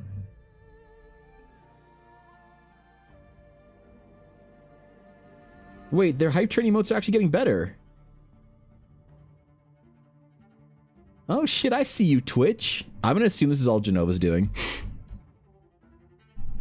Yeah, just casually thanks, Genova. Appreciate it. Thanks for the better emotes. Holy man. Seriously, guys. I thanks for a bit samurai. Thanks, man. God damn it, guys.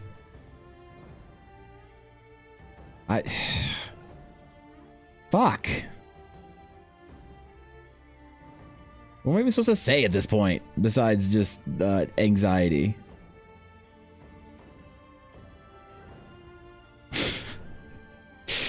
How do I make like the adventure and the project like worthy of the support, man? I just this shit keeps me up at night sometimes. I'll sit there in bed just staring at the ceiling, wondering how I can do something that'll live up to the standard of being an actual real artist that you guys make me feel like I am. People like streamers my size don't get this kind of support on Twitch, man. I don't. I just gotta work hard, man. I just gotta make sure it's worth the support. That's what I gotta do. So, thank you. Whatever breaks favorite part of my day. Shut up. I'm fine. I'm focused. Nothing. No more distractions today. No matter the bit, the TTS, the raid, the fucking chat event. I am not distractible today anymore. You guys already fucking. Cool, all right. God damn it. Evan, you are an amazing artist, and I can't wait for the full-blown adventure and to play at Gen Con. Dude, I hope you love it. To be a part of this community. I hope you love it. That's huge, actually, because I want people to be excited about the project. I really want people to be excited. I want people to look forward to it. To say, man, I want to look forward to the Realms of Eldara and to playing and having fun and doing cool shit. That's the jam right there. That means a lot, man. I want people to be excited to do stuff, right? Like the art challenges, the summer walking challenge, the you know, the adventure. I just want people to be excited about shit for projects, and it just means so much, man. To have people looking forward to the things that you're doing is like, it gives me so much drive to just like do better shit and to try really hard at everything I do. So I mean it, man. I get very reflective this time of year because it's around my anniversary streams. I got the so sunstone on there finally. Yay. Oh shit, there it is. Dude, I think it looks sick, actually. That's one of my favorite badges. It really is. I redesigned the sunstone years ago because it didn't look good. Is with the sport. We love the content and you. I appreciate that, bro. Thank you, man. Seriously. God damn it.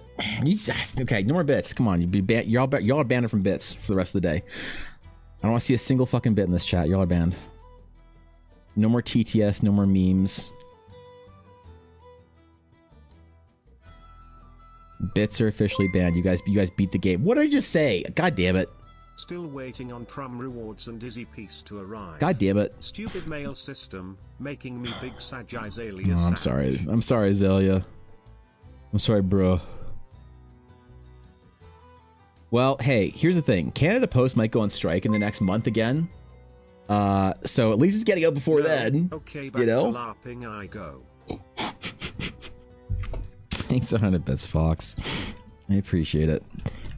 Ah, damn it. Enjoy your LARP as a corporate stooge. I mean, wait, shit. I said the loud part quiet, and then I said the quiet part loud. Excited for the upcoming Eldar things. I was really excited about the adventure. Can't wait to play it out. Yeah, man. I wonder. I'm excited for the first people who actually try the whole adventure out when it's like fully out of beta, like full Eldara in its like working as intended. You know.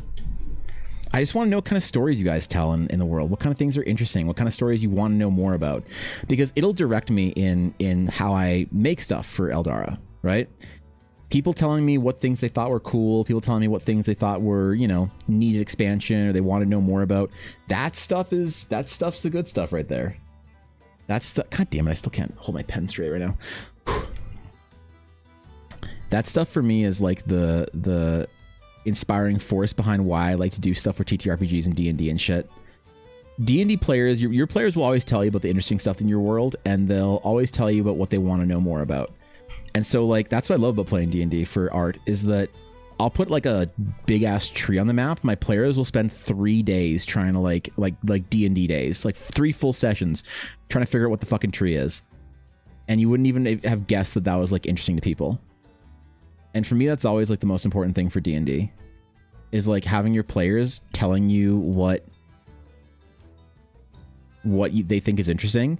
And like, this is gonna sound overly dramatic, and I've been reluctant about saying it, but I feel kind of like, in some ways, I know this is dumb, but I'll just say it, I feel like I'm kind of like adopting the entire guild as my D&D players. And so rather than thinking about like a player group or whatever, I want all of you guys to have fun at like the table at playing in Eldara, whether it's at my table or Atari's or whoever you're playing at, as if you were my players.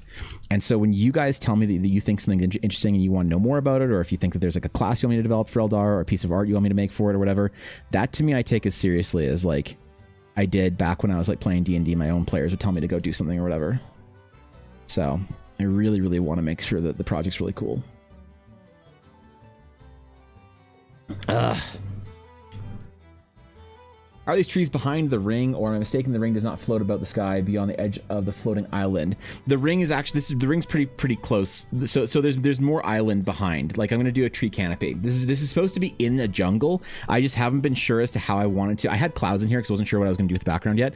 But no, this is supposed to be in the middle of the jungle, and then the edge of the island will be beyond a little bit further. So I'm just trying this out because I'm worried it'll get too busy, which is why I didn't want to do it. But based on the description in the adventure, the ring and the runes are supposed to be in a jungle and not like on the edge of the island, which kind of changes things up for me a little bit. So I'm not sure if it'll look okay. I'm experimenting right now because the problem is with this sketch style, when you layer too many things together, it can look pretty messy, and I don't love it. So we're going to see if it works, and if it does, great. If it doesn't, then, you know, I spent an hour doing something for an experiment and making sure that I know that it doesn't work. So we're going to see if it works. But that's the vibe, Jacob. That's what we're going to go for. And then I'll hopefully be able to use like other layers of shade and fill and tone to make it seem like there's a canopy around it.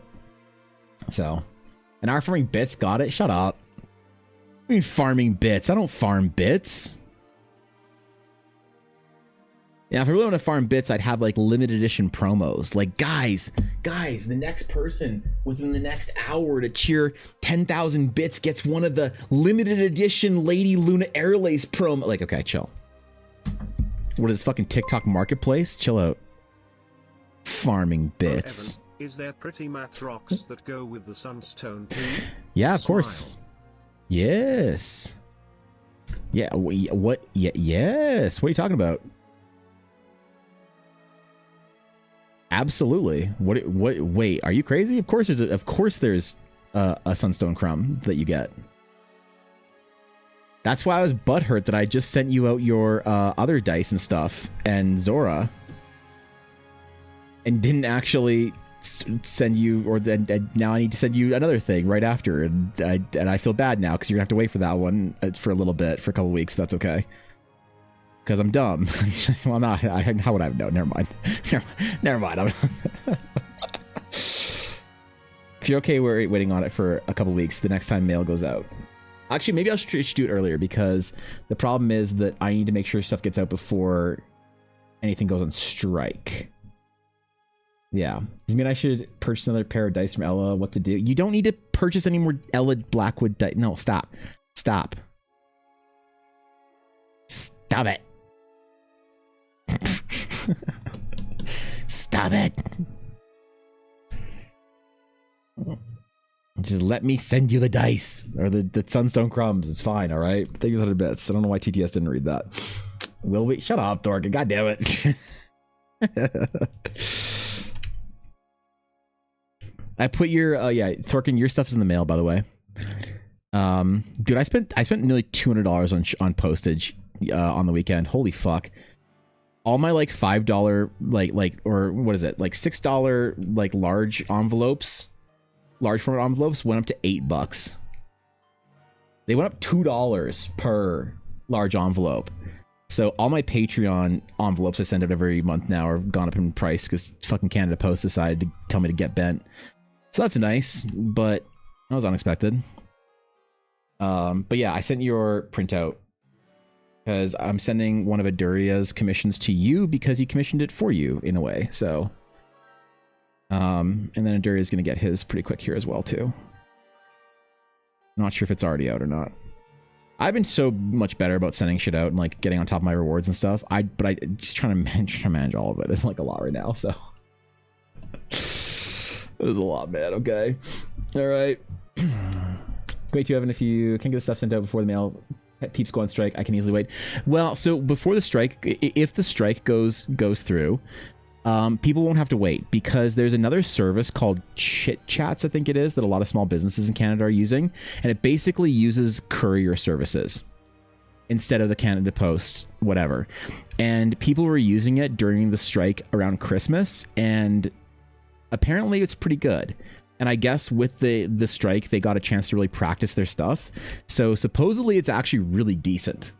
So it's not a matter of, it's like shipping stuff will be more annoying. It'll be infinitely more annoying for me and slightly more annoying for people receiving stuff from me because it's courier, not regular post. But it means that you'll still get your stuff instead of just having to wait like until Canada Post decides to not go on strike again, which could be God knows how long. So it shouldn't actually mean much of a difference for you or anyone else. It's just, it's going to be really fucking annoying for me. So Chit chats. Yes, a little chit chat. Yes. Need buckets of Ella's dice. Yeah. Ella's been working real hard, man. She's got her anime convention, Otafest, coming up next weekend. So she basically made every fucking Pokemon die ever. Because by the way, her Blackwood Dice Gachapon machine did insanely well. Look at this shit. Check this shit out. So Ella actually does some pretty good TikToks out of this. The fuck? I just hit 7K the other day. Dude, where did 600 followers appear out of? Okay, anyway. Hold on. Okay, where's Blackwood Dice? Blackwood Dice. So Ella has Pokemon dice. She's doing this through her Patreon as well, but she has Gachapon Pokemon dice where you can buy a random D20 with Pokemon in it that she makes. It's so fucking cool. She prints it out of resin that's all the same like density and stuff, so it's all like perfectly balanced and whatnot. And it's got like a random Pokemon that she like paints in it. She's been getting so good at painting. So she realized for Otafest, because it's an anime convention, she sold out of these dice at Calgary Comic Expo. She thought like maybe I'll sell like a couple, whatever. And she's like, I'll make like 20 so that I have enough for the entire year. She sold out. And now she's going to an anime convention next week. So there's probably an extremely, what the fuck? The council's deciding your fate. You need more dice.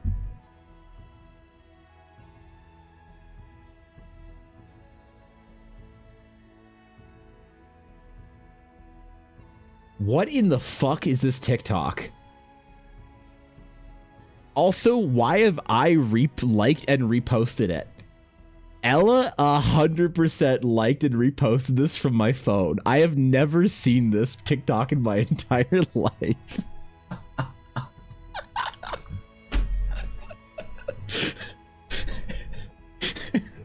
What the fuck is this? She 100% liked and reposted it from my phone. What is this cursed shit? Well, yeah, okay, so you can get Gengar. One of the cool things she's doing also for the gacha dice is she's also doing some shiny variants. So why did Fox just like and repost this? God damn it. She's also doing some shiny variants as well. So she's doing like some shiny versions of some Pokemon. I think she has some shiny Snorlaxes, Lapras, and like Sylveons and Umbreons, I think, for Otafest, but still, amazing fucking investment for the Bandai Gacha machine. Seriously. This whole stupid project started with her wanting to print or paint Pokemon. And she's comes along, like, these were her first, like, tests, and from here to where she is now, they're absolutely insane. So I'm very proud of Ella. She's supporting my wife. Okay, all right, chill, dude. That's pretty good. How did 5,000 people like this video or watch this video? And 300 people, oh, god damn it.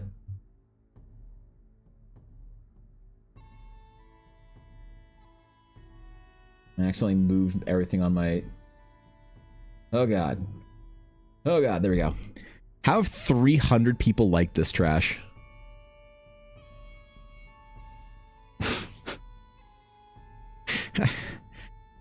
Anybody like my last video? 2,000? Ah, fuck. 50k, it's alright. You know, okay. Oh shit, Mel's monk got 30k. Hey, how about that, man? Let's go. Alright. You're all banned from following Elle on TikTok, and because apparently she'll just like and repost from my phone anyway.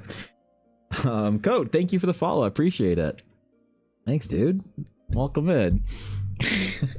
I need to use, so you know what I need to do? All my most popular videos are me having a dumb character idea, right? I need to find, like for Azalea, I need to find a dumb character idea. Sexy Paladin Karlak, that's an old video, man. That's a repost. I need to find a dumb character idea. Like every one of these big videos, every video that see is like 50k, 30k, 200k, all the biggest videos are me making up a dumb character idea. Like this is a necromancer that like thinks she's like summoning her fae friends when she's resurrecting undead. This is a cleric that thinks she's a warlock but is being tricked by her trickery domain, whatever, you know, god, to think that she's some metal warlock when actually she's just a cleric. I need to find one for Azalea because this is one of the best art pieces I've done a video recording for, and I need to find a dumb character idea that's some silly ass stupid shit that I can pitch as a character idea whilst using this like video in the background. That's what I need to find. I need to find a dumb character idea for Azalea's character. I need to find a dumb character idea for Miwabel's paladin that I can make videos for. That's what I need to do. And then also dumb character idea for this one, for Gloria, this commission I just finished recently. But, oh wait, where'd my other Photoshop thing come up? Oh, hold on. There we go. So I need to find some dumb character ideas. Show the video, the Karlak one? This was one of the, so this was a year ago. I had posted probably like 5 TikToks last year just to see how I thought about the recording process. Hated doing this, by the way. This recording these videos is the worst. So I decided I'm never doing this shit again. If I record them, I'm doing them on my computer like I do my new modern videos. So a lot of old videos that I did, like I was actually recording the screen, because that's how a lot of big artists do it. But I just hate the process because I have to bring a tripod out for my camera. I have to have the little Samsung thing to click the button for, and yeah, no, it's atrocious. I can't stand it. But I had a couple ones, so I just tried to repost it because this was an old video. But I really need, yeah, these ones do the best. I mean, like even on Instagram, these videos do, yeah, like 11k or whatever, 10k for these ones. The dwarf warlock, the warlock that forgot, or the warlock that's fighting with his ex-girlfriend who's his patron. Like these ones always do the best, and I really want to make more of them because they're really funny. I just got to find like a dumb idea for Azalea, Miwabel, and Nakia. All of my best art pieces, I need to find like most finished ones. I need to find a dumb character idea for them that I can pitch to the internet because they think it's funny, and I like doing them. Tilly's an Azalea gremlin art too. Oh, that's right. Yeah. Fuck, I forgot about that. What's up, Fox Farmer? Good to see you. Karlak. Money saving time to buy Ella's dice. Wait, what? Money saving time to buy Ella's dice? For which one? Would you buy a regular set or one of the Pokemon dice? Because the Pokemon dice, I'm pretty sure she's going to be doing them random on her store. When she actually has stock for them, she's going to be doing them random on her store. I think they're on her Patreon, actually.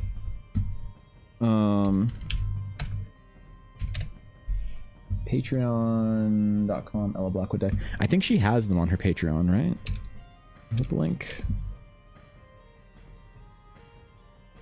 Yeah, she has the monthly Monster Chonk tier.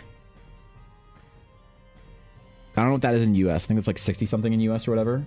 Like 20 bucks cheaper than to buy it at the convention. But yeah, you can get a monthly random pocket monster die in your mail. Let's go, dude. That's funny. Ella's such a Chad, man. She's got some pretty cool dice that she's been coming out with, man. I mean it, you know. She's been really impressing me. And I have high standards for her dice, all right? Listen, I'm not gonna tolerate no substandard, subpar dice from Ella Blackwood. Okay? All right. We're making art today. I forgot the name Evan Blair Art. I thought it was Evan Blair Look at Dice or Evan Blair Yap. I forgot who I was for a minute there.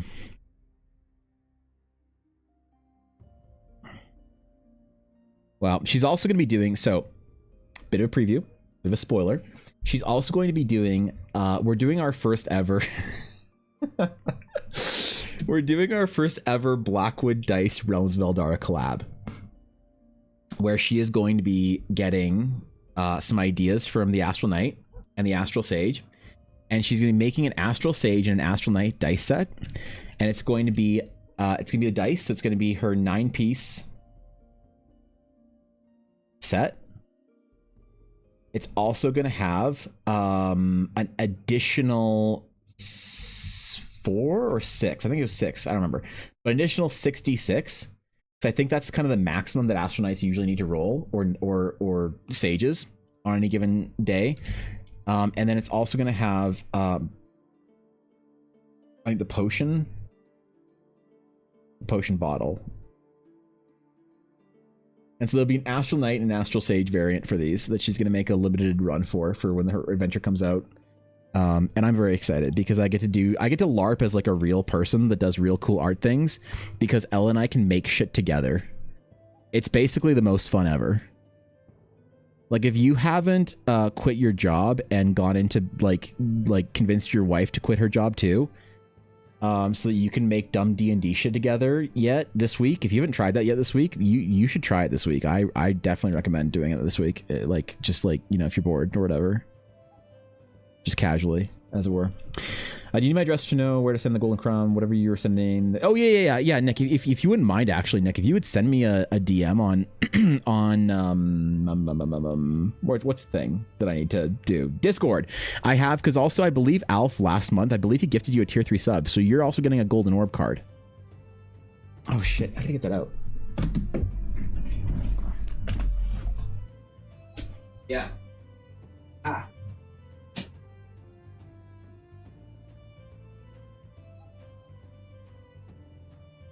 All right, here we go. Yeah, because I gotta send you, Nick. I gotta send you golden orb as well. I forgot.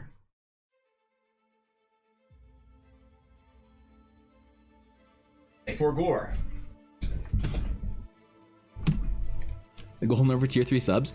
So with me trying to get to the plus program, Azalea, who just got timed out? Entities for revolting. All right, fair enough. With the tier 3 subs, counting 6 sub points towards the plus program, and I really wanted to try and hit that goal. I made a golden orb club in Discord where I was going to ask them about what like thing they wanted as a small reward to just like say thank you every month. So I made the golden orb club, and I'll show you the card. So this was the card for last month. So what I was going to do is I was going to start sending the tier 3s like a promo card every month, as just like a thank you, because obviously it's a big contribution, and it matters greatly to my Twitch channel to get a 6 sub point sub from somebody. So I want to do something to say thank you, because nobody asked for this. They all just said, hey, we'll just like help you out because like we want you to hit that goal, but I really want to do something fun. So I'm doing a monthly card or whatever, and this month I'm going to do a promo. I got to find a piece of art that I can make into an actual promo, because I'm going to actually start making them numbered promos for everyone.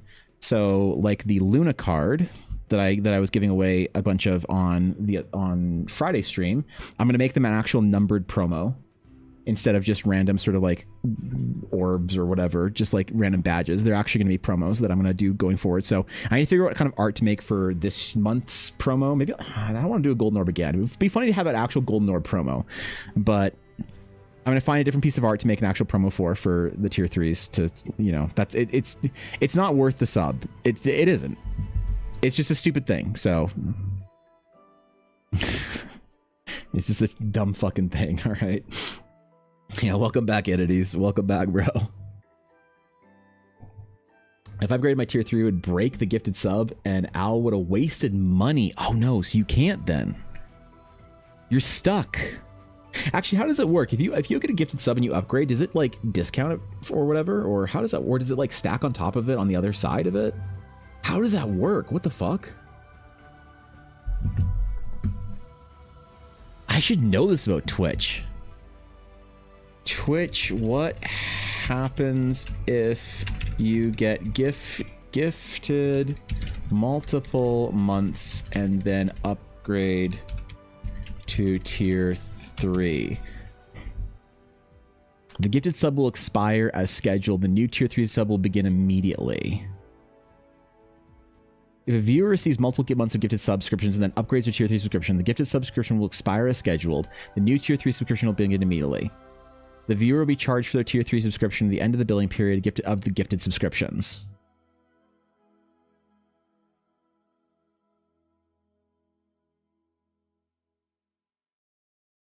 I don't know. I don't fucking know. Hey, Twitch. All right. You know, hey. I just looked. I don't fucking know. I guess get bent then. So shit, bro. Fucking Twitch, man.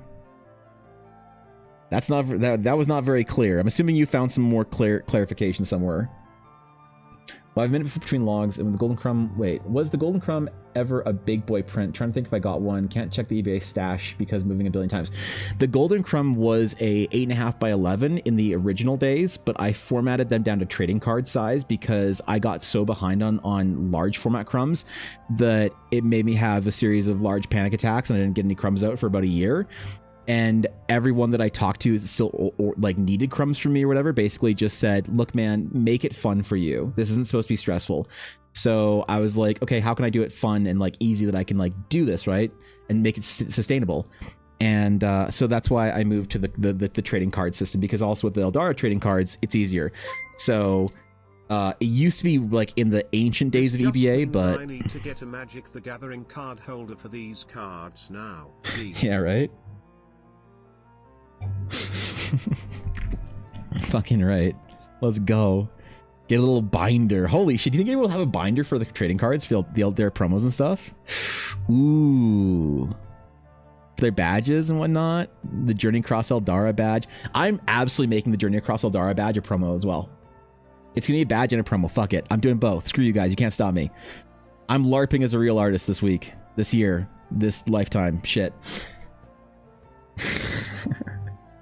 It literally warned me that tier 3 sub would be end immediately and be replaced with the tier 3 sub. That's so fucked. What? That's so weird, dude.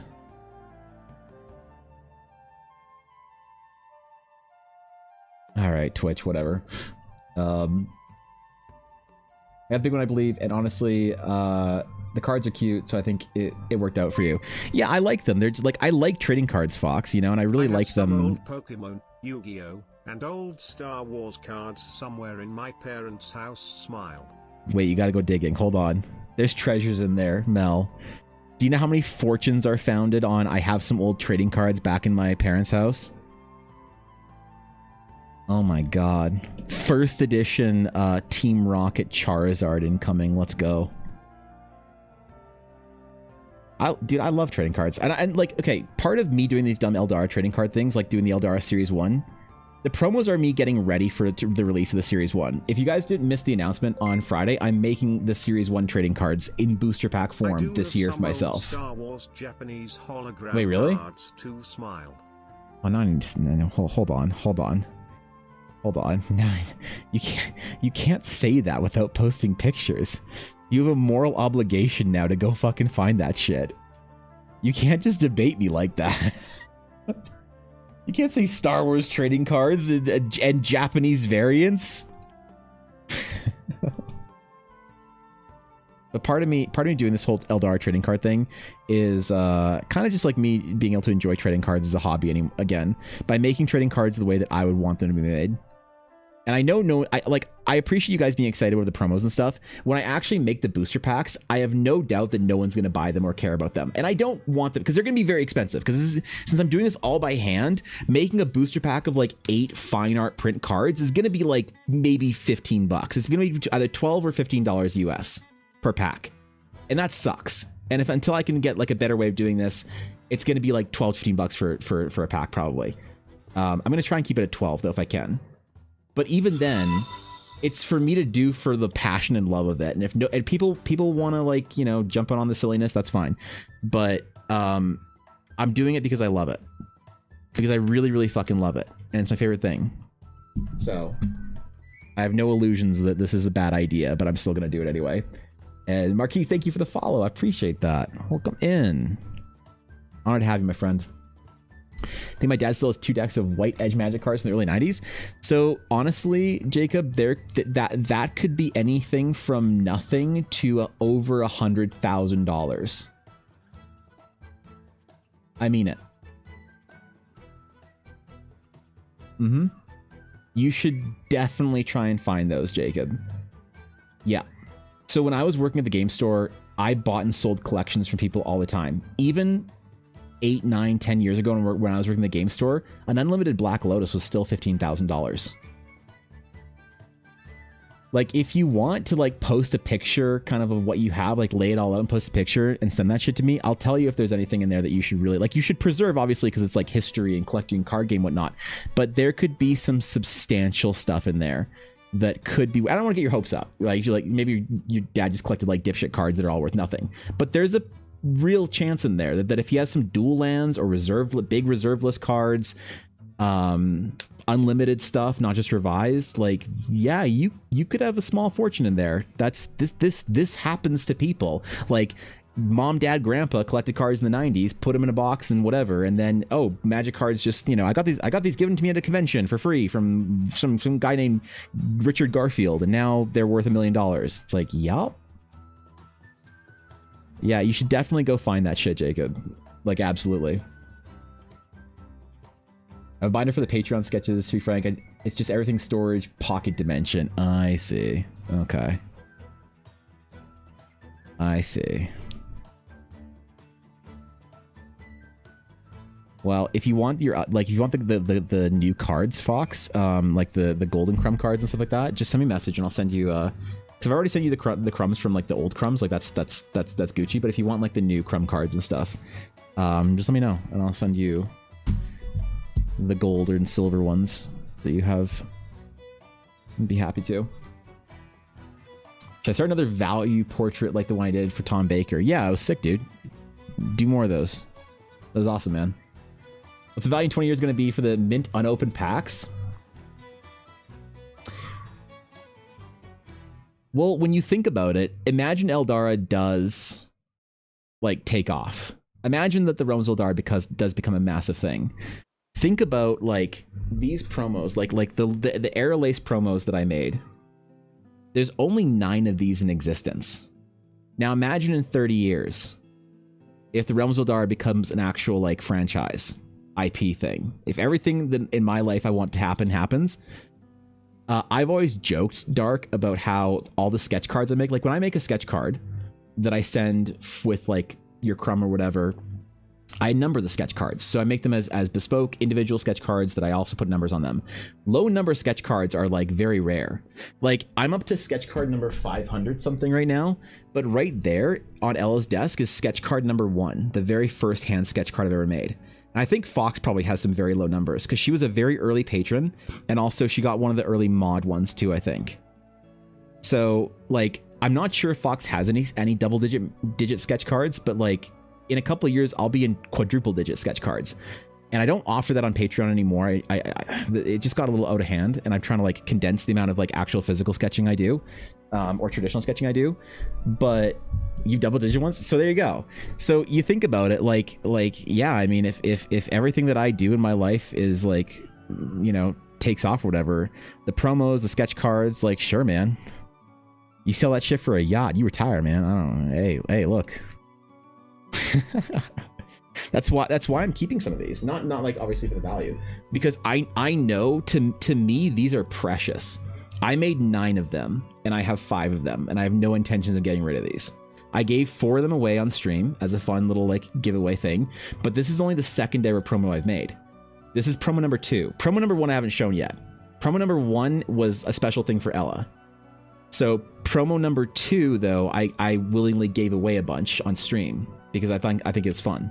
And I probably should have done other promos in between, so that promo literally number 2 wasn't the one that I gave away. So like to me this is absolute precious. Like I love collecting shit, and I'm doing that with my own stupid ideas and my own stupid like Eldara stuff, but I'm having fun with it, and I guess people think it's funny, so you know, why not? Why not, man?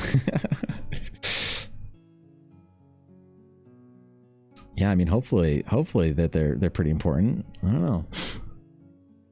Can never leave it unopened. I want to see what I got. That's fine. That's fine. Well, I mean, people will know because like for the Eldar trading cards, all the rares and everything are gonna be numbered. So like in the first edition, like the rares are only numbered to 5. And I went over this through on the stream when on the keynote the other day, but like epics are gonna be numbered to 3.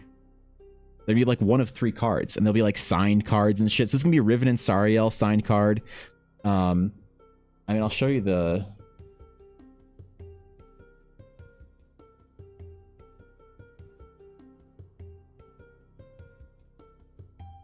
So this is like what a signed like 1 of 1 card looks like. So there's only gonna be 2 of these in existence. It's a 1 of 1 card, and then I'll have a test print for myself. But there will be 1 of these cards in all of existence. One of the cards I know I have in stream topics. I also know I have another that is of Luke training with Yoda on his back as the other smile got a dig for them at my parents' place next time I go.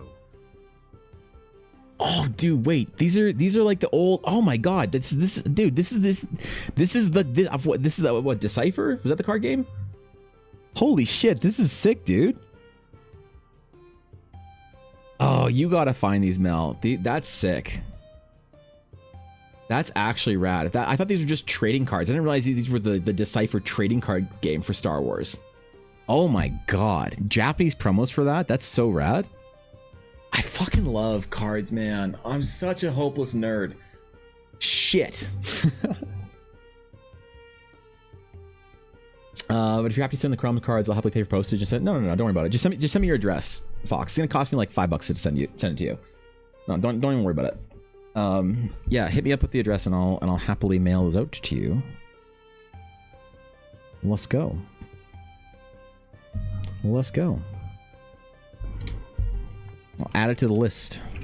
Anything that's like a diamond, or sorry, a silver or gold crumb, I can send out very easily because it's just postage. The diamond crumb, the dice, I have to wait for Elle to make dice for me, and then I have to like, you know, do a bunch of stuff for it. But no, man, if it's just silver and gold crumbs, I can send that shit out so fast, so easy. You already got your sketches, so. Low number cards are rare. I hear there's less than 10% chance to have a numbered 1 to 9 one. Well, less than that, because I know people have thrown their cards out. Like, what's the likelihood shifting to Wolf still has her mod promo? Probably fucking nothing. You know? Or not promo, but sketch card, sorry. The first year I did it. Can I go find a subject, maybe send it to someone? Wait, what? Oh, yeah, the portrait. Yeah, do it, dude. Get after it. Let's go. Show me your might. Show me your greatness, Lobster. Let's see it. I'll be impressed by you again. I remember they were part of a standard pack I bought years ago. I was surprised and kept it because it was really cool. That's so weird. I'd never heard of anything like that for the Decipher game. My brother was so stupid. He sold all of his Magic the Gathering cards to buy Star Wars cards. What a dumbass. He's playing during the like Tempest, Mercedes, or Mirage era. Oh my god. I mean, he's not a dumbass because like, how would you know, right? But I bet he had, if he had kept kept a hold of his collection, I bet he'd have an Unreal Voltron.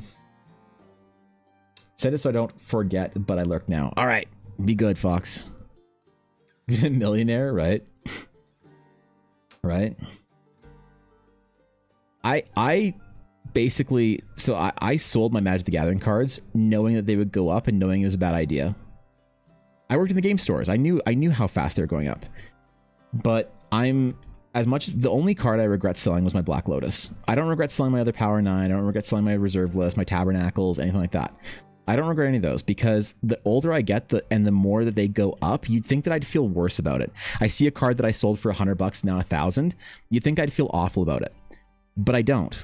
And the reason is because those cards when I sold paid for my wedding and for Ella and I to travel in our early 20s. And so as you get older, you'd think that you'd feel worse and worse and worse about money having like grown or whatever that you got rid of. But in actuality, for me, the value of knowing that I got to go see Japan as a 22-year-old with my wife, the memories from that trip are outpacing the like cash investment that having that Magic the Gathering collection at an alarming rate. It's an alarming rate, man. Knowing that we got to get married when we wanted to, we were in our early 20s, we didn't have to wait until we were later, right? So we're gonna have that nice big fat wedding anniversary, right? We didn't have to wait till we were closer to 30. We could get married at 23 and 24. And then also being the experience of being 22 years old, having cash in your pocket to have fun and being in Japan is like, I mean, it's not like you can ever get that back. Like you can make money later, right? You can buy back old Magic cards, but you'll never be 22 in Japan again with your wife. So I'm glad that I've come to terms with that because I used to really, really like kick myself for it and be like, oh god, I can't believe I wasted all the money and I can't believe I did this and that and whatever. Oh man, I can't believe I wasted all this. Nope. Maybe I'm just sucking copium, but not everything is about value, you know. Sometimes the value of the memory or the experience, whatever, outpaces the money you would have saved or whatever, the investment. And I think about that often, actually. Every time I sit here and cry slightly because I don't have my Black Lotus. That's the only one I wish I hadn't sold was my Black Lotus. I love that card, man. I love that little bastard piece of cardboard so bad. Oh, man. But I got rid of her. It was a really good, probably like a PSA 8, maybe 7, probably an 8 though, I think. Probably not a 9, but definitely a near mint reserved Lotus, or unlimited, sorry, reserved. Lol. But, you know, it's okay. I got to go travel and see stuff with Ella before, you know, she got sick and life got hard and stuff, and those are good memories to go back to. Card is so expensive online? Which one? The Leia card you have? Kobe was inherently bad. You know what? It isn't inherently bad, Guapo. I agree. I think the world is so full of negativity that if you're sucking some copium to find like the positive side of things, I think that's actually okay. I think that is the survival mechanism, in my opinion. Ella and I were literally talking about this the other day about how so much stuff in the world is like, you know, between wars and pandemics and stuff, like it's a tough time. And obviously it's not as tough as like, you know, the 1940s or whatever, but definitely it's tough. And we're going to look back on this era as like, kind of like, man, I can't believe people survived that shit in the 2020s or whatever, or 20-teens and shit. I think we're gonna look back on our era and be like, man, people were tough then. Economy and everything else and politics and wars and shit. And I think that when you look back at those tough times through history, how did people survive, man?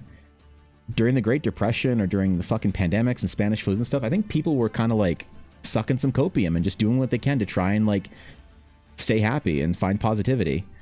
And so, you know what? I think you're right. I think huffing a little copium to not regret your fucking mistakes, or not mistakes, sorry, not regret your past and feel like you made mistakes, I think it's, yeah, you know what? Fuck it. I think you're completely right about that. I don't think it's inherently bad at all. Well, the price of wedding today, and you would have gotten the same value of those cards today. That's actually probably true, yeah. Yeah. I think it's still in the laundry machine. Oh, no. Time to blanket it up on the couch, Jacob. Let's go, dude. Black Lotus sold for $3 million, pristine condition. So, oh, Lotuses. Yeah. No, the Lotus that I had wasn't, that's an alpha or beta Lotus. The Lotuses that I had were unlimited Lotuses. So, they would be into the tens of thousands, not into the millions or anything like that.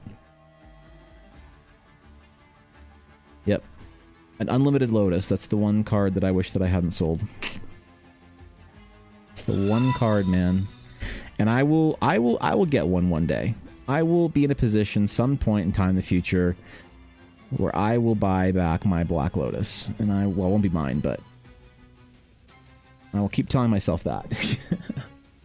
Floof the Fennec, thank you for the follow. I appreciate that. Welcome in. Welcome in. One day I'll have that card back. And I'll love it and cherish it. Or I won't care because my Eldara cards will be way cooler.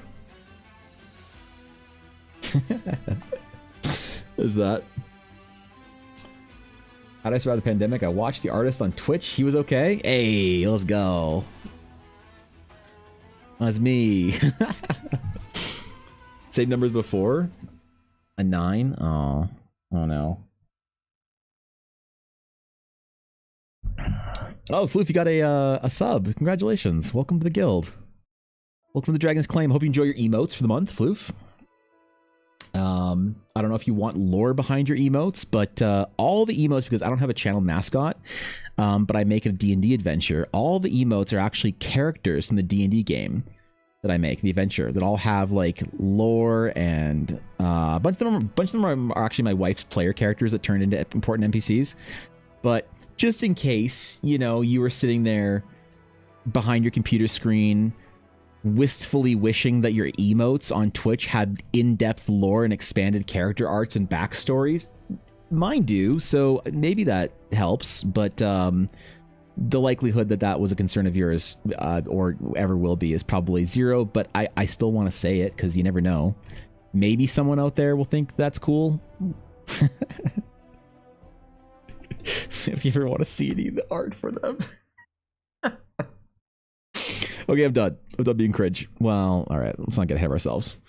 Yeah, you don't say. Yeah, we do. We just talked about the Crumb. That guy has a lot of lore. You want to see some art for him? So that's called a Relysian Feathered Goblin Monkey. That is called a Relysian Feathered Goblin Monkey. And here is a card. This is art of what they look like. They can come in various different colors, all right? They have different colors of fur and feathers with different rarities depending on where you are in the world. They are little monsters, though. They thieve, they attack, they are absolute goblins in the jungle canopy. So, good luck, I guess. But, yeah. Maybe the Crumb is the closest thing to a mascot, but all the other characters that I have, because I don't have just one single character, those are all important lore characters, from proud astral knights to ancient paladins of the Growlhammer. Excuse me. Little Luke gremlins. Oh yeah. So actually, you can tame a Relysian Feathered Goblin Monkey in my D&D setting, and once you've tamed it, it will actually thieve for you. So there's one area called the Relic Coast, which is kind of a nomadic like area of ruins and savannas and plains and stuff like that, where people like kind of move around quite a bit, going from one rune site to the other depending on the time of year, whatever. That's where the Relysian Feathered Goblin Monkeys come from originally. And the party that I was running the game for, they wanted desperately to tame one. So our druid spent days and days and days taming one. and whenever they went to a new rune site, they'd come back. So first of all, it'll eat all your food. So they had like the like food storages and whatnot, and it just ate all their food. All their fresh fruit was gone. They just had to live on rations for the rest of the journey. When they finally got to the rune site, though, it would disappear during the day, and it would come back with a random table that you'd roll off. That I'd roll off. I made a full 100 item table of random things that their goblin monkey would come back with, and they actually got a 99 one day, which was something like an idol worth like 500 gold or something. Thank you for following. Not bad. I appreciate that. Welcome in. So, oh yeah, no, that's Loot Goblin is an understatement. If you can pass the animal handling checks, and you don't mind this thing probably stealing from you and eating your food until the point where it likes you enough to stop stealing, and well, it'll still eat your food, but until it likes you enough to the point where it's going to not steal from you and throw your shit away or whatever, then it can be great. It can be very lucrative. You get to roll basically a random check every night that you're in a town or at a campsite with other people or whatever, and he'll just steal things for you. Oh yeah, dude. Yeah. It's a great little investment if you're willing to put up with it. So that's so fucking stupid. Sometimes I like hear myself saying something out loud and I'm like, this is dumb. Why is anyone ever gonna play my stupid game? No one's gonna play my stupid ass D&D adventure, dude. That's oh god. Okay, I gotta add the Relisting Feather Goblin Monkey rules. Maybe I'll do that for June. Actually, maybe that'll be the June project, is adding the rules for the Relisting Feather Goblin Monkey. You know what? I'm gonna write that down. I'm gonna maybe write down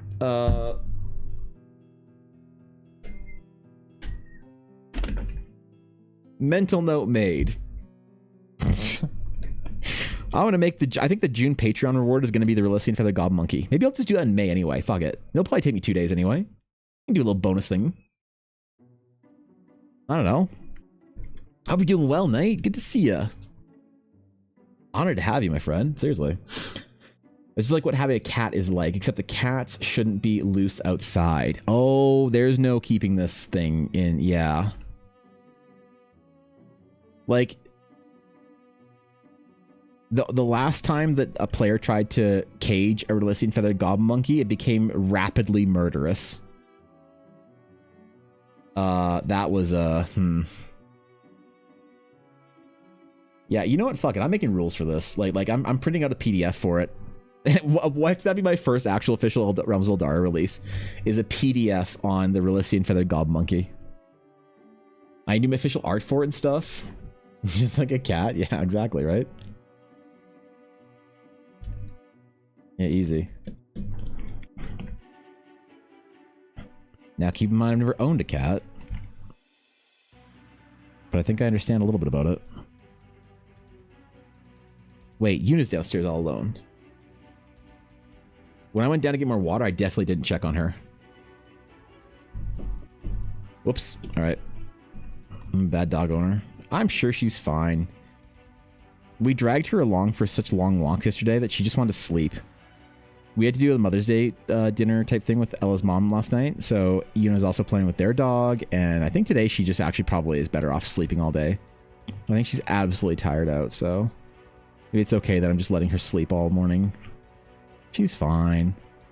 I just became very aware that Ella wasn't home right now, and that I'm the sole owner of that dog until Ella returns. So... no 8-hour streams today for us boys unless Ella gets home. Wait. Oh, I thought I heard the front door open just as I said as Ella gets home. Okay. Go check on Yuna. She's fine. I don't have a summon Yuna channel point redemption, alright? Chill out.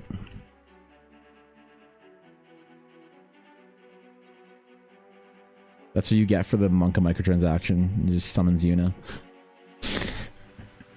Maybe I should actually bring her up and see if she's okay. Or not even see if she's okay, but just like give her some attention. Some human interaction. Unicam so we can watch her? Well, she hasn't stayed in like one spot. It's not like she has like a bed. She has like 4 beds around the house, and she's typically downstairs with Ella, so... It's not like I have a cat cam type thing that streamers have. They just have like a cat bed and a cat cam. Who am I, Lightning? I'm not even a diva. Tie the camera to you now. Oh, so she becomes an IRL streamer at that point in time. But then she's gonna dox Ella. You guys are gonna. She's just gonna go up to Ella and expect pets and bellies. I don't think Ella wants to be doxxed by our dog. Come on, man. Luna Adventure Cam? Yeah, right? I kind of want to put a camera on her when we go for hikes during the Journey Across Eldara challenge this summer. I want you guys to see where I live in the Canadian Rockies from Yuna's perspective. Actually, let me just go make sure she's I just want to give her some attention. I'll bring her up. 1 sec.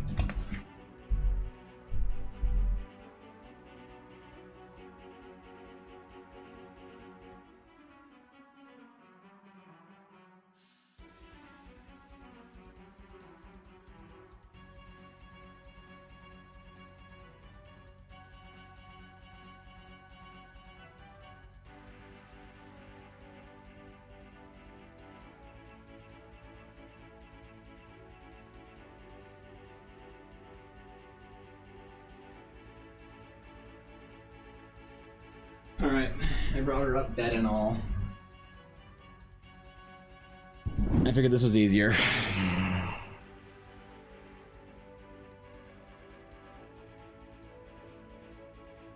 Does this offering satisfy you? And... Alright, here, you gotta be better here. Hi, puppy. Hi, baby. Yuna. You having good sleeps today?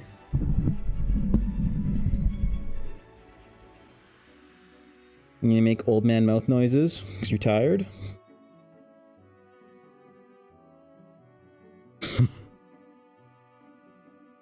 You okay, puppy? You don't have any Ella at home to distract you? You don't know who Ella is. That's not her name. Oh, you're tired as fuck. Oh, you're just gone. Okay. Okay. All right. All right, boys, we got some big yawns here.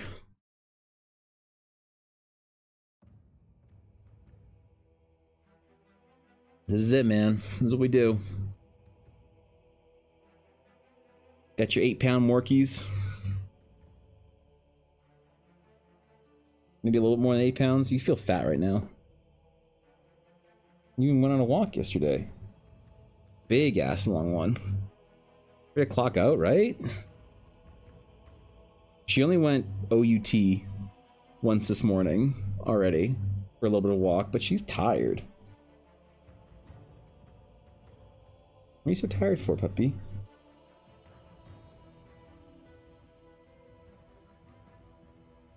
Who said you could be this tired?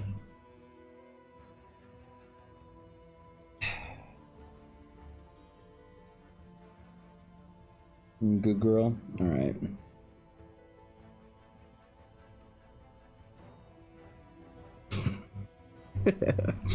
She's kind of getting teddy bear face back, hey? Where she sort of looks like a stuffed animal. And you get her re-ratted. She's got the Yorkie poof around the face. Okay. All right, puppy. Okay. Okay. You wake up? You wake up, please? Your stretches? Puppy stretches?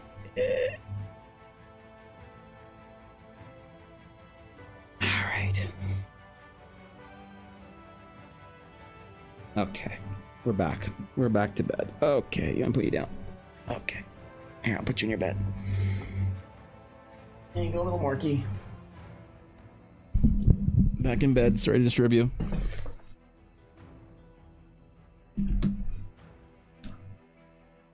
She's good. She's good. She's fine. She'll survive.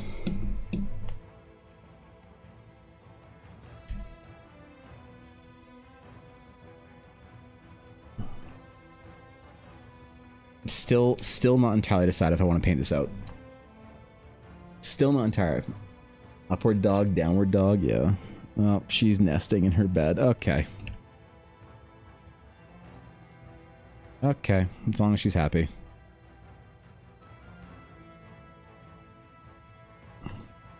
Listen, man, I did not want a dog. But now that I have a dog, I will love that dog. I will do everything for that dog. Now that that dog's my responsibility. Because she is my responsibility now. Is having a dog great? No, it's fucking awful. I hate having to take her out so often. It's the worst. Little rat piece of shit. Costs so much money. Health insurance for a dog? Holy shit, can you believe it? But I will take care of her. Twitch front page says your stream... Wait, Twitch front page says your stream has ended.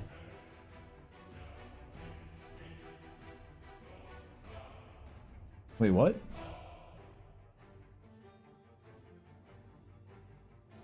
Twitch says my stream's over? What? Mobile? The fuck? Must be a bug or something.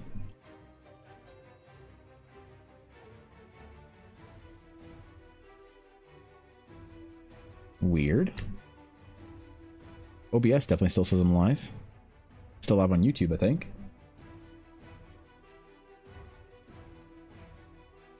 Alright. Whatever. Got some weird ass voodoo going on here.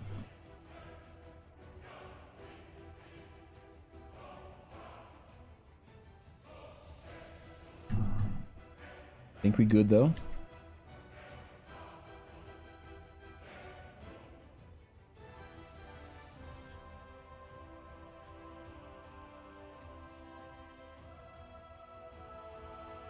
Do some little tree broccoli things over here.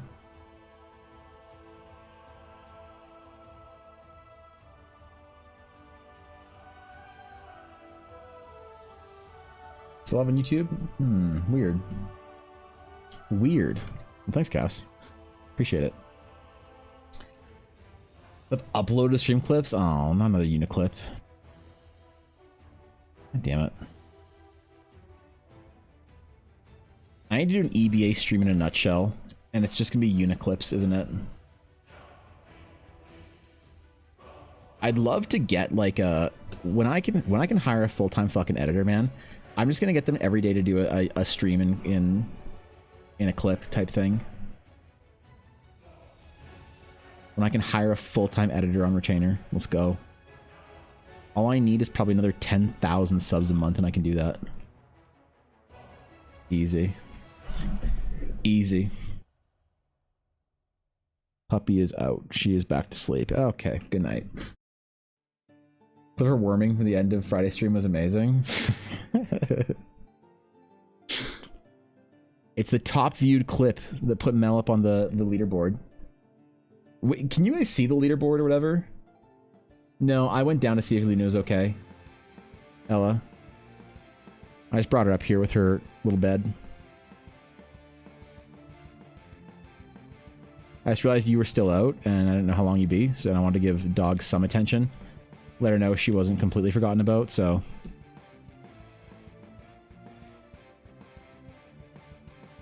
Yeah, is there like a thing that you can see now for like the leaderboard, whatever? Because I think like that's a brand new Twitch feature. I don't know how it works at all. But a clip leaderboard. I'm very intrigued as to what this new thing is. Gotta do treasure train and everything today. Holy shit.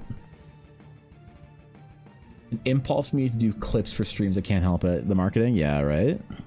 You know what you're doing. Well, if you do it for Tails all the time, yeah, it makes sense. I see it 16 for me, for Mel. Where is the leaderboard? Where do you see it on the Twitch page?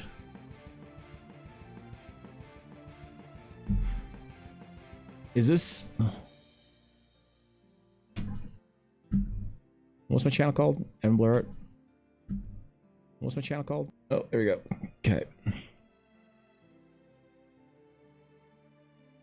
Oh, it's in. Oh, okay, so it's in the leaderboard thing up here now. Oh. Okay, cool, man. So, hey, you guys can farm clips now. Do we start the official D&D Art clip competition? For a special badge, a gold, silver, and bronze badge at the end of the year?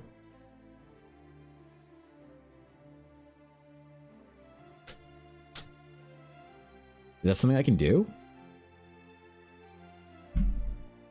Can I set this to not reset at the end of every year? Or at 19 days? Ooh, it's monthly. What if I can figure out how to set this so that it's not monthly? Because the cheers and stuff like that, I'm fine with them being monthly. And gifted subs and stuff. But I wonder if you have to do yearly altogether for it. Huh. All right. Well, we'll see if I can figure out how to make it a thing for like the end of the year celebration. Maybe we'll do it as a giant meme. The person that farmed the funniest fucking Keck W spams. Let's go. They get a little badge for whatever silly reason. Oh, this is what you're seeing? Streamers ended. This is what you see, Sleepy? The fuck? The hell? Huh. I'm literally live, but it says stream has ended. Alright. Okay. Weird. That happens, there'll be campaigns like orbs.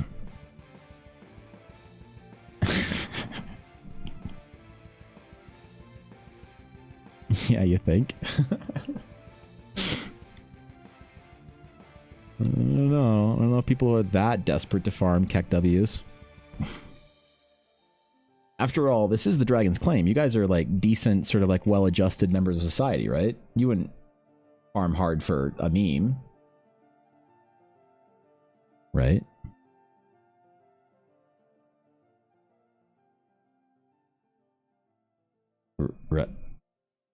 Right?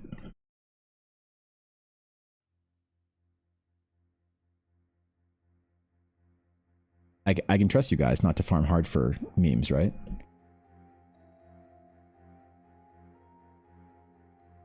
Oh, should we tell them? No, ah, shit. Ah, damn it. You know, it's fine. Just let me live in my delusion here for a little while longer.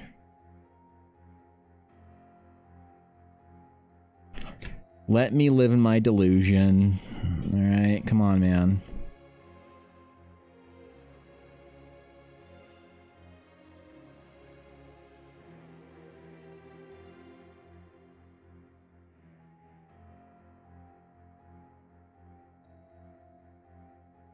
Yeah. The Inquisition's ready to deploy, sir? Yeah, right. Let's go, man. Get him out there. Where are fucking robes at, Guapo? We get them dry cleaned yet? Are we good?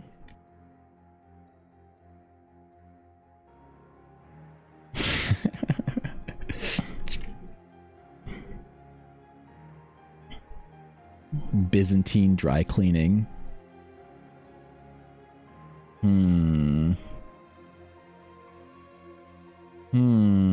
Underrated service, I think. It'd be weeping and gnashing of teeth. Yep. Guapo knows.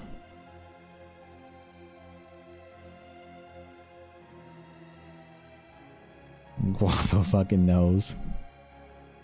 I think this worked out. The little like kind of silhouette in the back really, I think, helps paint an idea of there being like a jungle surrounding it without having to go really deep and like put in lots of detail, like a large canopy over top, you know? So I can still have the open sort of sky and clouds and stuff going on here, but I don't necessarily need to have yeah, all right. We know what we doing. I'm on point. I figured this shit out. See, I didn't know what I was doing for like 4 hours, and then we figured it out. What a delight it is. So now we can do clouds. You know how much I love doing clouds too, right? Like my favorite thing to draw, except for Ella Blackwood as a paladin again. I need to draw some like cool ass like Ella Blackwood like divine fucking Avenger art for one of the conventions. So I have like some angels and dragons. But I don't know if I'll have time for that. I got too much stuff for commissions and Eldara stuff, so.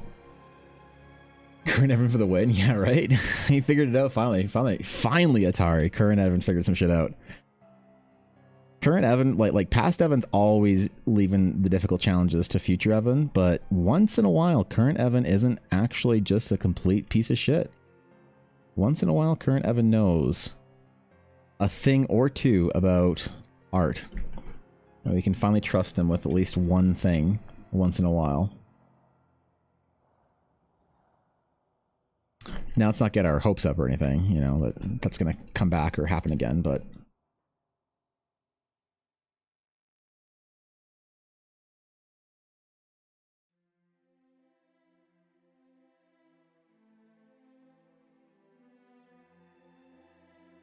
Past Evan's still a piece of shit for putting all this on me, but... Should I message you now about the idea of throwing from last week? You good right now, or do you need a little more time? I'm not going to promise to get back to anything today. I did say that I was going to try and get back to all my DMs on the weekend, and I unfortunately did not. I'm sorry. I had been kind of having some of the worst weeks of my life in the last little while, just with like fucking losing my hearing and all the doctor's appointments and medical things and scans and shit that's gone along with that. It's been kind of agonizing, so I do apologize. I'm not bringing any of that to stream if I can. I'm trying to be like pretty positive and happy and chill here because I'm just like trying to relax. But it does mean that a lot of my other responsibilities, like getting back to messages and DMs and stuff like that, have definitely fallen by the wayside. And I was planning, like I was already a week behind, and I was going to get everything ready and good to go yesterday. But it just, with having to have family over and stuff, and then cooking all day and shit and whatever, it just didn't happen. So my plan is to tonight. I promised that Ella that I'd hang out with her all tonight because she's done her pouring for Odafest, so she just needs to sand and stuff until later, and so she asked if we could hang out tonight. So my goal was to make sure I get back to everybody and everything tomorrow, which I know is annoying, but obviously, like I keep saying I'm gonna do something on a weekend, and then I have to go for a fucking emergency appointment or whatever because the specialist is getting me in or whatever. Dude, I've done 2 hearing tests and whatever. It's been a bitch and a half. But I shouldn't have any more interruptions to stream stuff and missing streams from appointments and stuff until next week. I am gonna have to miss Tuesday, which is really annoying. I really like my Tuesday streams. There's just something about, I don't know, the first day stream back is always like pretty chill, and then Tuesday's like the first stream we really like, I don't know if people have noticed this, where we really like get into projects and stuff and like really get going on things. So I'm kind of mad about that, but I'll have to be at the hospital. I don't know how long, like I might be able to stream later in the day, but apparently these like big like scans and tests and stuff to figure out if you have like nerve damage in your fucking head or whatever, hearing, apparently they take a long time, so I might be at the hospital for like the majority of the day. I don't know what to expect. I'm a little anxious about it, but I probably won't be able to stream next Tuesday because of it. So you left me too. I'm sorry about that, bro. I'll get next week so I don't bum rush you. My pestering can be on hold. Well, I'm gonna try my best to get back to everybody. Like I have probably like 15 Instagram DMs that are unmessaged or unread and whatever, and you know, Discord's probably not much better. I'm in a bit of a trying to get my shit back together phase, so I do apologize. I know a lot of people have been wanting to ask me about projects and things and whatnot, and I've said, yeah, I'll message you back or whatever. I'll get back to you like as soon as I can. And that was like a week or 2 ago, so I'm feeling really, really shitty with myself for that. What's up, Ella? Guys, Ella's home. Pog.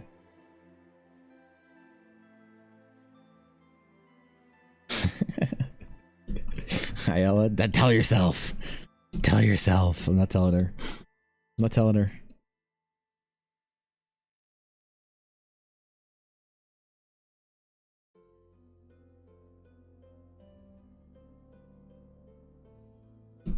Ooh, I like this, man. Got them clouds in the sky. Got the tree line. Really dense little canopy on there. Yeah. Yeah, this is good. This is what I wanted. I think I need to do some more fill layers here, though. Like, we can fill all of this in, I think.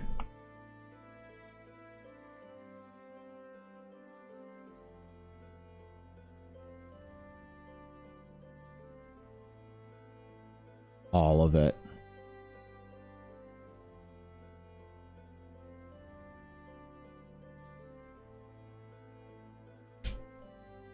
Not just our palm fronds. I have news. I'm gonna write a business proposal. Might have found someone to help me write it. I've never written one before. That's exciting, Ember. A business proposal. Ooh, sounds formal. That's fucking sick. Well, congratulations on whatever the project is. That's really cool. Wait until she turns on Evan's stream downstairs, then you can use TTS to talk to her. Well, Brian will talk to her, right? Yeah. If you want to tell Ella anything, she hears TTS. There you go. Cost 100 bits for Ella to hear a TTS message. Will I let you talk to Ella for 100 bits? Yeah, whatever.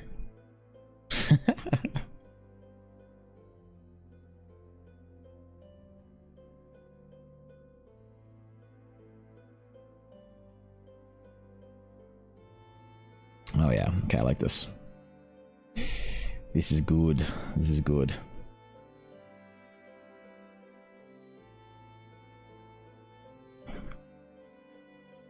Do the canopy on the other side. Oh yeah, man.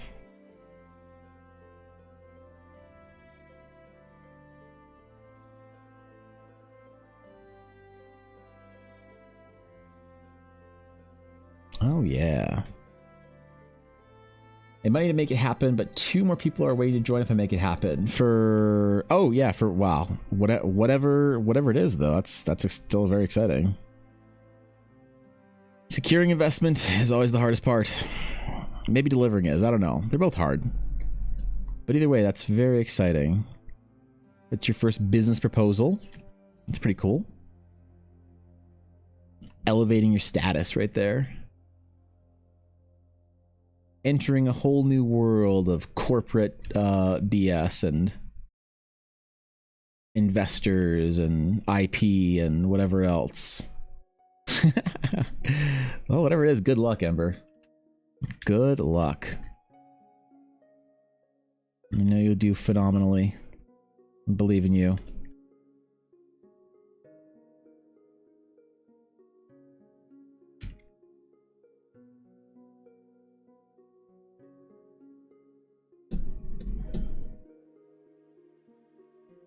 I do these big trees as well. Probably should, but I don't want them to wait out too much. Maybe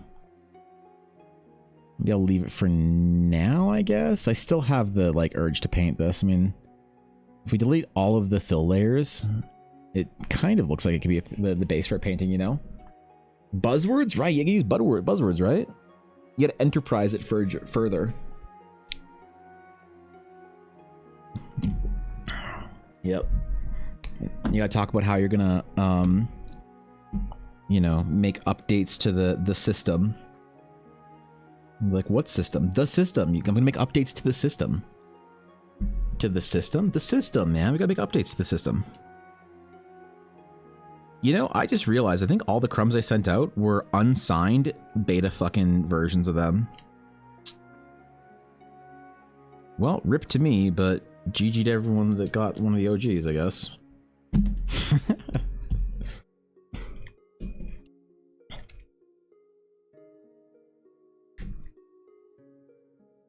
GG.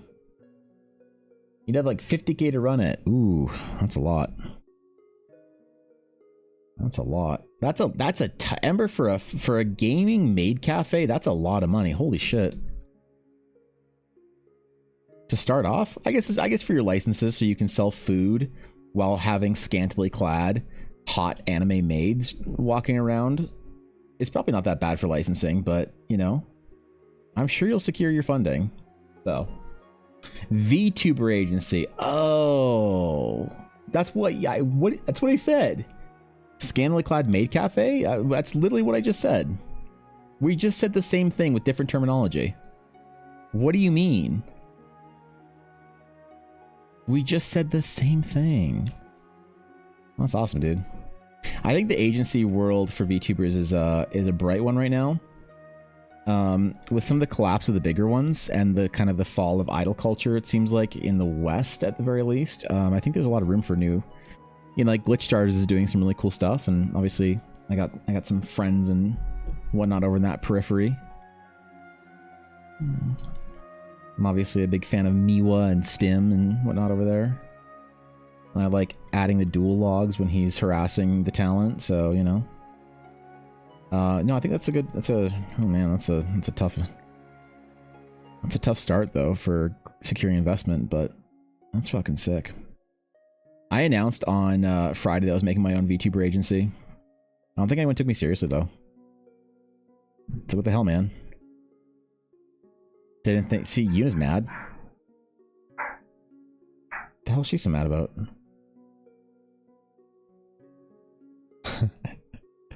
Just hear you, Ella, shushing her. They will needing to rise for opportunities to. I don't know if you know these words. Nope, no idea. Yep. Synergy, collaborative, autonomous, and transparent. Yeah, man. There you go. Look at how much Mel just enterprised right there. That's fucking impressive. Holy shit, dude. It's impressive as all hell.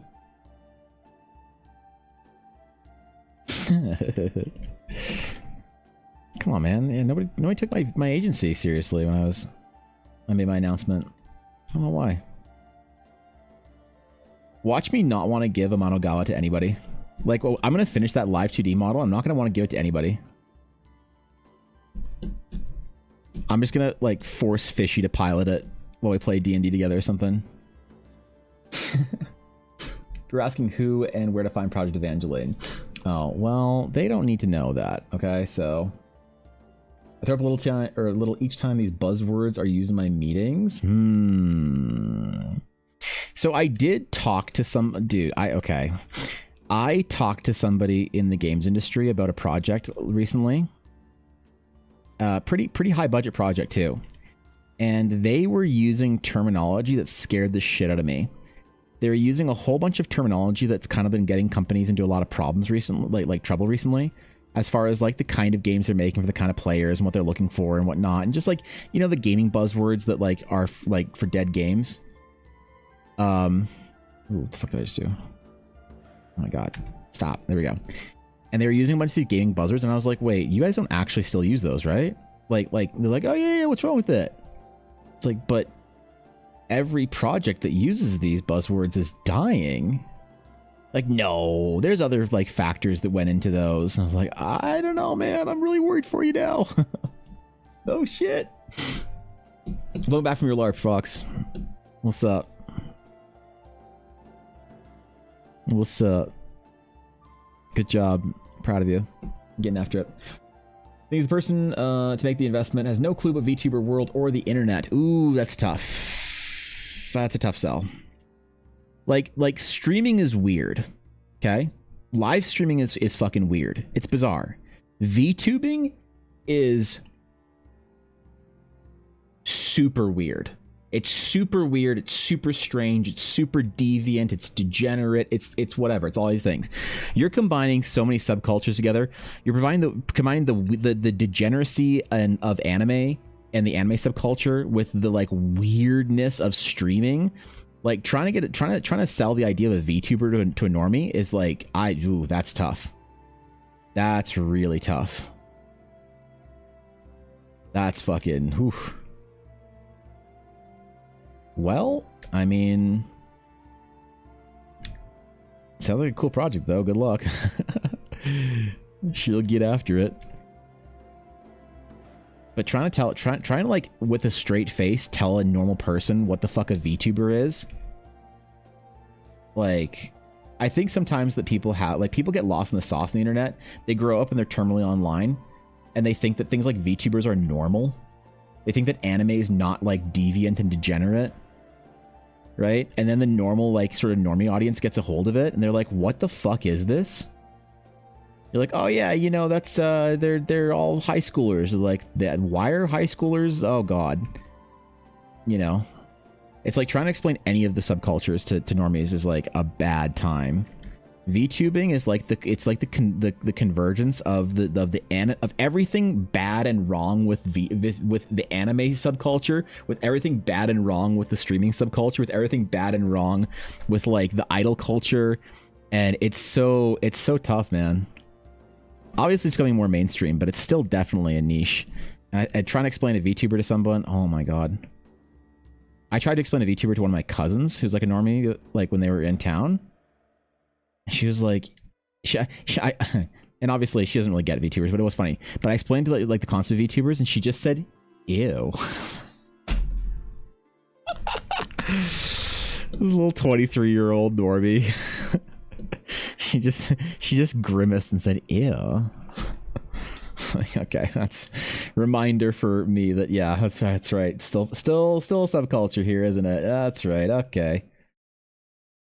Once you try to get like business and stuff involved with the agency levels, that's definitely a good luck and a half, because I feel like trying to get normies, especially investors and whatnot, to understand what the fuck you're doing or talking about is like almost impossible. But I think open-minded people are still willing to kind of entertain it, you know, especially if they understand the streaming sphere. I think getting people into VTubing from like understanding VTubing investment and whatnot from the anime sphere is not going to work.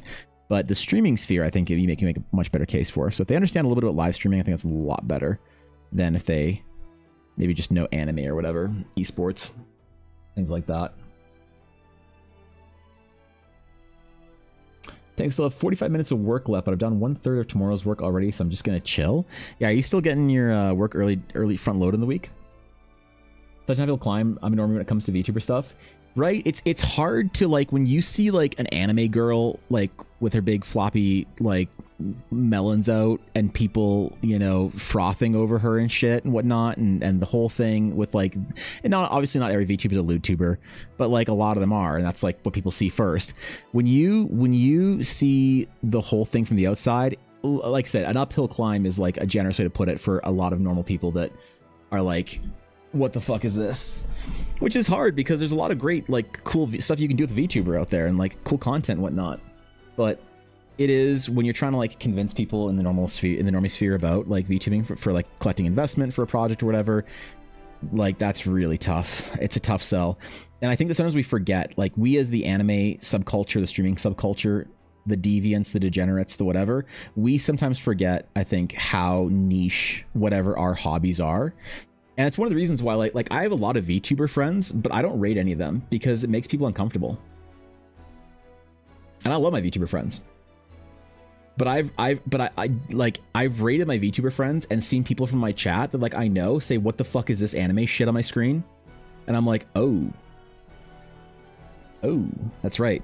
When I had Fishy on as she was VTubing for our one-on-one D&D game, I would glance every once in a while and I'd see people in chat be like, oh, this is weird, or this is different, not your normal art style, Evan, things like that. It was no one's ever rude to her or whatever. And the raid messages, things like that was like whatever. I had to talk to people about that and tell them to chill. But it reminds me how hard of a sell, how far of a leap VTubing still is for a lot of people, and like rightfully so. It's fucking weird. It's weird as shit. But so is streaming in general. So is so much about, like, so is D&D and LARPing as a fucking knight and drawing imagination dragon game. I'm not saying this is a bad thing. Sometimes weird things are the best things, but it's still extremely weird for a lot of people, right? And that's like tough, kind of like, you know. Oh shit, Robbie, what's up, dude? Hello. Raiders from the land of Landis are here. What's up, guys? Hello. Good afternoon. Good to see ya. Robbie, hope stream was good. What are y'all doing today? Building worlds, making items, telling stories? Holy shit. Yo, if you guys aren't following Robbie, go over there, drop a follow. It's a good time. It's a good time. Good to have you guys. Welcome in. We're just finishing up a piece of art today for the adventure. What's up, guys? We're just talking about VTubers. Could the normies have something wrong with them? I mean, sure, man. Like, yeah. It's still weird for a lot of people to see VTubers and shit. I think, you know. Forgotten basic courtesy.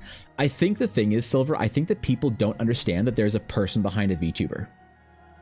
I think they think it's like a anime or something or whatever, right?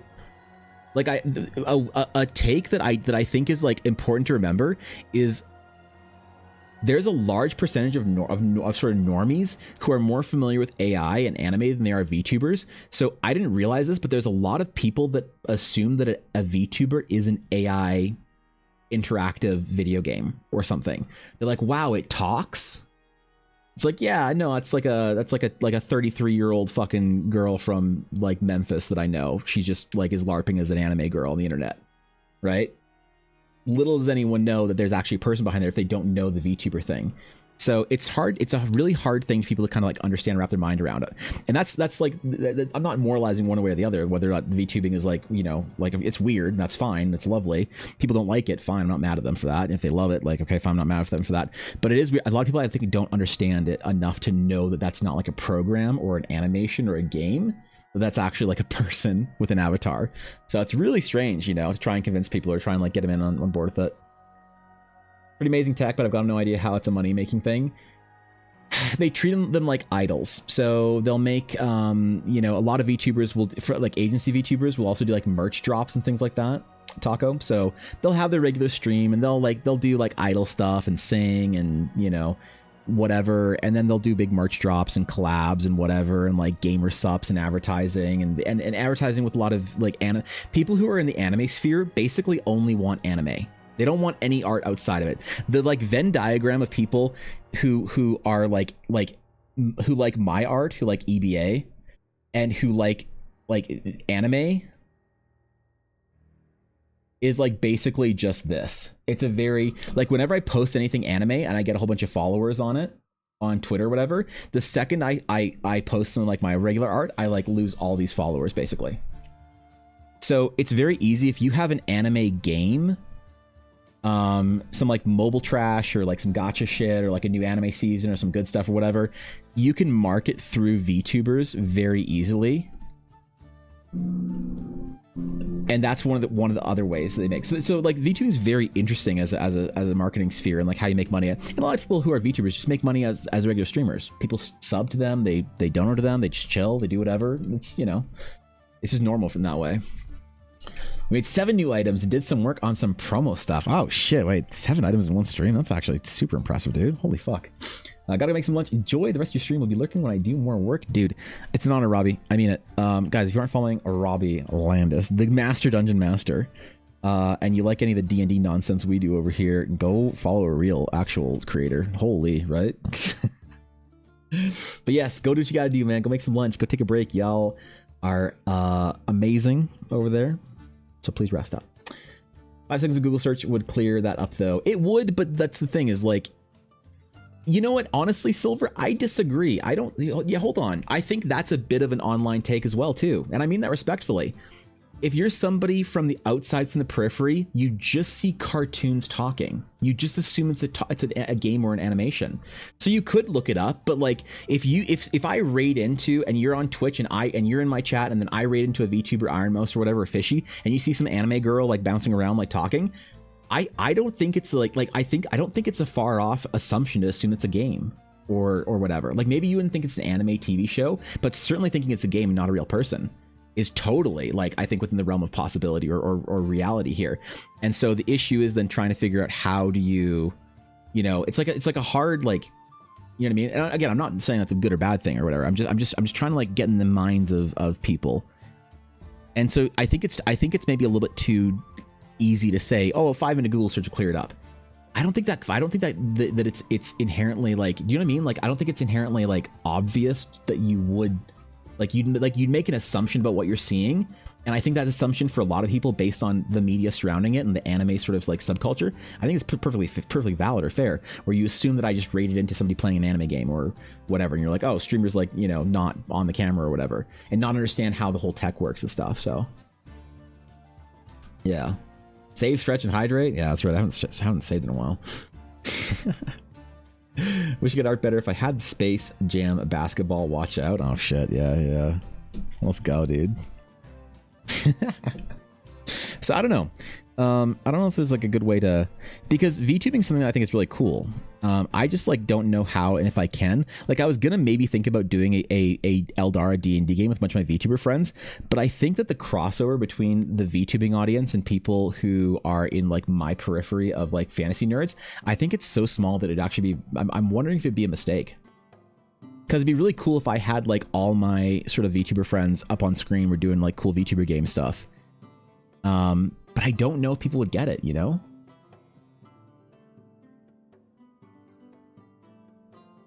And I don't know if that's the best introduction for that either. Maybe it is. Maybe great. I don't know. It's definitely worth the risk or worth a stab or whatever. So I like most of my streamer friends on Twitch are VTubers. I don't know why. But like one of my closest friends, Fishy, she's a VTuber. Like Ashy Ulner and Vixie, very close friends of mine now that I play D&D with. They're all fucking PNGs too. Or sorry, JPEGs, my bad. Don't accuse me of being a PNG tuber. Sorry, JPEGs. And it's tough because like, how do I play D&D with them, but like also sort of like kind of maintain the kind of traditional fantasy, whatever. I think it's worth the trying and like having fun, like doing what I want, but it is still a weird thing that I have to kind of think about how to like make this make sense to people from the outside. You know what I mean? Take care, Conk. Does it ultimately mean that a stream is on Twitch, they should be assumed to have a real person behind it, whether game or art or VTubing? Abusing things in chat is display lack of courtesy or forethought. Well, that's the thing. Like, is it a bit abrasive to say, what is this anime trash? I think if I was doing anime on stream and somebody said, what is this anime trash? Like, obviously that's abrasive and rude. But I don't think that somebody would be assuming that like that's me. You know what I mean? So when I read into some VTuber or whatever, and I see people saying like, what is this anime bullshit? Or like, oh, this is like whatever, you know, obviously it's rude, but I'm trying to understand where that comes from people that aren't trying to be rude. You know what I mean? It's like I'm trying to be generous to people. It's like, I know this is a decent chatter. I know they're a decent person. Like they've been in my chat for a long time. They're generally positive about things. Why is this so upsetting to them? And it's like there's like an awareness of there being something very off-putting to it to some people. And I think sometimes that's one of those things that we forget when we're part of a subculture or a subgenre of art or whatever, is like anime is very off-putting to a lot of people. Like if you didn't grow up in anime, I think that it's very off-putting, to be honest. I've realized that more and more as I've sort of experimented with art styles and like kind of grown out and studied the use case of art styles, you know, and obviously, yeah, somebody being an ass is like whatever, like that's different. But I'm just trying to figure out why it's so off-putting to some people. I don't know, man. Again, because like I'd love to be able to do projects with my VTuber friends and you know and whatnot. But I always feel like kind of bad that I can't like raid them or whatever, like do things on stream or with them or whatever. Like I'm happy to be on their stream or whatever, but I typically don't have any VTubers on my stream because it's just very strange for a lot of people. And the thing is, all my VTuber friends, they all know that, and none of them are offended by it. Like maybe some of them are, I don't know. But anyway, any of my like actual friends that are VTubers, they know that they're like, oh yeah, you know, VTubing is super weird. It's off-putting for a lot of people. Whatever, you know, like I don't blame you for not wanting to do anything on stream or whatever. Like they get that, they understand it. But I try and find out where that gut reaction is from, where that visceral kind of like, I don't know, that feeling comes from people. But they don't think that there's a person behind there. They assume that it's like a game or whatever, and they're like, oh, what is this anime trash game? Because like if someone's playing Genshin, you're like, what's this anime trash you're playing? Like I don't think anyone would be like obviously that's like kind of rude and sarcastic and whatever, like Atari said, but you're not calling somebody trash. You're calling the game they're playing anime trash. I just called Genshin anime trash, and it's like, aha, it's like fun, you know, whatever. We all call Genshin anime trash and whatever. It's not a big deal. No one's like personally offended. But people don't understand that that's a person and not. I don't know. It's just very weird, man. You know. Yeah, my wife, for example, would absolutely say, what is anime bullshit? But she'd say it out loud when typing in chat, potentially insult someone. Sure, no, totally. Like, yeah, absolutely. That's one of those, like, keep it in kind of things, 100%. But the thing is that I think that it's valuable to study people's honesty. So, like, sure, I mean, like, I agree that that's not an okay thing to type, but also it's worthy of study because it's also indicative of somebody feeling a certain way. So it's like, yes, but it doesn't matter. You know what I mean? That's where I'm kind of getting at with it. Like yeah, people can be off put by your art or think that your thing sucks or that this like anime trash is whatever or bullshit is, you know, garbage, or people can not like stuff all they want. And generally the social etiquette is you keep your negative opinions to yourself. Normally people have that. And you know, as somebody who's gotten like a lot of YouTube and Instagram and TikTok comments in the last 2 months, I've seen it. I've seen all the realms of people like where I'm like, why? You're not, you know, you don't understand the social contract here, do you? Oh, it's fine, you know. But it's still worthy of sort of studying, I think, you know, when people say things like that, when people have that reaction, because I think it's very interesting as to why they have it. And then the point that I'm trying to make is not like defending this, obviously. I'm defending the study of it. But I feel like I feel like I'm defending the legitimacy in a way, which I'm not. But it's the kind of thing where it's like, we can't forget that that's still the gut reaction of so many people when they see something like VTubing or anime. There's still that gut reaction for a large contingency of the population, even within our fantasy, you know, scene, that they're like, ugh, you know, they're just like upset by a thing. And even if only like 5% of them say it out loud because they don't pass the social bar, that it's still the kind of thing where it's like, if there's one person saying it, there's 5 people thinking it and not saying it. You know what I mean? Or 10 or more or whatever. Yo, Sage, thanks for the follow. I appreciate it. So I don't know. It's just worthy of study for me because I really wish that I could do this like cool VTuber project. I just don't think I could do it on my channel. I don't think I could do it with like the kind of like Eldara thing that I, you know, have built up. Right? Viscerally disturbed by the appearance of bullying. I'm probably biased towards interpreting it that way. I think you are. I think your negativity bias is absolutely coming out on it. You're overthinking it. You're over like analyzing it 100%. People are gonna like people are gonna say shit on the internet all the time, and you can't be aghast when you see people being rude or whatever. You just have to let it go. You know, and I get it. The negativity bias is 100% real for a good reason. It's an evolutionary response socially. When I see a negative comment on one of my YouTube videos, it'll live in my head rent free unless I try and dissolve it as much as I can. So I 100% get where it comes from, but it is good to be self-aware of that, you know? Yeah, no, yeah, I mean, it's necessary to study, but trying to get hung up on it too much, or else, yeah, you're just gonna drive yourself crazy trying to figure out why people are the way they are, you know? Like someone will say that they hate my art or whatever in a YouTube comment, and it's like part of me wants to just sit there and just live in that and be like, why do they hate my art, you know? But yeah, it's like if you don't post things and you don't see and are exposed to that kind of like that negativity, the bullying, the hate, the whatever, the criticism, all those kind of things, and you see it like in small little like kind of, you know, contained little vessels of annoyance, it'll live rent free in your head for fucking years, and it sucks. So no, I think it's a good thing to have it like a sensitivity to that, but also it's, you know, very good that there's an awareness of like, yeah, whatever, you know. Because, man, that's the internet, you know, that's what's like to live on the internet these days. Which is like interesting when you think about it socially, why we do that or how we act or whatever. And how to fucking try and fix that shit. I don't know if it can be fixed or if it's just like, you know, one of those things you just gotta manage. Anonymity isn't great for a lot of people. But I think most people, like most people are positive and nice and kind and whatever and generous, and it's always good to like try and like refresh that. I need to once in a while. I try and really sit in compliments if I can. You know what I mean? Like I really try and sit in a compliment as much as I can, as long as I can, when somebody says they like something, because it's so easy for me to get told that I'm a terrible artist or that I'm doing something wrong or whatever, or some shit like that on a YouTube comment, or fucking criticized or whatever it is, man. It's so easy for that shit to just like live in my head, that I have to just try and like survive, like, you know, just like swim in the positivity as much as I can. Otherwise, no, it'll eat you apart. All right, but I think we're done this piece. I think it's time for a signature. I think it's time, man. This is a fun one. I like this one. That was good shit, dude. We finally figured this out in the end. That was kind of a long scramble, but, you know, we got there after a bit. So, how about that? But yeah, this is gonna be one of the main title pieces for Horizon, I think. This is gonna be one of the main title pieces for Horizon for the last bit of the adventure. Still kind of wanted to paint it, still might, but I like it as a sketch right now. So I'm glad we finally arrived there today, which is fucking sick that we got that done. I kind of make it into a promo actually, if I can, or a card or whatever. Make it into a promo? We'll make it into a promo. Let's try making it into a promo. Fuck it. Fuck it. Let's do it.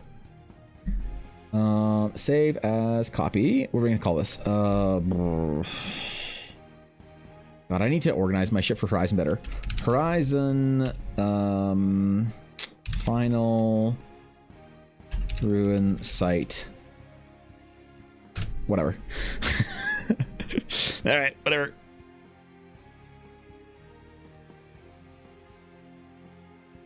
Let's be promo number,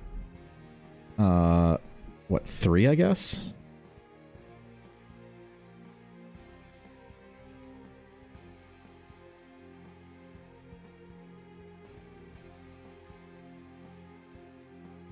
Oh, 3 Horizon Ruins. Why does it still show Lona? Oh, because I haven't changed the fucking art. That'd be why. Good job, Evan. Amazing. We can applaud my efforts. All right. Wow, that's tiny. Oh, that's rad. Oh, that's fucking rad.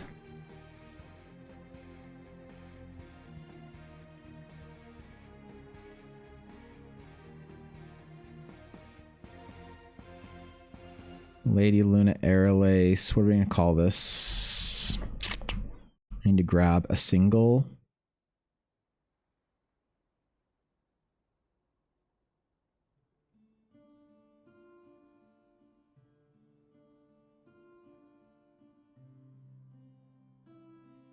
Promo card. Ooh, okay, hold up.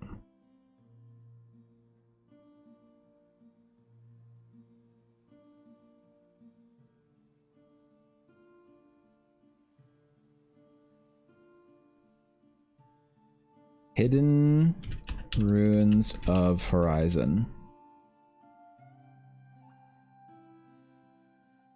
Okay, how do you feel about that? That looks fucking cool, dude. God, I love this shit. What's up, White Bunny? What's up, dude? I love your art. I find it extremely inspiring. I keep trying to learn from it. I love what you're doing with your world building project. I'm also learning for that for my own. Dude, I appreciate that, Silver. That means a lot. Seriously, I'm honored. I'm honored. My favorite art of Lady Luna Airlace? Yeah, you think so? It's your favorite one? Well, that looks kind of dope, eh? As a little card. The Hidden Ruins of Horizon. I kind of want to put the. Let me make it a little bit smaller. Oh, that's not great. 16 point? Ah, it's fine. The Hidden Ruins of Horizon.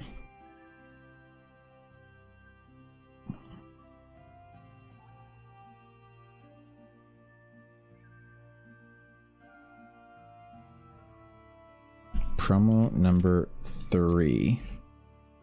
Ooh, I think I might do this to 18. I might do 2 pages of it so that I have something to give away with the adventure when it comes out too. I think. It's probably a good way of doing it. Not rigged? Wait, what? Not rigged for a Duria because let's face it, it doesn't need that. Ooh. Yeah, good point actually. Yeah, holy. How you doing? I'm doing good, buddy. I'm chilling. It's always a good day when I can finish a piece of art, so yeah, I'm chilling. I'm chilling. That looks kind of sick, actually. I do like that. That's a great little promo, I'll admit. That's that art. Man, the locations, the landscapes really fill in. Like there's a couple of base cards that I think I want to redo as fine art like prints, like some of the old sketches. I think I want to redo. So I might redo the base set list a little bit with more modern sketches that I've done. You want one? Yeah. Well, it might be the tier 3 pro. Nah. I'm probably gonna make this available with the adventure release. This I think will be the tier 3 promo that I'll do this month. I think I need to do it to 18 though. Or how many pages is that? 17? Wait, what is a promo to 17? Or would I do 20? I guess I just do 20 and then just print some extra crumbs. So I could do it promo.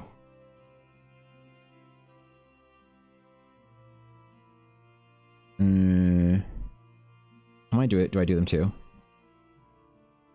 Because if I'm gonna use this one as a proper promo for the release of Horizon. Ooh, yeah. So the promo numbering is not going to be, it's going to be different for each one. There's not going to be a set number of promos. Like every promo is an 8 of 8 or whatever, or 2 8. Like the first one is a 1 of 1 promo, promo number 1. So number 2 could be 3 to 3 or to 20.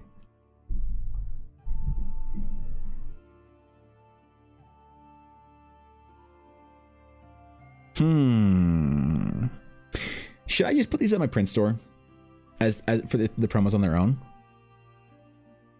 Should I put them on my print store? Is that a dumb idea? Or is that kind of fun actually? Looks awesome. Thank you. Because I want to redo. So for some of the base cards, I'm going to I think redo some of the like some older pieces. Like, do you guys like the older pieces like these ancient fucking Averasti piece or should I do some more landscapes in here? Got a lot of characters, some little sketch cards. I've got like the Asari Gates. There's one. Ancient Novalia. I've got a couple of them in here actually. Parish Master. Arukai Monk. I could redo this one as the Gates of Horizon. Oh, for the Arukai Monk, I could use Zora. I have new art for the Arukai. That's fucking Zora. Oh. Wait. That's literally what Mel asked for. Was to have... Oh my god, wait. That fucking works.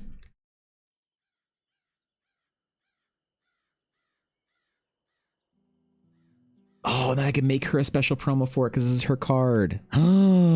Wait. I could even do a Geminos one and do a special promo for Aduria. Dude, Mel, do you want me to use Zora for the Arukai, the official art for the Arukai, and then I can make you a special promo, like a special 1 of 1 promo for her as well. Then, so you have like the original. Go for it. Okay, then here's what I'll do. We'll replace the old Arukai Monk artwork. I'll use this one for the base card design because we did the update for it, and then I'll make you a like a 1 of 1 or 1 of 3 promo or something like that. I don't know if I really want to do 1 of 1s for promos. Probably okay, right? Does it take away from legendary cards? I don't know. It'll be a very cool thing. And then I can make one for the Geminos for Aduria. Ooh. I need lore on the Arukai. The Arukai are a group of astral sages that are sort of like LARPing as astral knights, almost. They do a similar thing to they manipulate the astral aura in a similar way, in a physical sort of like combat style to the astral knights. The difference is that they don't actually take in the aura to themselves. They let the aura flow over them and they push it out, the energy, kind of like firebending shit or avatar shit. They don't, yeah, it's nowhere near as dangerous or as dark or fucking spooky or whatever as the astral knights. Oh man. Right, I have art for people that I can make promos for them. So I can make like the Geminos thing for Aduria. I can make like a special version of the promo for him. Do I have any of the rares I hate? Do I have any rares I hate that I want to... hold on. Change. Do I have a rare that I hate? No. Like that one, like that one, like that one, like that one, like that one, like that one, like that one.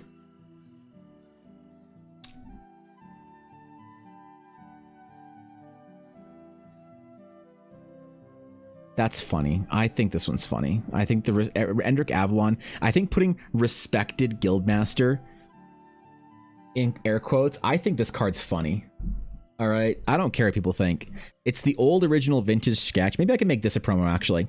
You know what? I can make Endrick Avalon a promo, and I could make the Geminos.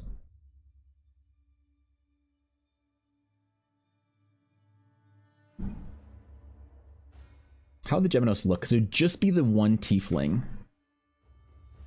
And then I can make a cool promo for Aduria for that too. Oh my god.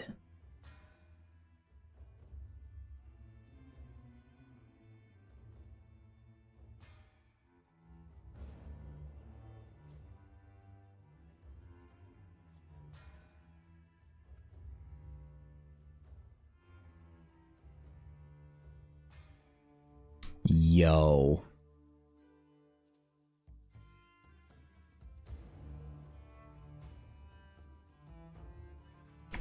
Yo, dude.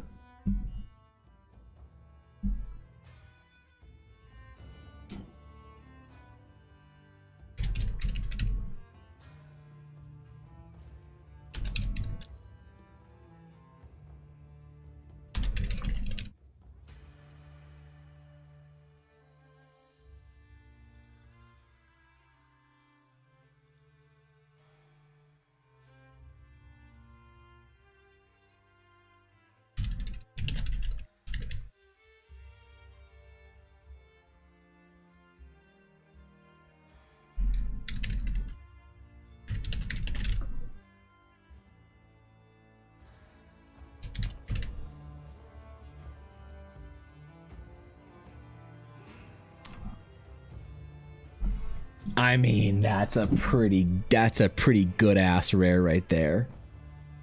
Holy. See, that's what you get, man. When you commission art for Eldara, you get a special promo. Maybe I'll do a one of two promos so I can send Thorkin one too, because Thorkin's also a hopeless fucking card collector. Then Aduria and Thorkin can have the only two Snow Tiefling promos. And they can sell them in 50 years for fucking a giga house, whatever. Give me 1 sec.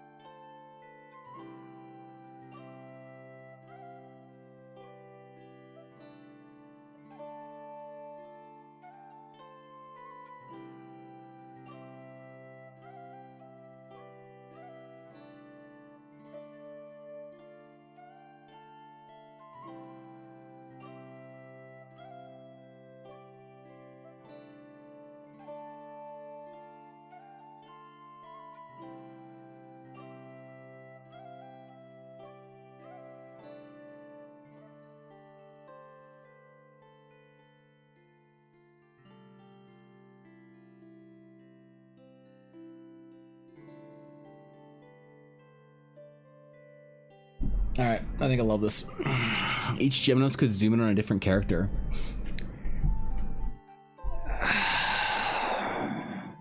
That would be really cool, wouldn't it?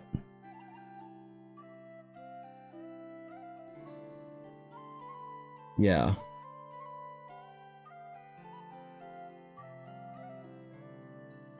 Because I guess I could reuse them in the future, this piece of art as well, in the future, to have the different characters. You know? Oh, it'd be like a big Voltron art piece.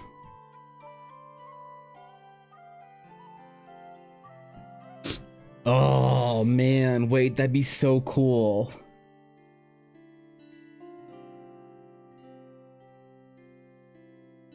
Should do one set of trading cards numbered in Roman numerals and not tell anyone, just see how long it takes people to notice. Ooh. Well, that idea, but it'd be better if you had separate pieces for each.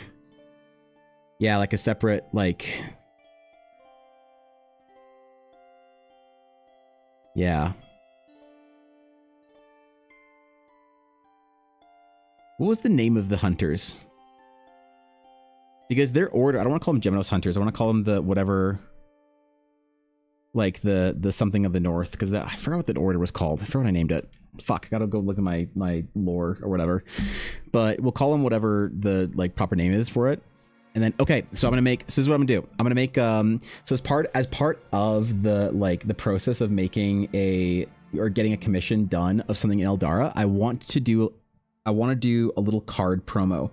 If I use the art for something official or whatever, that's awesome. But then I want to also be able to use the card art for a special promo for the individual. Now, most people aren't going to care about this because most people don't give a shit about collecting cards. Fair enough. But since I like to, then I'm going to do it anyway. So, yeah, maybe I'll do like I'll do a little one of two series for Iduria and Tahork and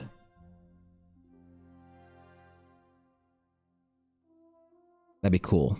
And then only 3 copies of this card would ever exist. Insert it in well, out of the rare, because the promo variant will be the same art. It'll just be, what will the promo variant be? Promo variant will be the art, but it'll be just logged as a promo, I guess. So you guaranteed to get one. Should I pop it in someone's banging art? Oh shit! Yo, what's up, Edge? Dude, I can't wait. When I gotta see you make a Luxodon, would be sick. So I'm actually doing one Luxodon, I think, coming up as part of a party piece. I think it's coming up pretty quick here. I could be wrong, but I should have a Luxodon in the works pretty soon anyway. So we'll see how it goes, I guess. I heard about the village in Japan that has released trading cards for local old men. It's gone viral with local kids. Yes, I saw that. It's an actual game though. It's not just trading cards. It's an actual game that they can play, which is funny. Because who has money for Pokemon these days, right?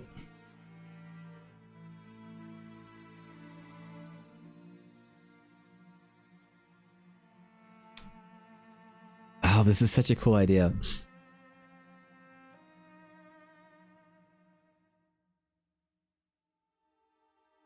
Oh, I love these, man. Okay.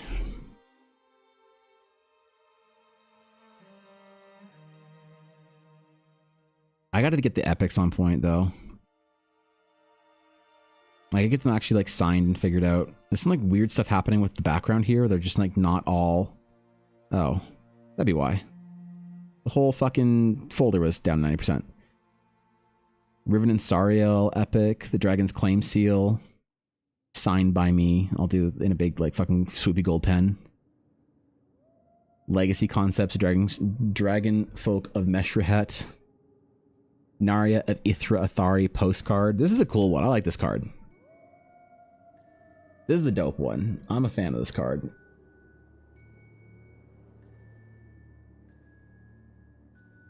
Grand Grest. Wait.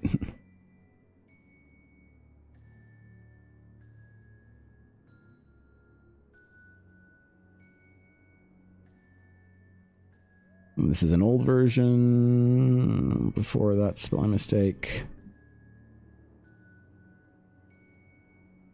was remedied. There we go.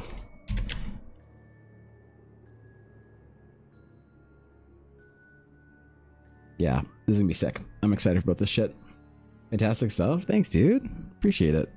I know this trading card thing is such a dumb idea, but I don't care. I'm having fun. The actual dragon, the original. This one's the one I'm the most unsure of how I'm gonna do, because it's gonna be an actual like multi-tier assembled card. One of one quest on island. I'm not.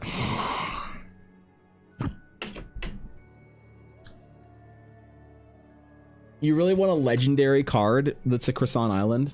You really want me to make it a legendary? because these are to 3. All of these ones. These are epics. So to 3. The legendaries. You really want me to do?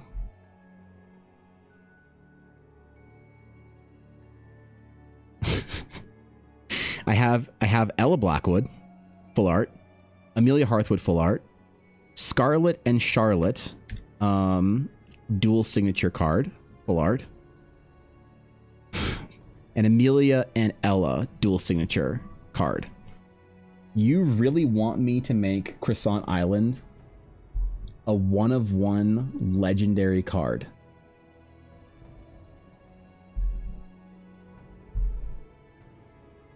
Because... oh, God. Okay.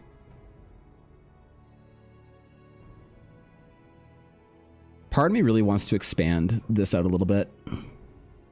But I gotta keep it manageable. Like, I wish I could know if there was, like, if I should... So I could do a double-sized print run and do rares to 10, basically. And then add a couple more legendaries in. I don't know if that would work, though. No, I gotta keep the scope manageable right now. Right now, it's all very manageable. I don't want to make anything too crazy or whatever. So, the legendary island of legend, you think? Messenger is also misspelled. Oh yeah. Yeah, these aren't the print versions.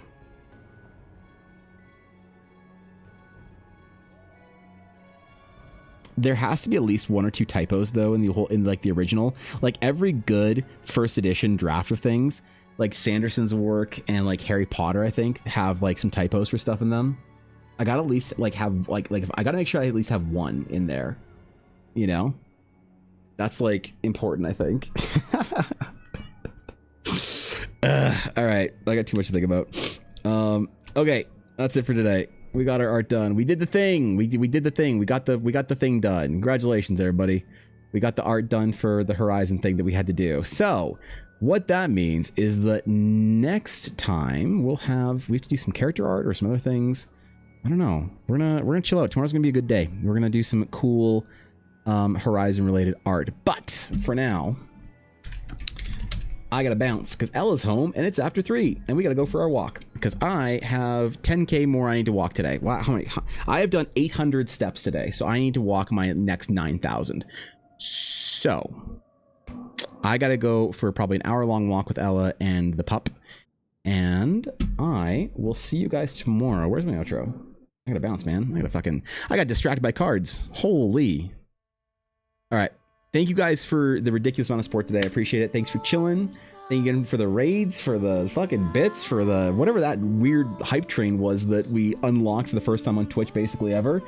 Yeah, man, I'm getting a lot of the cards and stuff printed and in the mail and good to go. So hopefully you guys will have your rewards if you've been waiting on them in at least the next month or so. I'm really trying to get caught up on all this shit. So I hope you guys are continuing to be willing to be patient with me. So please tell no, stop it. Like her and appreciate tell yourself. Okay, goddamn it. All right, I'll catch you guys later. Have a great rest of your night. I will see you tomorrow morning, bright and early, 9 a.m. If you want to see any of the process videos, socials. I think I might do the process video of me making the cards later tonight. I don't know. We'll do some fun stuff. Anyway, have a great rest of your day. Be good. Take care of yourselves. And until next time, my friends. Until next time.